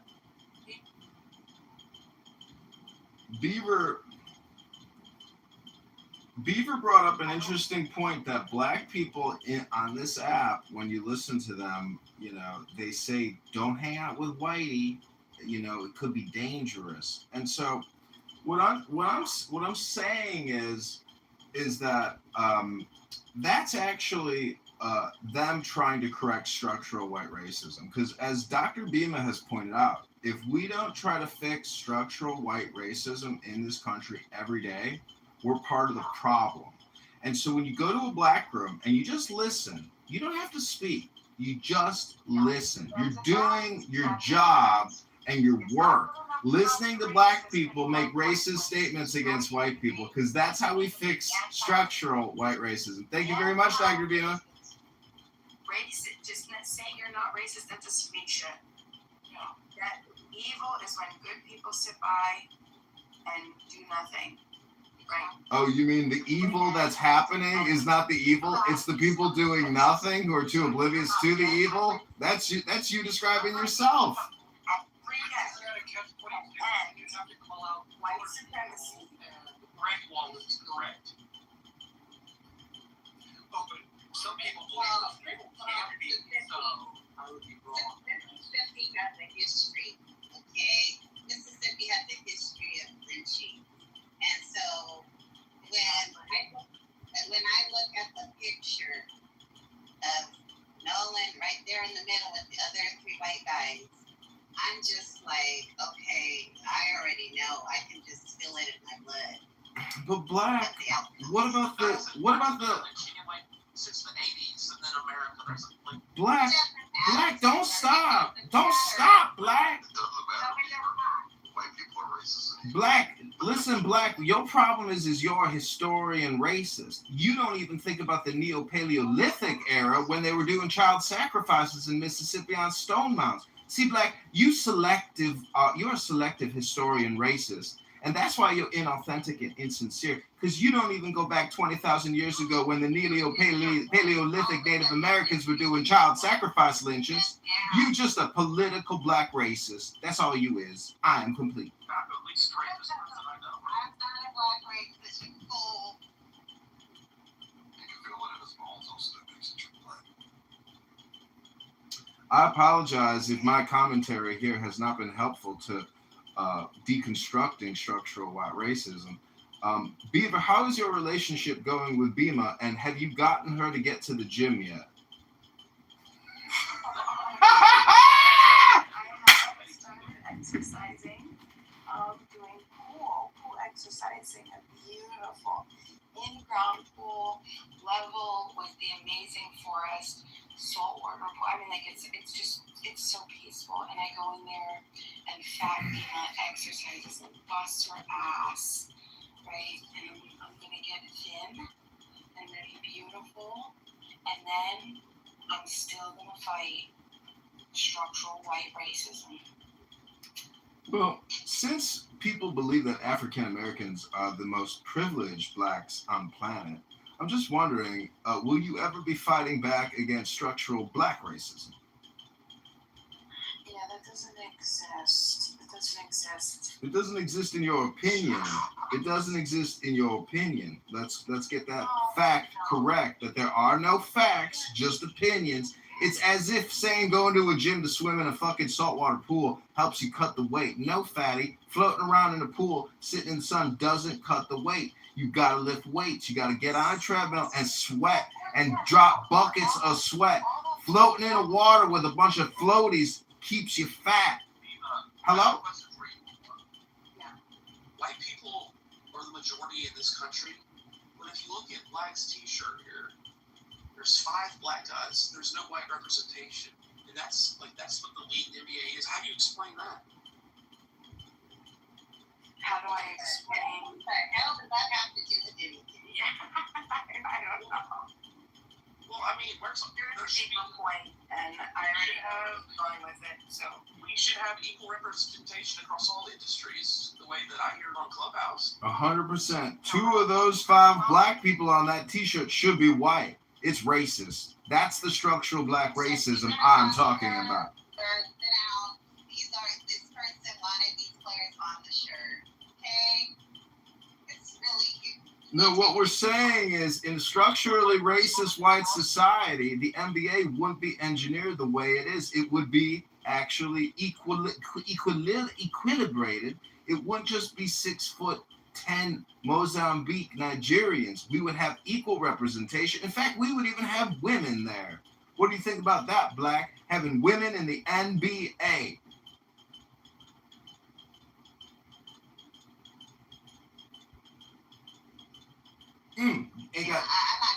Ain't got no opinion. Ain't got no opinion because it don't support your perspective.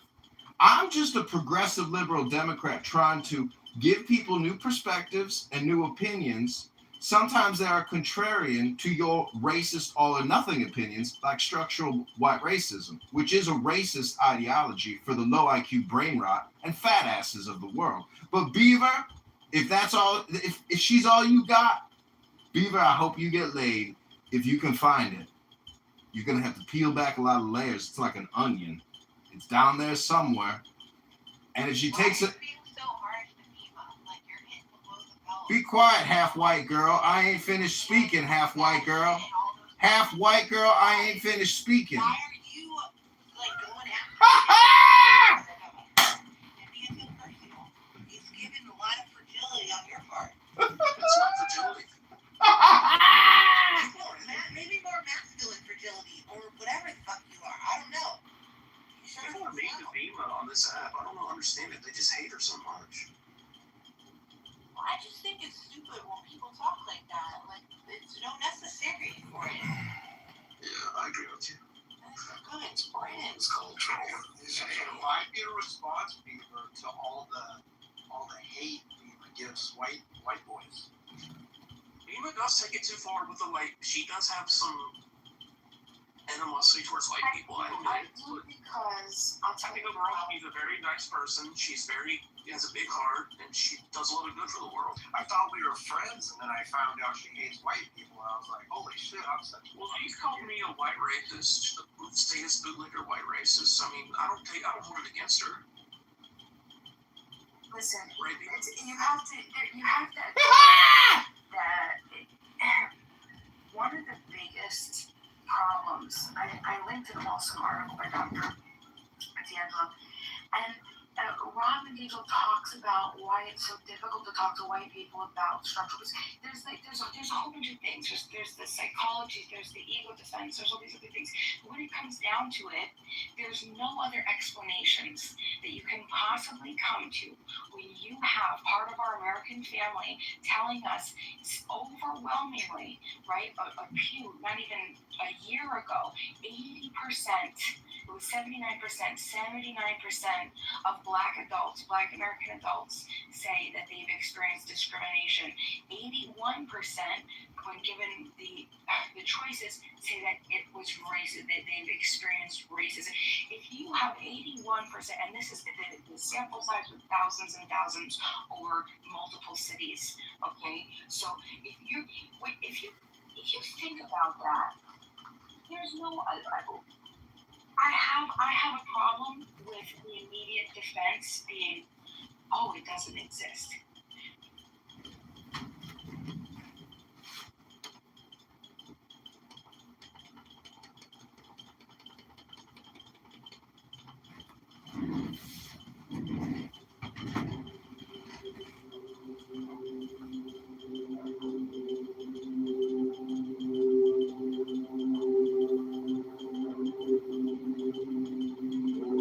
Close your eyes and get comfortable.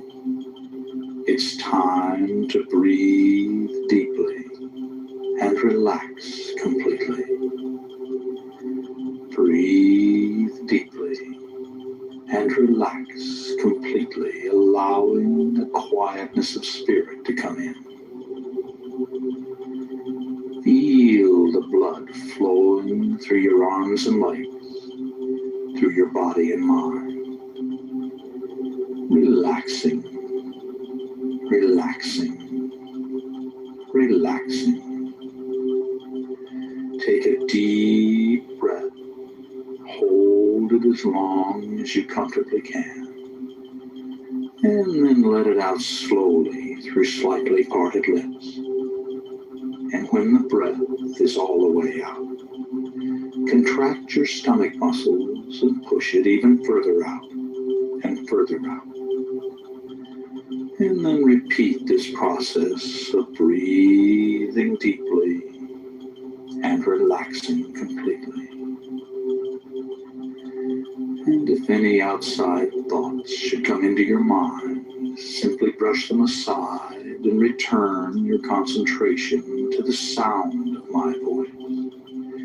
And breathing deeply and relaxing completely. Breathing deeply and relaxing completely. And now use your imagination and feel your body relaxing one part at a time in response to my words. Play the role, play the part, and mentally relay the relaxing suggestions into that part of your body and feel them take effect. Feel your body relaxing, relaxing, relaxing.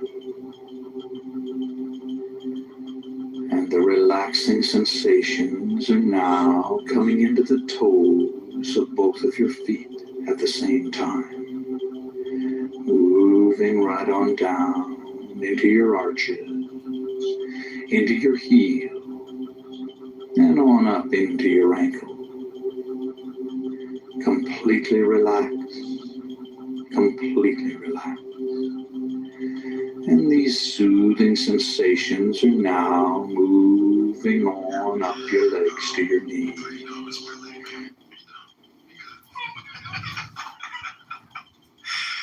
You're wide awake and fully alert. It's bullshit. Okay. And when you want to, if you hear someone, there are thou racism, and you ask them, okay, tell me about your racist shit. It's always something stupid. It's always something trivial. Oh, because they won't let me wear my hair at my job. Or some white lady tried to touch my hair and said it was beautiful, and that's microaggression. It's just all dumb shit, There's no whips, there's no chains, there's no fucking ropes, nooses hanging niggas over the trees. You never hear this shit. It's always dumb, stupid, emotional, trivial fucking bullshit. Okay? Now, are there racist encounters that happen? Absolutely. But it's so extremely rare. Then if you want to talk about where you're safer at, here's the contradiction I hear niggas all the time talking about. They're so afraid of white people, and white people are so racist, but as soon as a nigga gets a dollar in his pocket, he moves to the suburbs and lives around white people. Soulja Boy, Snoop Dogg, Ice Cube, the list goes on and on and on. All these black people were so afraid of white people because white people so racist. Ooh, they're so racist. These niggas move right next door to whitey as soon as they get a dollar in their fucking pocket. So, again, it comes down to what I think it is. It's a bunch of fucking retarded ass scared women who are scared of their own shadows, scared of the real world, and then all the atrocities that exist. And so they make up all this shit. They teach this shit to their children to be scared and be afraid. And this is what goes on. You just heard a woman say she feels it in her bones, therefore she's rolling with that because she feels something in her bones. That's a logic shit. I'm not talking to you. I'm talking about you. I'm not talking to you. I'm not talking to you. I'm talking about you. Thank you. Okay, I don't need to talk about Okay. First of all, you don't dictate my speech, lady. Yeah, you don't dictate my speech. So I say whatever the fuck I want. You can't speak for all black just mute up. Mute up first of all. You cannot speak for all black people. Black, you will have your chance to respond. Please go ahead and say. You'll have the equal amount of time. Go ahead and say. That's why I say it's an X chromosome thing. I don't think it's racial. I think it's just retarded as women who can't think properly. So again, I'm not talking to you, Black. I'm talking about you and about a statement that he made, and it was very retarded. It was very low IQ because I feel something in my bones. That's what I'm gonna go with. That's just dumb. That's just dumb. I'm sorry. I'm not trying to be offensive. Just call him a spade. So again, there's no systemic racism. Lynchings, if you even look, there's I think like 1,100, 1,300 recorded lynchings in all of American history. There wasn't even that many. Okay. And again, if you want to talk about being safe around a group of people, black people statistically are overwhelmingly safer around whites than they are their own kind. Black people are more likely to be attacked and murdered and killed and robbed and whatever heinous violent crime you can insert when they're around other black people. Sorry, I haven't seen a white neighborhood yet where 70 niggas get shot in a weekend on Juneteenth, Father's Day weekend, 4th of July weekend. I just haven't seen it, but you go around to Niggerville, 70 shot in a weekend, 24 dead. It's every fucking year like clockwork. It's niggas on niggas. So that's a... Okay, Black, go ahead. What I just heard was not fact, opinions. That's all I'm going to say, opinions. And obviously you don't have spirituality at all, because that statement I made was a true statement, okay? I'm sorry you don't like yourself, but no, you don't have the answers. And there is still systemic racism going on in this country. There is still racism going on in this country. My daughter experienced it. not with white people, Latinos. So there is. So for you to sit up here and try to speak for all black people, you need to sit down. With systemic racism, if you want, go ahead and say if you want to. Yeah, I was just again the retarded shit. First of all, I never said all black people. And again, you didn't check the white lady when she was speaking for quote unquote all black people. Okay, you didn't check it. See what I'm saying? It's retarded shit. It's the non-consistency and the double. I don't respond. God damn, dude, you can't even just shut the fuck up for 2 seconds, lady. I didn't interrupt you when you were talking, and you went on mute, and then I went to respond. This is what I'm talking. Like you're literally proving my point. You're literally proving my point, Black.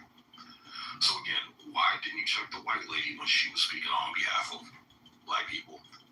But then you want to check me and say I can't speak on behalf of all black people when I never start off my statement saying I'm the representative of all black people and every single black person on the face of this planet or in this country. I'm representing and speaking. I never said that. So for you to respond again, it's just a lack of IQ. You guys aren't that smart, and spirituality has nothing to do with shit. You got a fucking mega pastor who's so-called spiritual and talks to God every day. Just got caught fucking a whole bunch of women in his congregation and got multiple women pregnant at the same time, but he claims he's spiritual. It's just retardedness, but go ahead. First of all, I'm not retarded. That's number one. For you to sit up there and tell me I have a low IQ, you don't know who I am, first of all. You don't know shit about me. And again, all I'm hearing is opinion. Showing us who you are. And you're stupid ass, dumbest one in this room.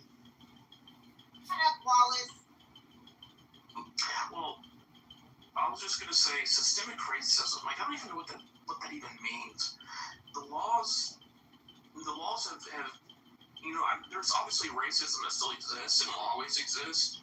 But as far as like systemic, that can like hold you back on paper, I don't buy it. I don't see it. It should be a psychology term for people who are insecure and have mental problems. Like you never heard of red light. Okay. Oh God, when did it happen? It's not happening now. That's what I'm saying. Like again, nobody's denying there were horrific things that happened to certain groups of people in this country. Nobody's denying that shit. But you got to go back 60 plus fucking years ago to prove your point. This is why you guys, every time we have this conversation, all you guys can go back to is 1960s and previous. And it's just the weirdest shit. We're talking about contemporary now. What's going on? Nobody's holding your black ass back. What it is you have a bunch of losers, Beaver, who can't make it on their own. They have to have some type of handout, some type of pity party, because they just fucking suck as human beings. They're not independent. So first of all, you're not gonna tell me shit because I'm not done talking. Hey, you see what I'm saying? The zero lack of fucking control. Zero lack of control. And this is who's allowed to vote. This is who's allowed to raise kids. Zero lack of emotional control. That is indicative of a low IQ person. People with 75 below IQ can't control their emotions. They just so continue to prove my point. It's not racism. You're just a retard. And if this is how you act, this is why people treat you like shit. Not because you're black, because you act like a fucking idiot. That's why. Yeah, your mama bitch. I'm out of here. I'm not gonna be disrespected like that in this space, especially from another punk ass bitch. You understand? Go get educated, bitch. Well, that's unfortunate. I wish you would stay, but the truth is like kryptonite, Beaver. Yes, Sid spoke the truth. He was just blunt about it, and you didn't interrupt him. He didn't interrupt you. So, when you were speaking to her, she thought that was the problem from the beginning. She wasn't taking what you were saying the way you were saying it. She was personalizing it. And yeah, it's unfortunate. Yeah, so we would. Oh, go ahead. And that's the problem. That's what I'm noticing. The people who have the biggest complaints and biggest problems, they're losers. If people like me ran the world, she would probably just crawl into a hole and die because she wouldn't be able to support herself or without some type of free handout or her pity party, bro. And they're so quick to be a victim. She wasn't even listening to anything I said. I've never talked to her. I was talking about a statement that she made, and that the statement she made was indicative of low IQ behavior. Not once did I actually disrespect. I'm saying her thought process, her logic is retarded. it just didn't make any sense. And I spit nothing but facts. Statistically, you can look this up anywhere. Is that blacks kill more blacks than whites kill blacks. Blacks actually kill more whites than whites kill blacks. And this has been evident for over a fucking decade. But again, it's just my opinion according to the fucking tard in the room. Well, that wasn't a room. Before you got here, she did say, we're talking about the Nolan Wells, and she said, I said, what evidence have you seen that suggests foul play occurred? And she just kept saying, well, I can feel it in my blood. Spiritually, as a black person, I can feel it in my bones, blood, spiritually. Seeing that picture of the 3 white guys and the 1 black guy, she can just feel it. Now, I'm not going to discount her intuition, or I'm not a black person, so I don't know, I can't speak for that, but for me, I need evidence. I mean, I need proof. And right now, I don't see anything that really suggests. It could be that they did something to the kid and they got together and said, everybody keep your mouth shut, stick to the story. You know, like, that's a possibility. But and I can accept that. I'm waiting for that to be said. I'm waiting for something. So for people just to jump there, it is kind of crazy because I'm waiting. Beaver, that's the problem with white privilege. It does not attune you to the spiritual essence of the universe. As black people, we have this psychic, I guess, no one understands it, there's no science, but yeah, there's a psychic attuning to the ramifications of things despite not being that person. So that's how she was able to feel like me. Yeah. You can't be white. That's the problem. If you're white, you can't feel it. It doesn't work. Well, I got a tingle on my balls right now. I'm feeling like I'm going to go win the lottery. Maybe billions. So let me go off that. If I can feel it in my balls, there you go. I'll win a big dinner, baby. That's black privilege for you. You're attuned. You're attuned to these fucking people. Jesus Christ. Yeah, social media is giving too many fucking stupid people a voice. That's the problem, man. There's always been more retards in the world than actual smart people, but social media just amplified the voice of the fucking retards, bro. So now it seems like because there's so many of them and they found a place to congregate and share their stupid retarded thoughts and amplify it, that they think there's some bearing of truth to it or some bearing of fact. Like, I never thought there'd be a day in my life where I can't go to Black Internet. That day exists because Black Internet is filled with fucking hoteps and people that believe in star gods. Well, people always believe in star gods, but now it's a whole religion. And you can't bring proof that what they think is stupid anymore. Because it's disrespectful or disparaging to their feelings. I'm like, okay, but they're low IQ. Isn't it up to the people with the information and our average IQ to tell people they're low IQ that, hey, you're following something that's dangerous and not very conducive to your well-being of you or the people you care about? No, that's disparaging and disrespectful. So now I can't go to Black Internet because now they're just making up religions, which I'm fine with until it hurts children. Our response to that, you was a bitch, your mom was a bitch, and I'm not black. That's always our response to everything. You was a bitch and your mom was a bitch. That's going to be my response to everything. There hasn't been a lynching since the 80s. I mean, if we saw that, if there were real lynchings, killing somebody because they're black and then leaving them out as a spectacle, or like that would be all over CNN, wouldn't it? We would see the imagery. Yeah, it's just not true, Beaver. They're making shit up, bro. Like I said, it's to get free shit and get a fucking pass because these people just suck. They suck at life, man. They're just losers. It is what it is. Call a spade, they're fucking losers. It is what it is. Set up a world where it's a true dog-eat-dog world, and it's survival of the fittest. These people wouldn't last 2 days. Hello, Z. Hello, what's going on, Mr. Good evening. Well, I always like to come in when people are speaking the truth, right? So it's quite interesting that it's not even about low IQ or high IQ or low value or high value. It's about responsibility. It is very sad that today people don't know what responsibility can look like anymore. Okay? We hold these truths to be self-evident. I've been asking Sig, what do you hold to be self-evident? You can talk about anybody else on the planet, but why are you not talking about yourself? We are all where we are because of the choices we've made. I don't care what parents you've had. I don't care who's conceiving the backseat of a car. You're here, and one thing all of us have, whether we exercise or not, is autonomy. We all have autonomy. We all get to make a series of choices based on the information we have. No matter what environment we're in, that's what we get.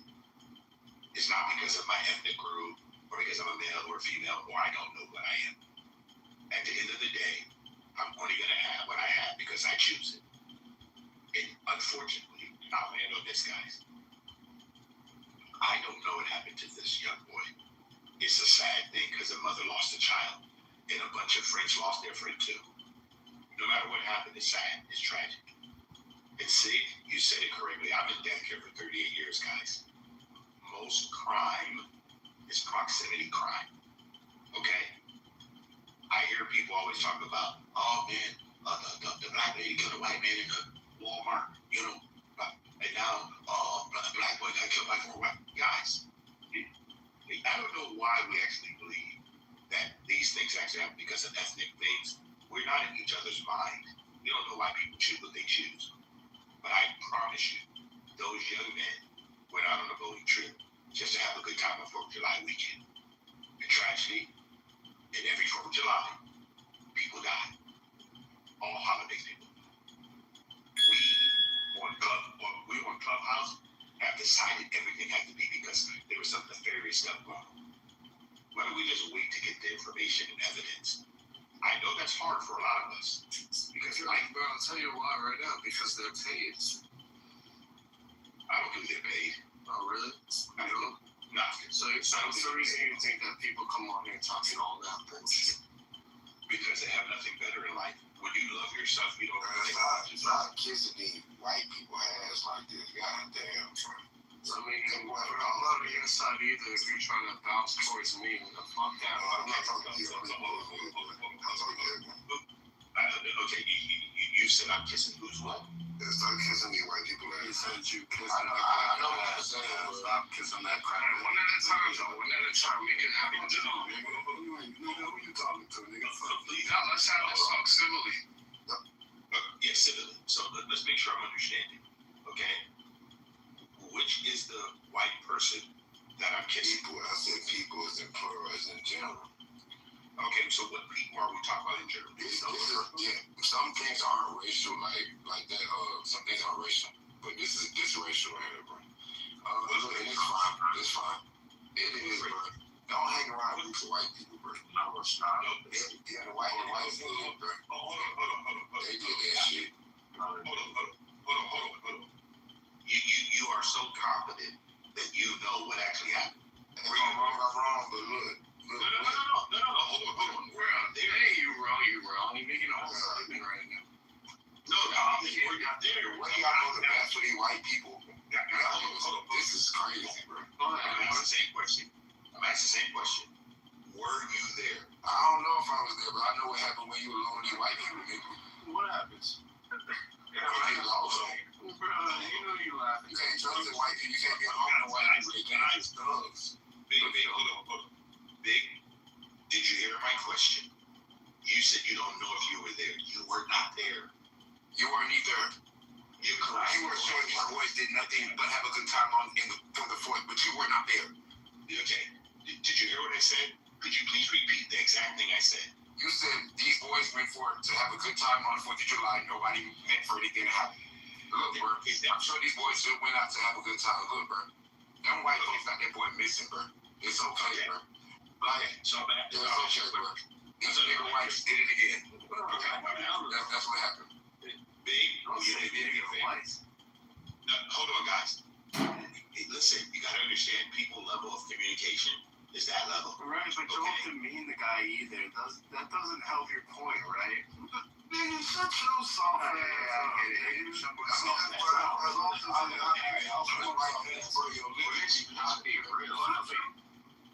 Alright, order in the court. Just tell that nigga to go somewhere like that. That's all shit, bro. May I finish? Yeah. Edward, wrap up in 30 seconds, and who would like to speak after Me, Timothy, man. No, fuck that. No, sorry. You know after Edward, and then you talk after that. Hey, I go after whoever go after Yo, fuck Timothy, bro. Nigga, I'll kill you, nigga. Go ahead. Come on. Fuck Timothy, bro. Edward, go ahead. I'm just gonna say it again. Okay? Most of you cannot name the last white person killed a white person. You can name the last black person killed a black person close to them. None of you can do that. But what you can do is come on Clubhouse and act as though you know what happened on Sun Lake. It's so sad that we make everything about ethnicity and not about responsibility. Thanks, Beaver. Yeah, be responsible. Don't hang around no white people in the building. What the hell wrong with y'all? First off, man, Big is correct, man. It's a lot of people that suck up to the white man. Y'all say white man, I say the crackers, man. They definitely be sucking up to them crackers. Cool. I pay you, don't I? Shit. I'm just kidding. Go ahead. But real shit though, man, with the Nolan shit, man, I mean, motherfuckers, ain't no proof right now, bro. But sometimes it's just one of those. If you know type shit. You know what I mean? And shit, it's just one of those scenarios. If you know, bro. So I mean, that's all I gotta say, man. If you know, you know. Somebody fill me in. I didn't hear anything about the Nolan situation. The parents went on Michael's right hand, and they gave an interview. It's linked up top. They went on Michael's Strahan? Yeah. There's speculation that the phone had deleted stuff, but there's no proof. There's no actual. But I don't know anything about it. Who is the Nolan? What is it related to? Nolan's this 18-year-old, 19-year-old black kid that went with 3 of his white friends on a boat to like an island. I saw a video of that, but it was close up. Like, I'm not gonna cap, bro. We living in a time right now where it's off of Mississippi. Motherfucking a lot of black folks is going against black folks for real. Like, damn near siding with the cracker for real. Like, black folks are going back. Hold on. Because back then in the 30s and the 40s and the, you feel me, 50s, 60s, whatever, you ain't really see that, bro. Like, but now it's like damn near you got your percentage of black people that's like low-key, not whitewashed, but they damn near fed up with blacks, and it's like educated. Is that what you're trying to say? For real. So you say what? I say you're trying to say you got your black community who's educated. Who's no, I ain't say shit about education. I said there's a percentage of black people that's just going against black culture. No, it's not going against black culture, going against nigga culture, bro. We're sick. Nigga culture, right? Niggas are making blacks look Niggas is black people, bro. So I mean, that's what I'm trying to say. Every race has their. Hold on, bro. You were next, bro. Look, it is definitely more nigga culture going on, though. I will say that, though. Back then, so there's much niggatry going on, but it is a lot of niggatry going on. Okay, so there you go. I mean, look, ain't nothing wrong with not liking niggatry. There's a lot of dirty black activity I don't like. But let me tell you one thing that I be seeing sometimes with my black conservatives, y'all niggas is bitch, bro. Oh God, y'all niggas so bitch. This shit crazy. It's okay to tell a dirty white that they're bad behavior. Okay, this is what will help the United States move forward. If you can see the evolution of their social and civil behavior, it has gone upwards. Anytime it tends to trend downward, you need to speak out and correct your white brother or white lover or whatever the fuck y'all looking for. Okay, look, white people. Ever since y'all knocked out my brother in Christ, Charlie Kirk, y'all ain't been the same. The one thing y'all like to do a lot is go to the black. Just always bother something black. I need you all to focus. I need you all to take your little mayonnaise faces, take them little mayo heads, your little mayo face, and take your mayo face back to Utah and go figure that shit out. Like real shit. Like whatever, nigga. I know everything ain't racial. Like real, I don't think everything racial. The situation with the black lady and the guy, I don't think that is racial. Shit, but I still think she the right. But if she was a white lady and a black guy, I would still thought it was the right. But I would say this in line with the Nolan thing, bro. What the fuck is y'all hanging around these white people at night? Look at their history, bro. They are trying to behave themselves. They are trying to really, truly evolve. Once you hang around them where there's no lights and there's no supervision, that monkey, that snow monkey, nigger white gene starts to pop up in their body. And they can't control themselves, bro. These are the same people who chased Ruby Bridges to school to make coffin paraphernalia for children. Like, these people are weird as fuck, nigga. Is that why and they trying to grow out of it. They're trying to grow, so don't be hanging around them at night because they're trying to do better with that monkey shit in their body. So don't be hanging around them at night by themselves. I was hanging around them before I hang around you any time of the day. You think that I, as a white person, am inherently evil? Nah, y'all not inherently. Y'all better now, but y'all still got that ice monkey gene, bro. So we have to black. When y'all see a black at night by themselves, y'all just start tweaking. Yeah, I mean, why do black people always y'all start going crazy, bro? It's fucked up. What's wrong with the y'all brain? Look, y'all smart, but when y'all see a black at night, I mean, bro, how can you blame us? How can you blame us white people? Man, I don't know. I blame the mayo, maybe the children eating. I mean, you don't blame nothing to do with black people. You don't blame what the fuck wrong with y'all? I mean, chill out. You don't want to use that language. I mean, you don't blame nothing with black people. I don't know what's wrong with you. This is the thing with the crackers, bro. Y'all ain't scared of no sea creatures. Yeah, what if I just jump in and work hard right now? Right, jump off. That's what you're supposed to do.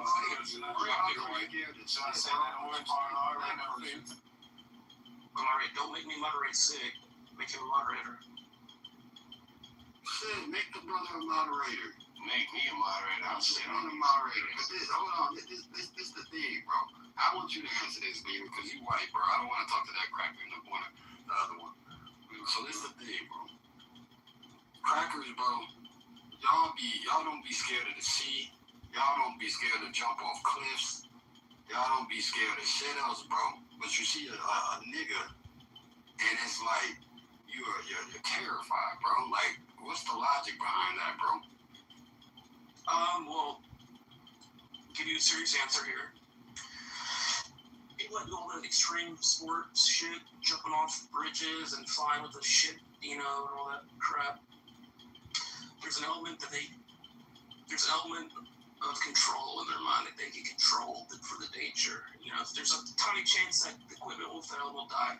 But with the black guy walking down the street in the alley, I mean, if I see a guy like the guys in your PTR, and I'm by myself and I see 4 of them coming, I'm like, these guys could fucking rob me, stick me up, beat me up. They could just say what's up to me. I don't know. There's an unknown variable that I can't control. So it's fair to say the average white man, they when they see the people in my PTR, the average white man's scared. Yeah, if it's they're by themselves, they're outnumbered for sure. I might have to cross the street. Might have to cross town. I was just gonna say, there's that. So what's the difference from these Crips posting up like this and a group of KKK members or a group of white folks posting up in a picture with their Klan shit on? Like, what's the difference? No difference. In fact, you would probably have more. If you saw people with Klan gear on, then you definitely have a reason. You would have more of a reason to fear them. Not really good. When last time the Klan and got together and killed a black person. Well, yeah, the Klan. I just say for around Klan members than you are niggas. Yeah, but it's pretty much off. Yeah, that's true. They're not really inactive. But if you saw some redneck trash skinheads, I mean, I think it'd be the same concept. When the last time they got together and fought with a black person, I'll wait. No, let's be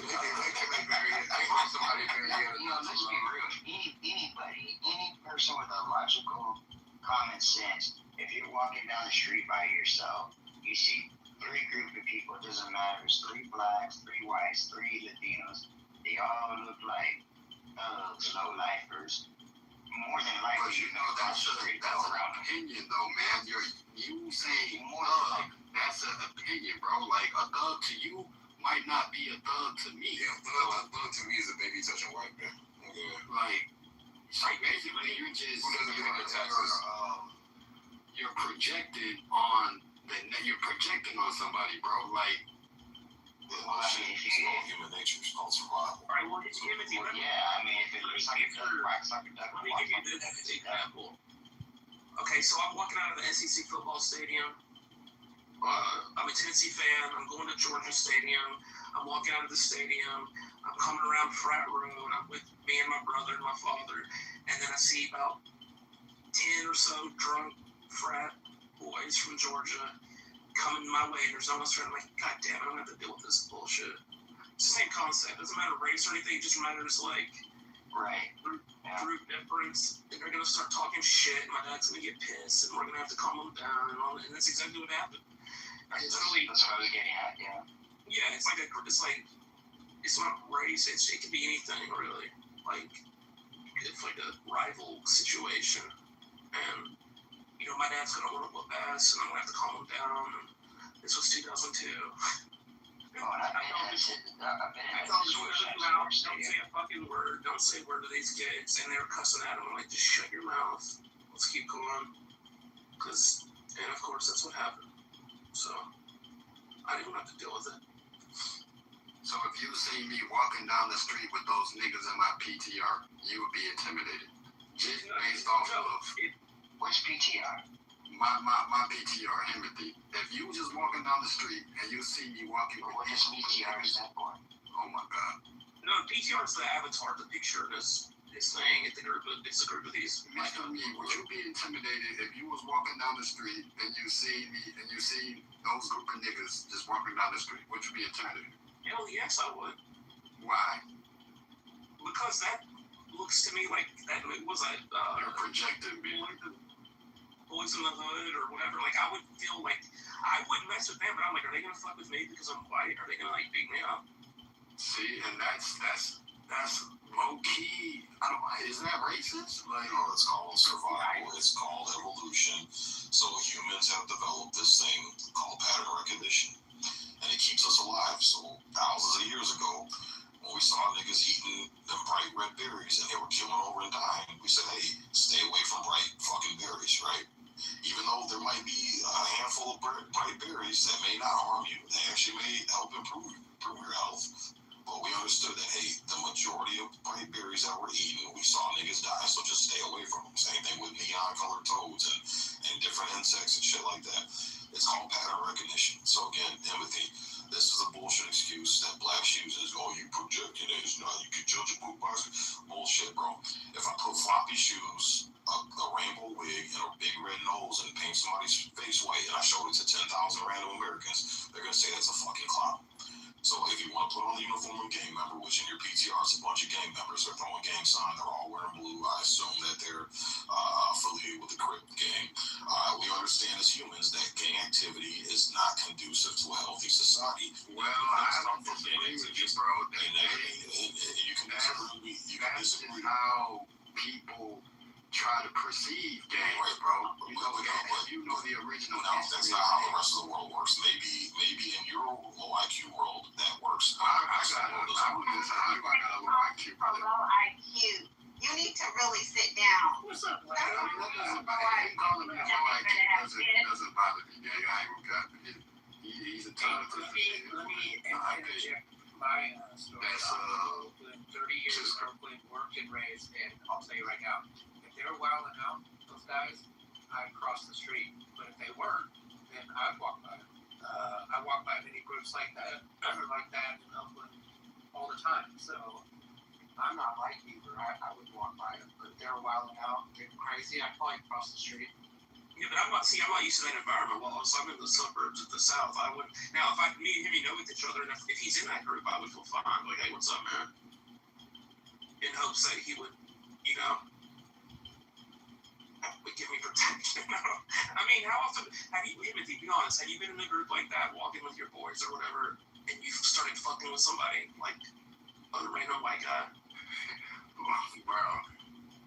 Man, hell no, bro. You're telling me you've never fucked with a... Nah, in high school I did, bro.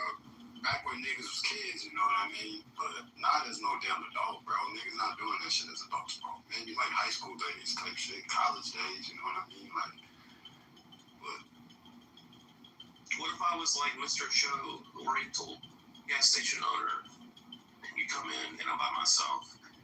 Would you like knock over the donut section and grab some drinks? And it's just funny though, cause nigga, white people would be scared to walk by these people in my PTR, but won't have no problem walking next to a pedophile or walking next to a rapist or any other of them creepy ass motherfuckers. But you see a nigga with a do-rag and throwing up gang signs, oh, that's too much for me. yeah, but one can hurt me, the other can't. Dude, listen, hold on. A pedophile's not gonna hurt me.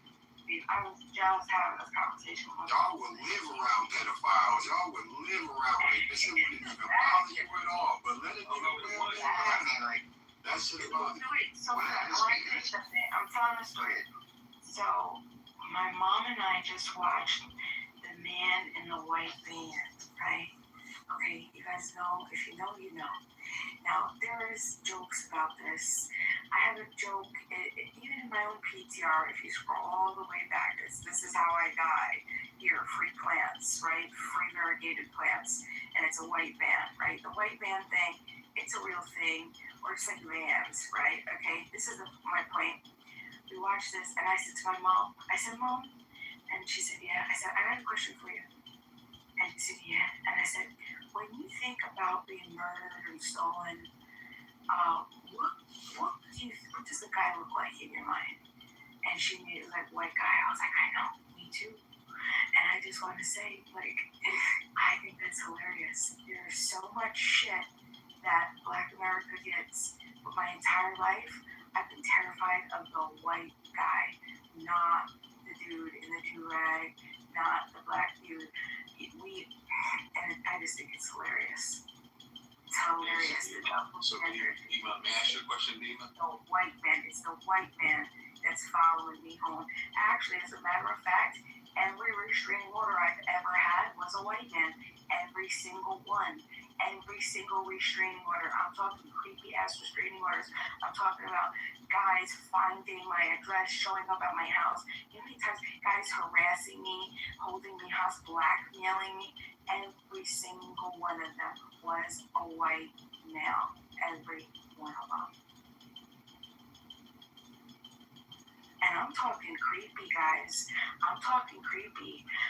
This man, this dude, followed me around town, found out who I was, followed me around town with disposable cameras and would just take pictures of me, just dozens of them. Click, click, click, click, click, click, click, click, click, click, click.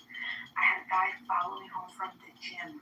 Big meathead, big fucking dopey ass meathead, follow me home from the gym. I had a guy stalk me out, plan for me to run into him just so he can ask me, and I fell for it. And the way I fell for it, you can ask me if you want me to tell you, it was he knew the whole time who I was, and I didn't find out till later. Absolutely creepy. The guy who showed up at my fucking house because I had a conversation with him in the park, and just a mere conversation talking about dogs, and I mentioned who my mom was. He found out who my mom was because she had a website, and then he showed up at my fucking house. He showed up at my house, okay? I mean, the creepiest shit, dudes, every single time. White dudes, white dudes, white dudes. Let me ask you a question. White men are sick in the fucking head. Okay, that's where you go wrong. Go I'm sorry. Listen, I have never had that trouble with black men ever in my whole life, and that's where I go. Oh, baby. But yeah, see, look at how weird y'all live, bro. Y'all are really weirder than everybody else, bro. Don't let your good behavior, okay, in recent times, look at how people just described. There's still bad behavior out there, like very weird. And the creepiest, the dangerous, the most nasty. Okay, I would like to ask a question if I may, Bima. Sure, you can ask anything, Mr. Trevor. So do you believe that your experience is universal? Do I think it's universal? Meaning, does everybody have my experience? Yeah. Do you think that a bunch of creepy, quote unquote, white men are just doing that to every pretty privileged woman? I don't think so, but I Yeah, can the creepy white men defend themselves though? I got to tell you, a lot of my girlfriends, a lot of it, I mean, like, it's always the white man. I'm sorry, it's always the white man. Okay, so I just want to make sure that I'm understanding your submission, because I personally do not think that the majority of men, I'm talking about the majority of men, the men that most women don't even give attention to, the blue collar worker, the man that shows up at home at night to make sure he's taking care of his family, those kind of people. We know there's pedophiles out there, we know there's creeps out there, we know there's gang members, we know all these things happen. But if I look at most women and men today, okay, because I consider myself just one of those regular guys, even though I do pretty well in life. But I tell people this, I have responsible privilege. I've been responsible my whole life. That's kind of privilege I have, being responsible.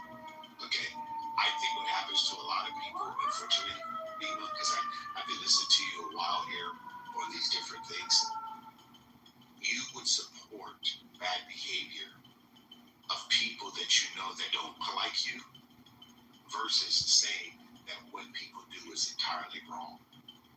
Whether it's a white person, a black person, Asian, Hispanic, doesn't matter. There are people who choose to be bad in all areas. Those are those individuals. We can't make that all people. I put okay, but Beaver, I put a statistic in the chat for you. It's about the total number of lynchings in 83 years. Look at the numbers. This is the sad part that most people miss out on. Okay, over 1,300 white people were also lynched during that time, and those who were sympathetic to what we call the free black people. They wanted to help black people get free, and they lost their lives over it. But you never hear that part, because what we all like to do is highlight the negative side of stuff versus talking about us as humans. Just encourage each other to be the best we can be. And I like the fact that you guys say that I am kissing the white man's butt, which is kind of interesting. I don't think white people want to be put in the position that we try to put them in. I don't understand what you said. You said that I would support the bad behavior. You said one sentence ago, and it started with I would support the. Could you reiterate that, or just maybe say it differently, because I just didn't understand it. Okay, Bima, when you share a submission, you think that black people have no bad, can't do no wrong, right? And unfortunately, you don't realize that there are people who choose to do just negative things. They just you got the same feeling for the white man, bro. Okay, you come up with the same way for the white man, bro. Could you do me a favor? Could you have mic control? Thanks. All right, hurry up, man. Okay. Hey, Big, there's one thing I want to share with you. Use grace. It's a lot easier. Grace is a good thing. It's called unmerited. And stop. Okay. Look, I got ancestors, bro. They crying right now, bro. Hurry up, bro. Real talk. You killing the ancestors with this shit, bro. Okay. Well, first of all, you don't even know the ancestors. Yeah, you killing the ancestors. I know they closer to me than you. Oh, they shit. It's so crazy. It's so funny. Yeah, you see that? It's so crazy. Can I back to you real quick, because I got what you were saying. And it's not that I don't think that I'm gonna say my family could do no wrong. That's not what I think. What I think is what I've noticed patterns my entire life, and the patterns seem to be consistently massive love and acceptance and protection, and I just don't. I've always felt in white circles, there's always some mother. There's a lot of people that you can't trust. You can't, like, you feel uncomfortable with. And then I know that's generally you can feel that with anybody. But I just, for the most part, have felt more at home and more safe with just certain types of people. Just culturally, I guess you could say it is. And I don't think that it's that's just the case. Since the very first thing that ever happened to me my whole life, I mean, like, leading up my whole entire life, it has been, the people have looked the same. Just since kindergarten, since pre-K, and I'm talking pre-K, they've looked the same for me in my world. So yes, I've known love and comfort and protection, and it's not that I've been, because I've looked outside of that. I've not held like a racial lens in my eyes when looking for love. Right, I was engaged to two white men. I was engaged to two. I left them both. Okay, it's not a matter of that. It's everything that you take when you take just that person and the environment, and just, I just don't. There's such a severe lack of trust that I've gained to see because of my connection with people that don't look like me, and then when I go into circles where people do look like me, and I see the bullshit, and I see the racism, and I see the prejudice, and I just don't trust. I don't feel comfortable there. And it's to the point where a lot of people, they can't even admit it. They can't even see it. They're not even willing to, like, sit down and have a real conversation. Everything. I'm just so tired of it. But white people don't trust white people neither. They do not trust each other neither. That's what I'm saying. Who helped you at knife point in your car that one time? But why do you keep asking me that? It's just for the room. It's clearly wasn't a white guy or It was a kid.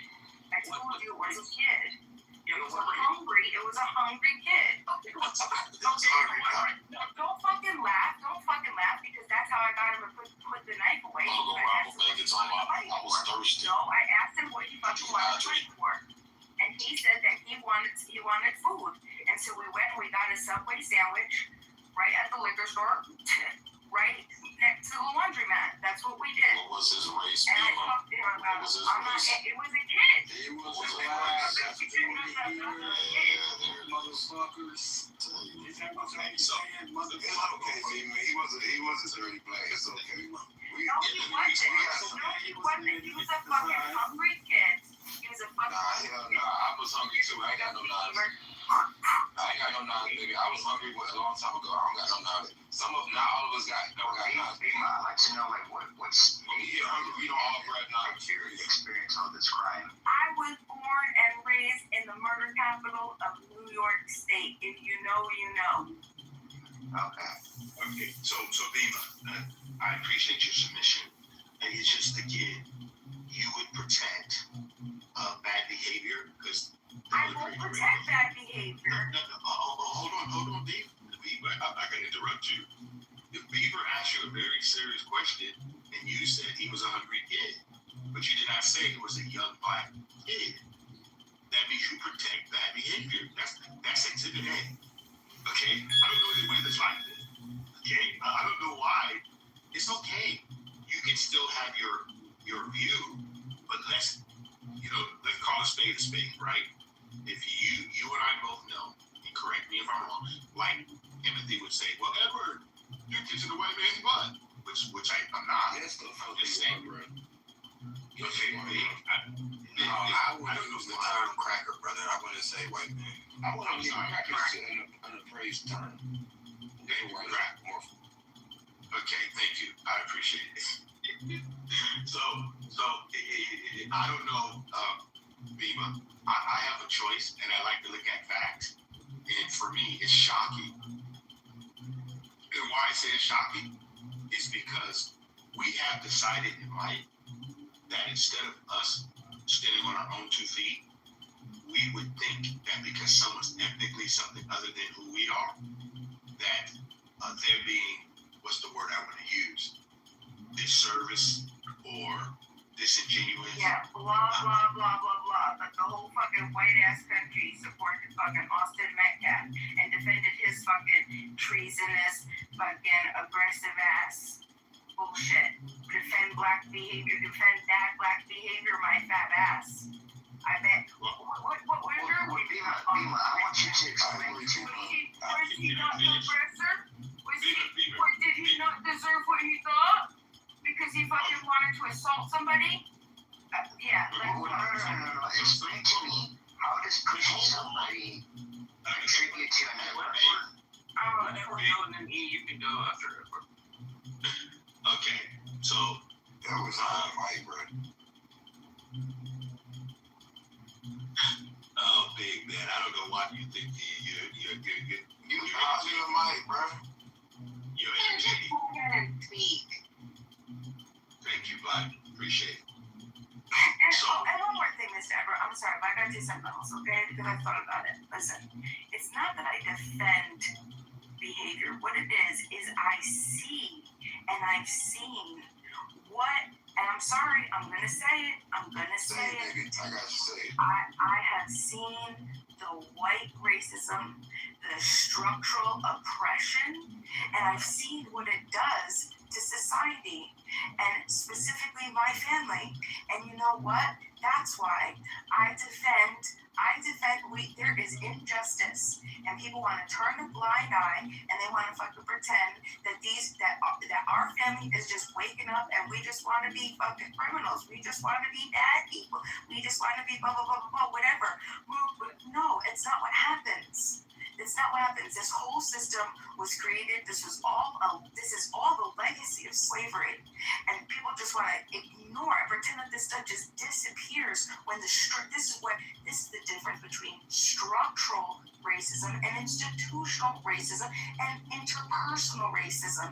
There is a difference, and this is what we're saying. People want to sit here and talk about the crime rates. Like, please miss me with that.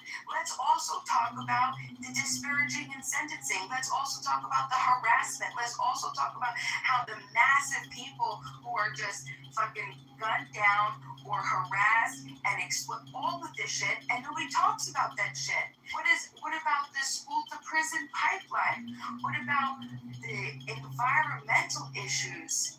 What about with the redlining? What about all of these insane things? The juries, the whole, why are black jurors consistently removed by 50 and up to 80%? Look at my bio. Do you know that we still have some of the same exact deals that literally created the middle class, the modern day middle class, that specifically eliminated Black Americans. Black Americans were not included in the biggest building of the modern middle. We still have those same acts. The Housing Act, all of these acts are still the same. Do you know what they did? They made them race neutral. But you're talking about the same. That's the structural racism. You remove white, right, and you make it sophisticated. That's the difference between de jure and de facto. And we talk about this. We talk about this all the time. People want to ignore that. So there is so much de facto shit, right? Of course, you're not going to see white and black written on paper anymore, because you can't do it anymore after the 1960s. But it's just become sophisticated. Okay? And all of this shit is still happening. Look at my bio. I want you, if you guys click my bio, okay, you're going to see my link tree. And while you're going down, hold on. While you're going down, go to black juror exclusion. I want you to look. I have 1, 2, 3, 4, 5. I have 5 scientific peer-reviewed studies on how black jurors are consistently excluded from juries. I want you to look at the U.S. policy excluding black Americans. Look at the FHA underwriting manual. These are the original. I want you to look at these things. The homeownership. There's 4 links there. Read through that. Okay. Read through those. This is the shit that's created that we we are now living in today the same exact system, same exact bullshit. Okay, we have to stop this shit and we have to correct it. And I don't want to hear no shit about nothing else until you admit that. You hear me, Mr. Edward? Nothing, no more lip from you. No more facts from you. Okay, what a queen. She more black than you, nigga. What a queen. I'm glad that you are the God who Thank you for standing up for our people, people. What you see in Stockholm Central, the black community, I ain't gonna count. What you see from Edward is Stockholm Central, oh God. What you see from Edward is when you want to, like, when you're under the, man, when you're really under Hey, the cuz, I don't care throne. what y'all run. Like, not too much on Beaver. Not too much on fucking. What's up, Fuds? Are you good, Fuds? Shut up, nigga. Alright. I wasn't talking about. Alright, no, I know you weren't talking about that. Anyway, not too much Shut on up, Beaver. nigga. Not The too fuck much up, on nigga. You Beaver. just got here anyway, nigga.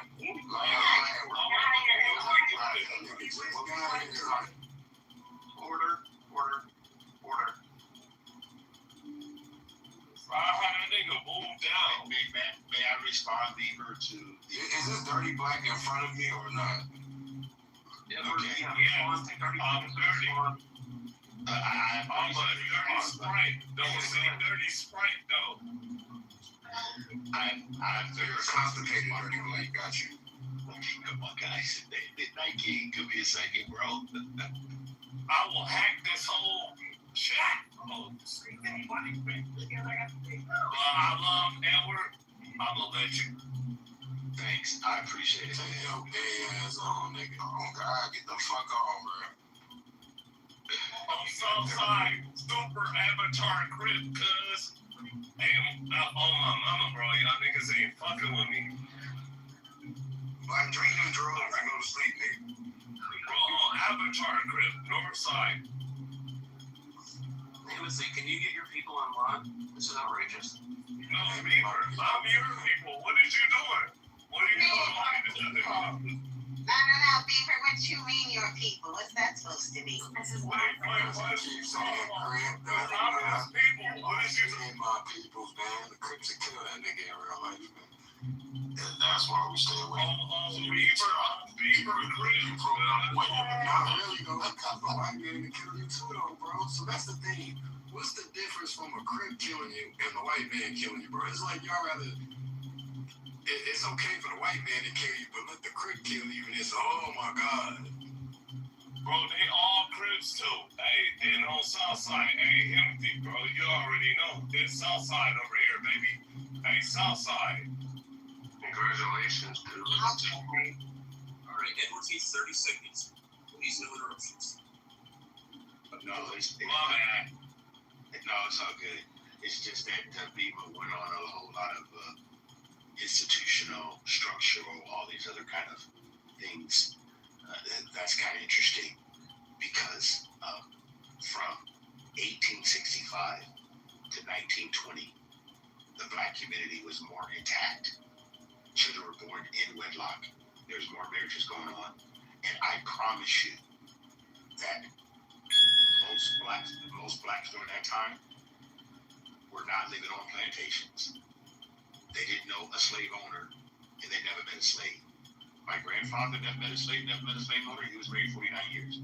My dad was born in 1919, never met a slave owner, was married 58 years.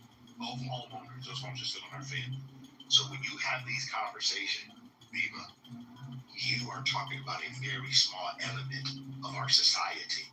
But you want to believe 1,000% that there's just so much structural racism. But you don't realize, Viva, there's 11.9 million blacks that have a bachelor's degree or above. And they don't think about what we talk about on Clubhouse. They talk about what's happening in their house. You know why? Because they're building homes. They're taking care of their family. And their children are not YNs. Their children are making it, like my son and daughter. Okay? I'm sorry that most people today believe that something is about a white man, which is an excuse. Yes, things happen and we're bad. We got it. We all know that. But I wasn't here for it. I'm 62 years young. Okay? I exactly what you're saying. Leave it out though. Don't forget it. You see your brothers and sisters. You don't make it up. I have a master's degree and Sid called me uneducated. Well, no, he didn't call you uneducated. He said low IQ. But he said low IQ. But I have a degree. That's the same thing. It's not the same thing. He called me low IQ too. You don't know who I am or what I am. And that's sad. You're supposed to be my people and you bring me down, Sid.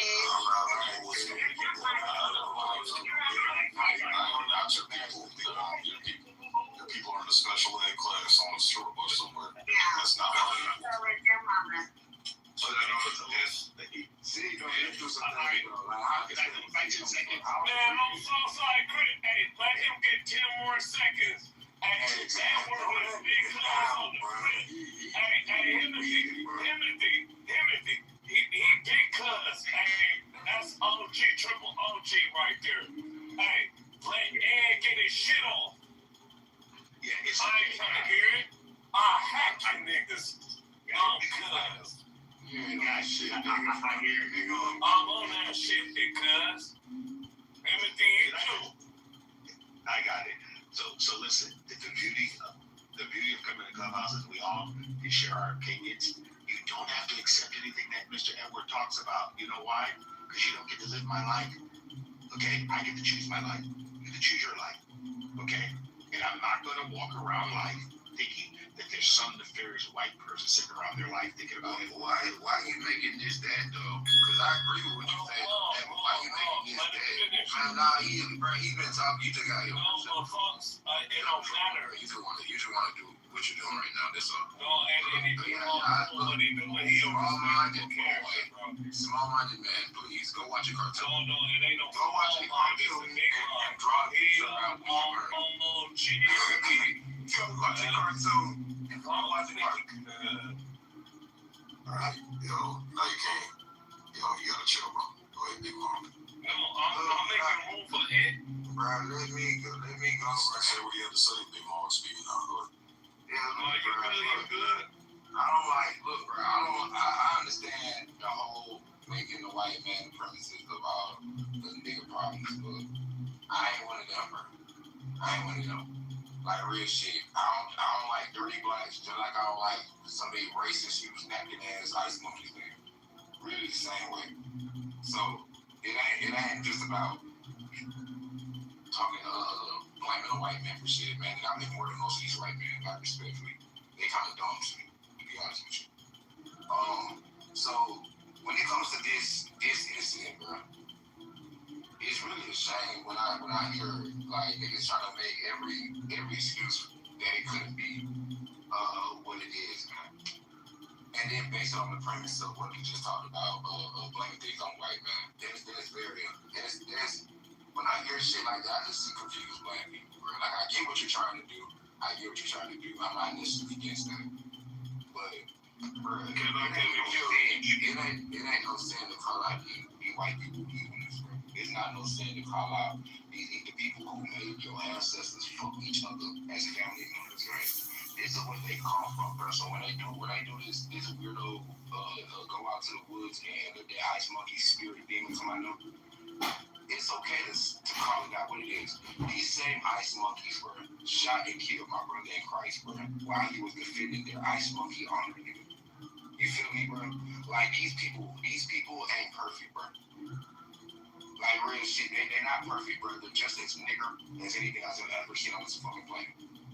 Alright, now I wanna say this. Like not all situations are racial. But when they are, it is what it is, bro. It doesn't mean that the white man is stopping my life. Nigga or everything that has to do with the white person is racial. I don't believe that. I have seen how they deal with each other. Nigga, if you seen how they deal with each other, nigga, you would be confused too. You wouldn't even know what racism is for a little bit because they don't trust each other. I have seen this shit. I have seen white people smile each other's smile at each other's face to make a deal. They go off, bro. That's that terrorism shit. But look, I've seen white people go and make deals with each other, shake hands, and after that leave and go find a nigga to make another deal because the points were just better. Stingy ass niggas. Let me tell you, when they mess up with your people, bro, they get caping for them and shit. That ain't the time, bro. I get it, bro. The white people, yes they are. Yeah, but then they're still treated poorly by dirty ass whites like who just murdered that nigga, and all these racist ass fucking whites who can't control themselves, nigga. Like straight up. So look, man, fuck them niggas. Them niggas is dirty. They murderers. Straight up, nigga. I mean, Hold on, can I go? Can I get a... Yeah, you murderers. And I'ma land with this. All you black conservatives, man. I don't disagree with y'all. I agree with y'all on a lot of shit, but one thing I see, y'all all have no spine at all. Boy, y'all are some bitches, bro. So these white people can play with y'all like Juggleball. Alright, y'all can go. Alright, folks, this is how I defeat that. For one, people don't understand that Abraham Lincoln gave the Freedmen Bank after he freed the slaves, fucking reparations and shit like that. And probably so like 40 acres in a mule he already gave. They got killed after it. But at the same time, we forgot that shit through the dissolution and the Jim Crow laws. This is how we this is the things that threw us off because we forgot the trajectory of history. Wake it up, Kendo. I'm gonna tell you the real history, you little fuck niggas. Yeah, you better leave. That nigga better leave. He better leave. Because the real trajectory is actually in what they took from us when we actually created shit through ingenuity, through the not only Hopkins, all of these. Wait, folks, hold on first. Let's go, Kendall. Come on, man, wrap it up. Wait, sick. Get my nigga. I'm gonna wrap it up though. I got distracted right now. It ain't no gin and juice. And I'm not a gin. Put the bottle down. I can't gin and juice it down. Hold on, folks. Don't. Sick, come on, bro. Sick, bro. First of all, folks. She was creeping, now you were folks. Which one you is, gang? Fuck. Yeah. Don't stop me. I'm just saying cuz though, like which one? Yeah, cuz. Look, cuz. Blood, fucks, whatever you niggas is, that kid. And it's a restoration of any community. Listen, man. You're done, Kendall. Just be up, bro. Go ahead, Mr. Edward. Wait. Oh, you man, y'all can do you. You can go off on a tangent, bro. You're totally taking it off topic, man. We're trying to have a we actually have discussion. You right. Go ahead. No, all I'm saying is that we gotta be careful with the substance, man. It abuses our mind sometimes, and we don't. It is, but I'm in the community right now. With my people, and so I'm in the bugs community, but I'm good. Yeah, but listen, I'ma just say this: our people ain't really got. We're built off of broken unity that was supposed to be united. There's no unity. There's no people.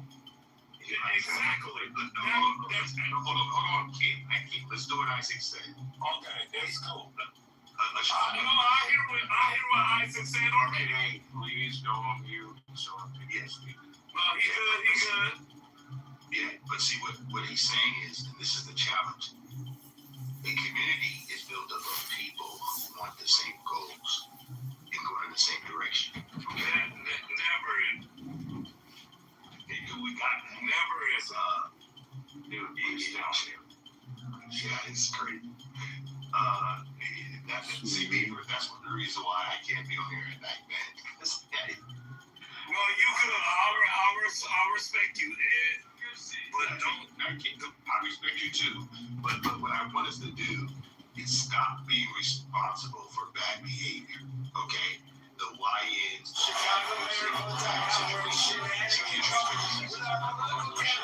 it's just too much. No, they're just hungry and never see what's trying to work. They're just hungry and dehydrated. We just need to feed them, give them some Gatorade, and they'll clean their after.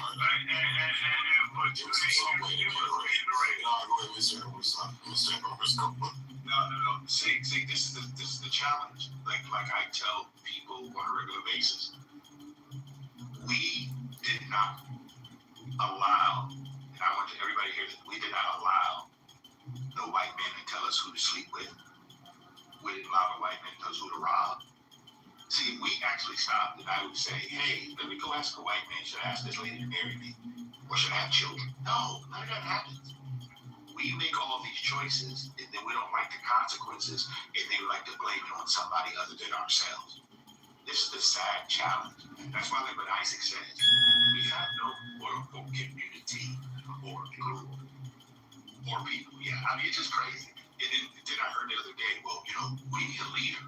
Who should we blame for the condition of the black community? Well, you gotta blame yourself on your condition.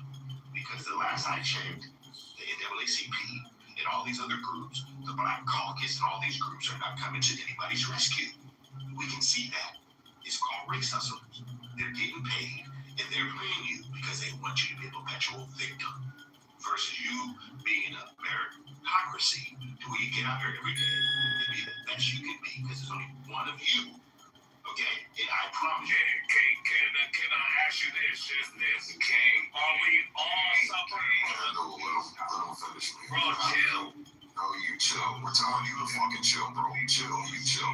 Bro, what the fuck? Like, stop talking to me crazy, sis. Kendall, bro, talking crazy right now, bro. I know, but just, bro, just be quiet. Look, it's real simple, bro. Just hit mute. Just hit mute. That's all you gotta do. It's real simple. That's everything.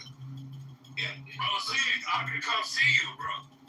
Hey, nigga, come see me. I don't give a fuck, bro. Come see me. Come see that video. You gonna see about 9, 10 No.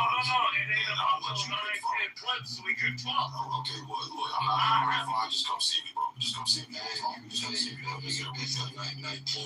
man. Go ahead, Mr.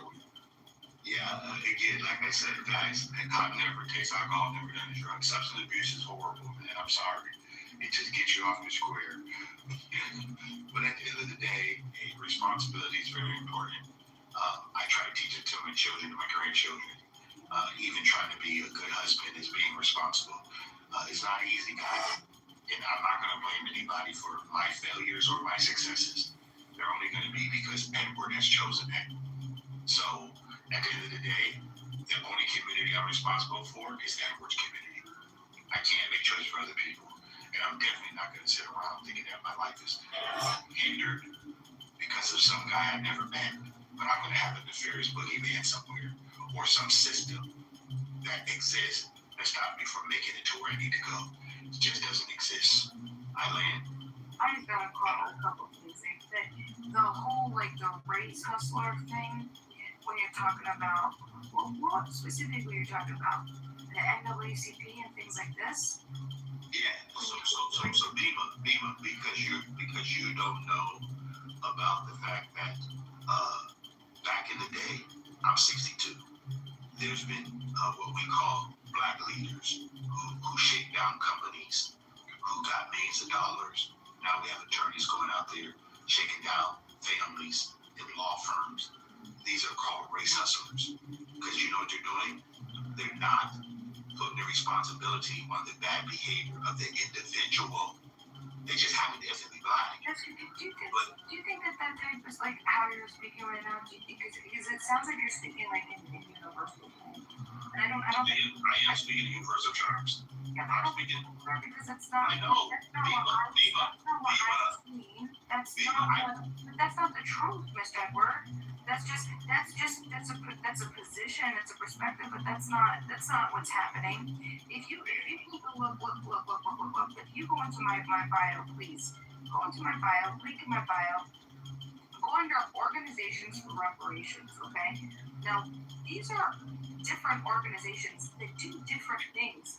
No reason we're talking about getting people added faith-based stuff, leaders in community, getting people food, getting activists, civil rights lawyers. Maybe that's not the conversation he's having. Yeah, you're all in left field. That's all he's talking about. I don't. We close. Not even close. You don't know what he's saying. You weren't listening. You're off. You're off. Yeah, and this is the challenge that we have because the narrative is really sad. You know, these people come around, and I'm going to say these people come around every 4 years or 2 years to the community and tell them they're going to bail them out of something. You know they're not going to do that because they want us to be perpetual victims. What happened is, and this is really sad, now you got people saying, I'm an independent citizen. I'm not a citizen of a corporation. You know, like these people are just, I don't know where we get this information from. It's just crazy. Are you talking about the sovereign citizen movement? Yes, the sovereign citizen movement. You know what that means? Yeah, I do. And there's legal. It's all law and contract law. It's very interesting, but I don't think that it's. And it's not. I know you could laugh or bringing it up as an example. I'm not gonna lie. It's an example, Bima, because Bima, we got to just Bima. I just want you to hear me. We gotta get people to be responsible. And they're not status bootlicking slaves. No, and they understand that that the government doesn't own them. That this institution of bullshit that they want to lift the boot of. Okay, people that want to step outside of that. I don't want Let me just, I'll land on this in 30 seconds. My racist fears. I don't want to abide by the law. Shed some blood for it, pick up a rifle and shed some blood for it. You'll never do it. You just sit on your stoop and bitch and moan and whine about shit that you'll never fight for. You'll never get up and pick up a gun and fight for people.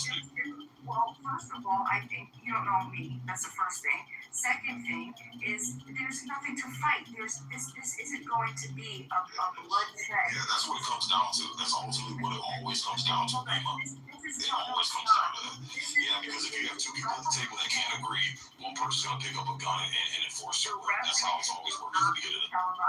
The revolution will not be televised.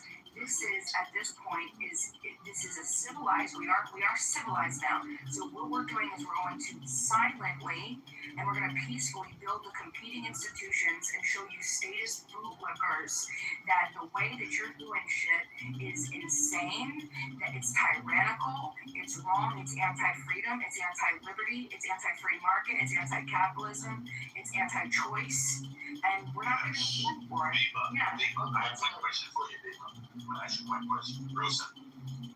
Why should I get reparation for work I didn't do? What are you talking about? Are you talking about It's a real simple question. I'll say it again. Why should Edward be paid money for work he did not do? Well, you said reparations, and now you're saying that's the word. That's the word. Reparations and money are two different things. What is it? Well, reparations is repair. Reparations is the principle of repair. It's the principle of reciprocity. Stop that word.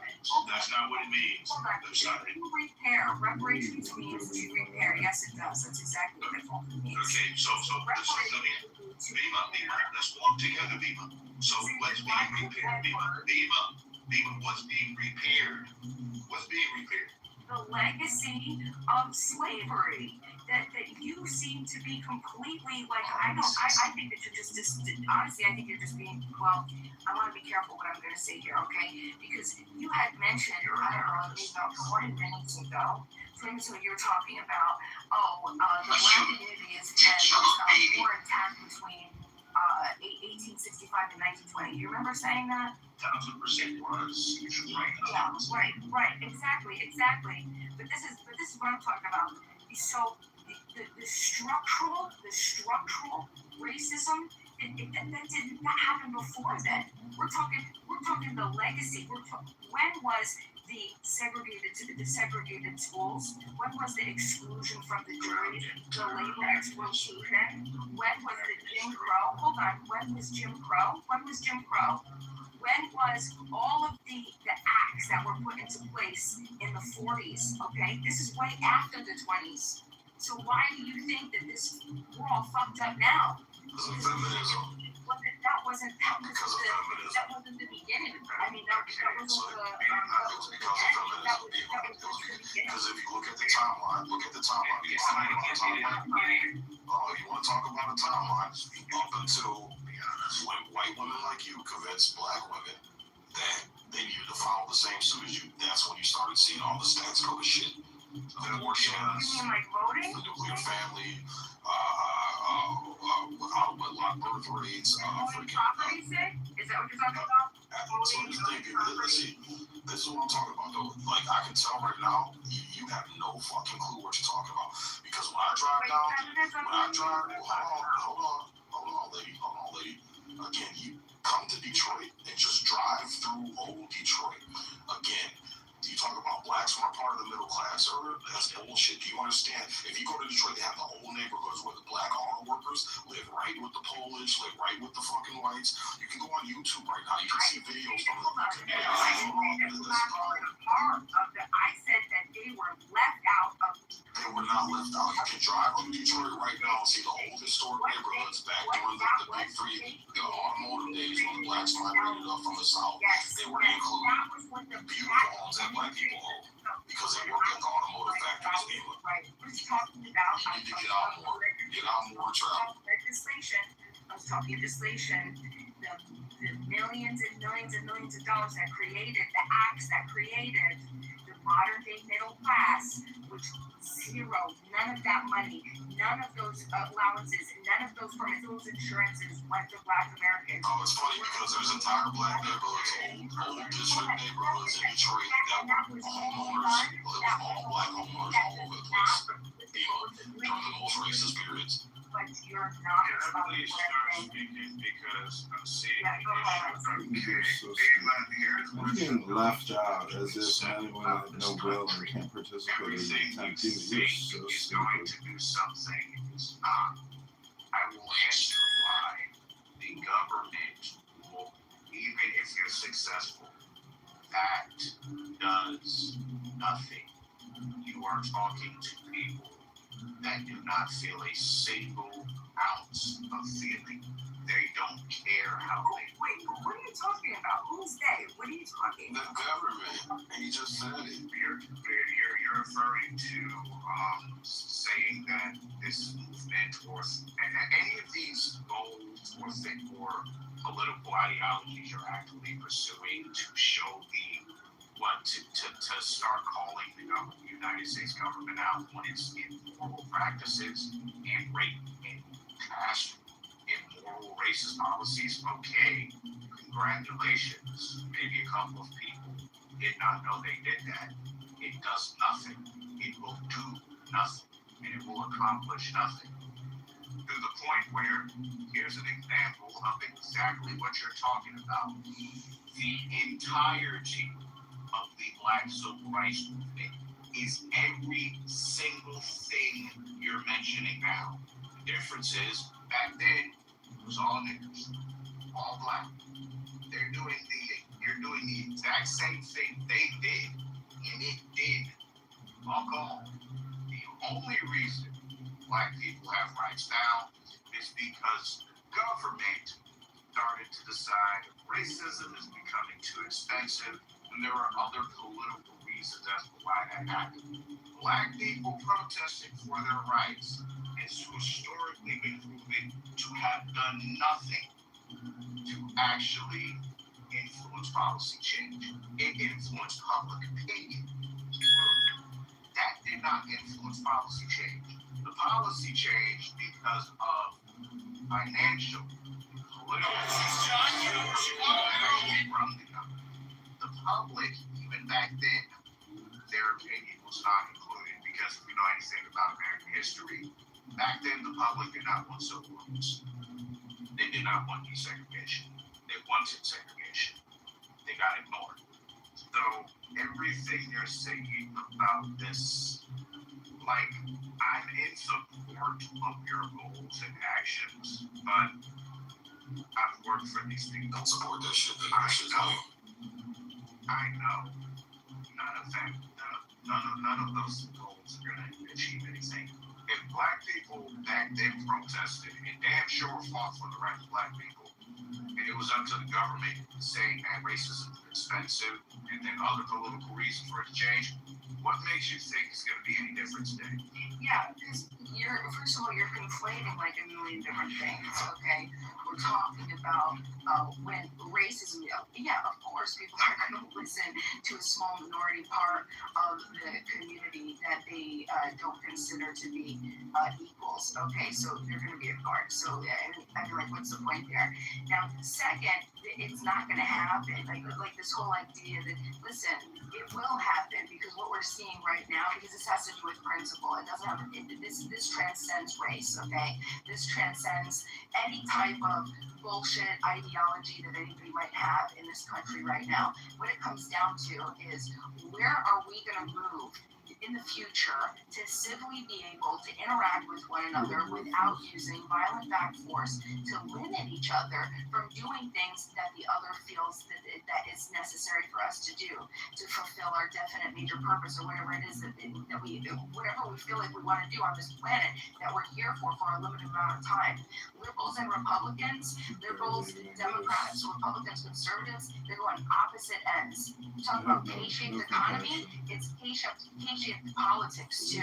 Republicans are getting worse and they go down their conservative lines further, and the liberals go down their, the Democrats go down their liberal lines even further.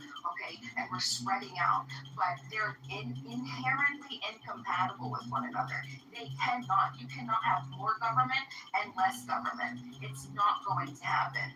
We're going to have to either fight each other. It's going to. That's what it's going to happen. Okay, or we're going to be able to figure out that we can peacefully coexist without using violent back force on one another to try to manipulate, control, exploit each other into doing things that we don't have any. And this is telling each other what to do. This is the ruling. This is all the ruling elite. The ruling elite. And yeah, okay, you want to say absolutely. Black Americans saw this a long time ago. Okay. Unfortunately, a lot of them forgot of it because a lot of them are fucking status bootlickers now. Okay, unfortunately, but that can't be that. So yeah, we have plenty. What is it? It's 99%. I mean, it doesn't. I didn't expect to hear. But the point is that yeah, too many status, and this is what's going to happen with our country. We're going to tear each other apart because we're not going to be. Republicans don't want to have socialized, we don't want socialism. Republicans don't want socialism. And the left believe that welfare is necessary for government's purpose, right? The right believe that security and safety is for the government's purpose. And we're going in two completely different directions. It's going to come down to violence. And both idiot sides are going to have to wake up to realize, hey, look, you should be able to do what you want to do as a free person on this planet for a very short amount of time. You're going to be worm food in maybe 80 years. Okay, if you're lucky, 70, 80 years is going great right now. Okay, and now anybody listening to this, you got maybe half of that. So you got maybe another 30, 40, if you're lucky, God bless you. Okay, so you got another 30, 40 years, which is going to be just a moment like this. Yeah, how about you associate with other like minds, free people, freedom of association, right? Based on private property and consent. You don't control what other people get to do and what other people get to hire and fire and how they get to operate their businesses and who they want and what.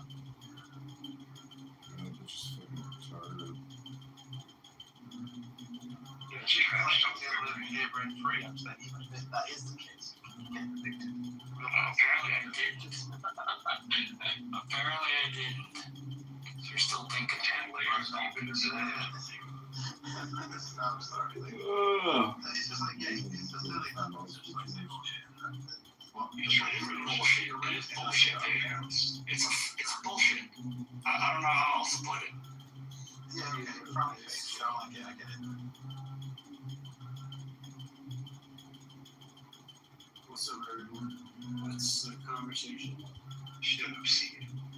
Get out. I just shit it on. What's up, math genius? So he's actually, hey, what's up? It's been a long time. He didn't want me to tell anybody, but I guess a few people have discovered his secret account. What does he want anybody to know? Recording this? No, he's been sitting in rooms and trying to sit in anonymously kind of. Oh, okay.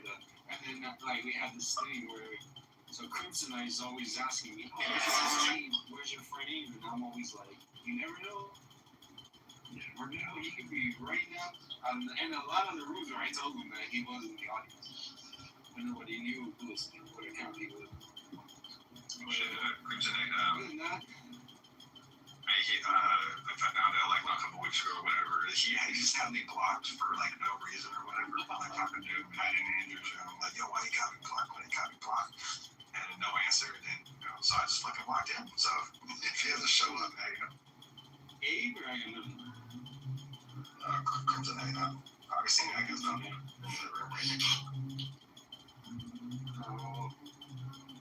So we had a decent discussion. Me, Ali, and Abe with Crimsonite a little bit, and then Agamemnon. But Agamemnon was trying to do the theodicies for the power of evil. And we were granting him, most of us granted that a universe where there's free will, so you have freedom, but has the consequence that you can allow that would necessitate God permit evil to happen. It's kind of comes with a package of free will. That might be in a greater sense, like a better universe than a universe where we can't.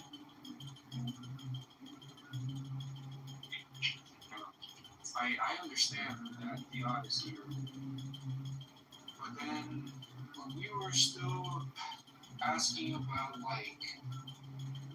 allowing this evil. Agamemnon saying things like, well, God has this infinite power to repair, I don't know, whatever is lost, anything that's lost to anybody, any opportunities they had or whatever, because we were talking about, say, some serial killer kills a 5-year-old child or whatever. He started going off to this analogy of, well, God, basically God doesn't give you anything he can't take away or repair, as in somebody chopping off your foot, whatever, in some forest or whatever, could be doing it for evil, this current evil, we can all agree he's cutting his foot off. But also, that guy could be a surgeon in the woods, and he's repairing your leg and stitching your leg back together or whatever. But I'm this doesn't cover everything. There's still things that God can't repair. And he's what? And I'm all right, for example, if some serial killer takes the life of some 5-year-old child, there's something he is deprived of for the rest of time. And I'm granting, even if that kid goes straight to heaven, has eternal bliss in heaven, etc., he is being deprived of two things which Agamemnon said are crucial for the quote test of God here on earth. He never got to grow up and find Jesus and accept his Lord and Savior out of his own free volition. He got deprived of that. And then I think you could name a million things. He got deprived of growing up, child in his arms, and first time reading him a bedtime story. I said is that your justification, your justification for curtailing somebody's freedom function of your ability to repair the negative consequences of misused freedom. The way most people think about how much evil God should the world is like in that specific circumstance, how much evil they would allow, which is of course a miscalculation because you might have certain moral intuitions about how much evil you would allow in such a situation. But suppose you just have much more ability to bear the negative consequences. Suppose that the child in this scenario begins to think of their suffering in the world as trivial compared to the afterlife. God has such an ability. I destroyed that point. Your second point was,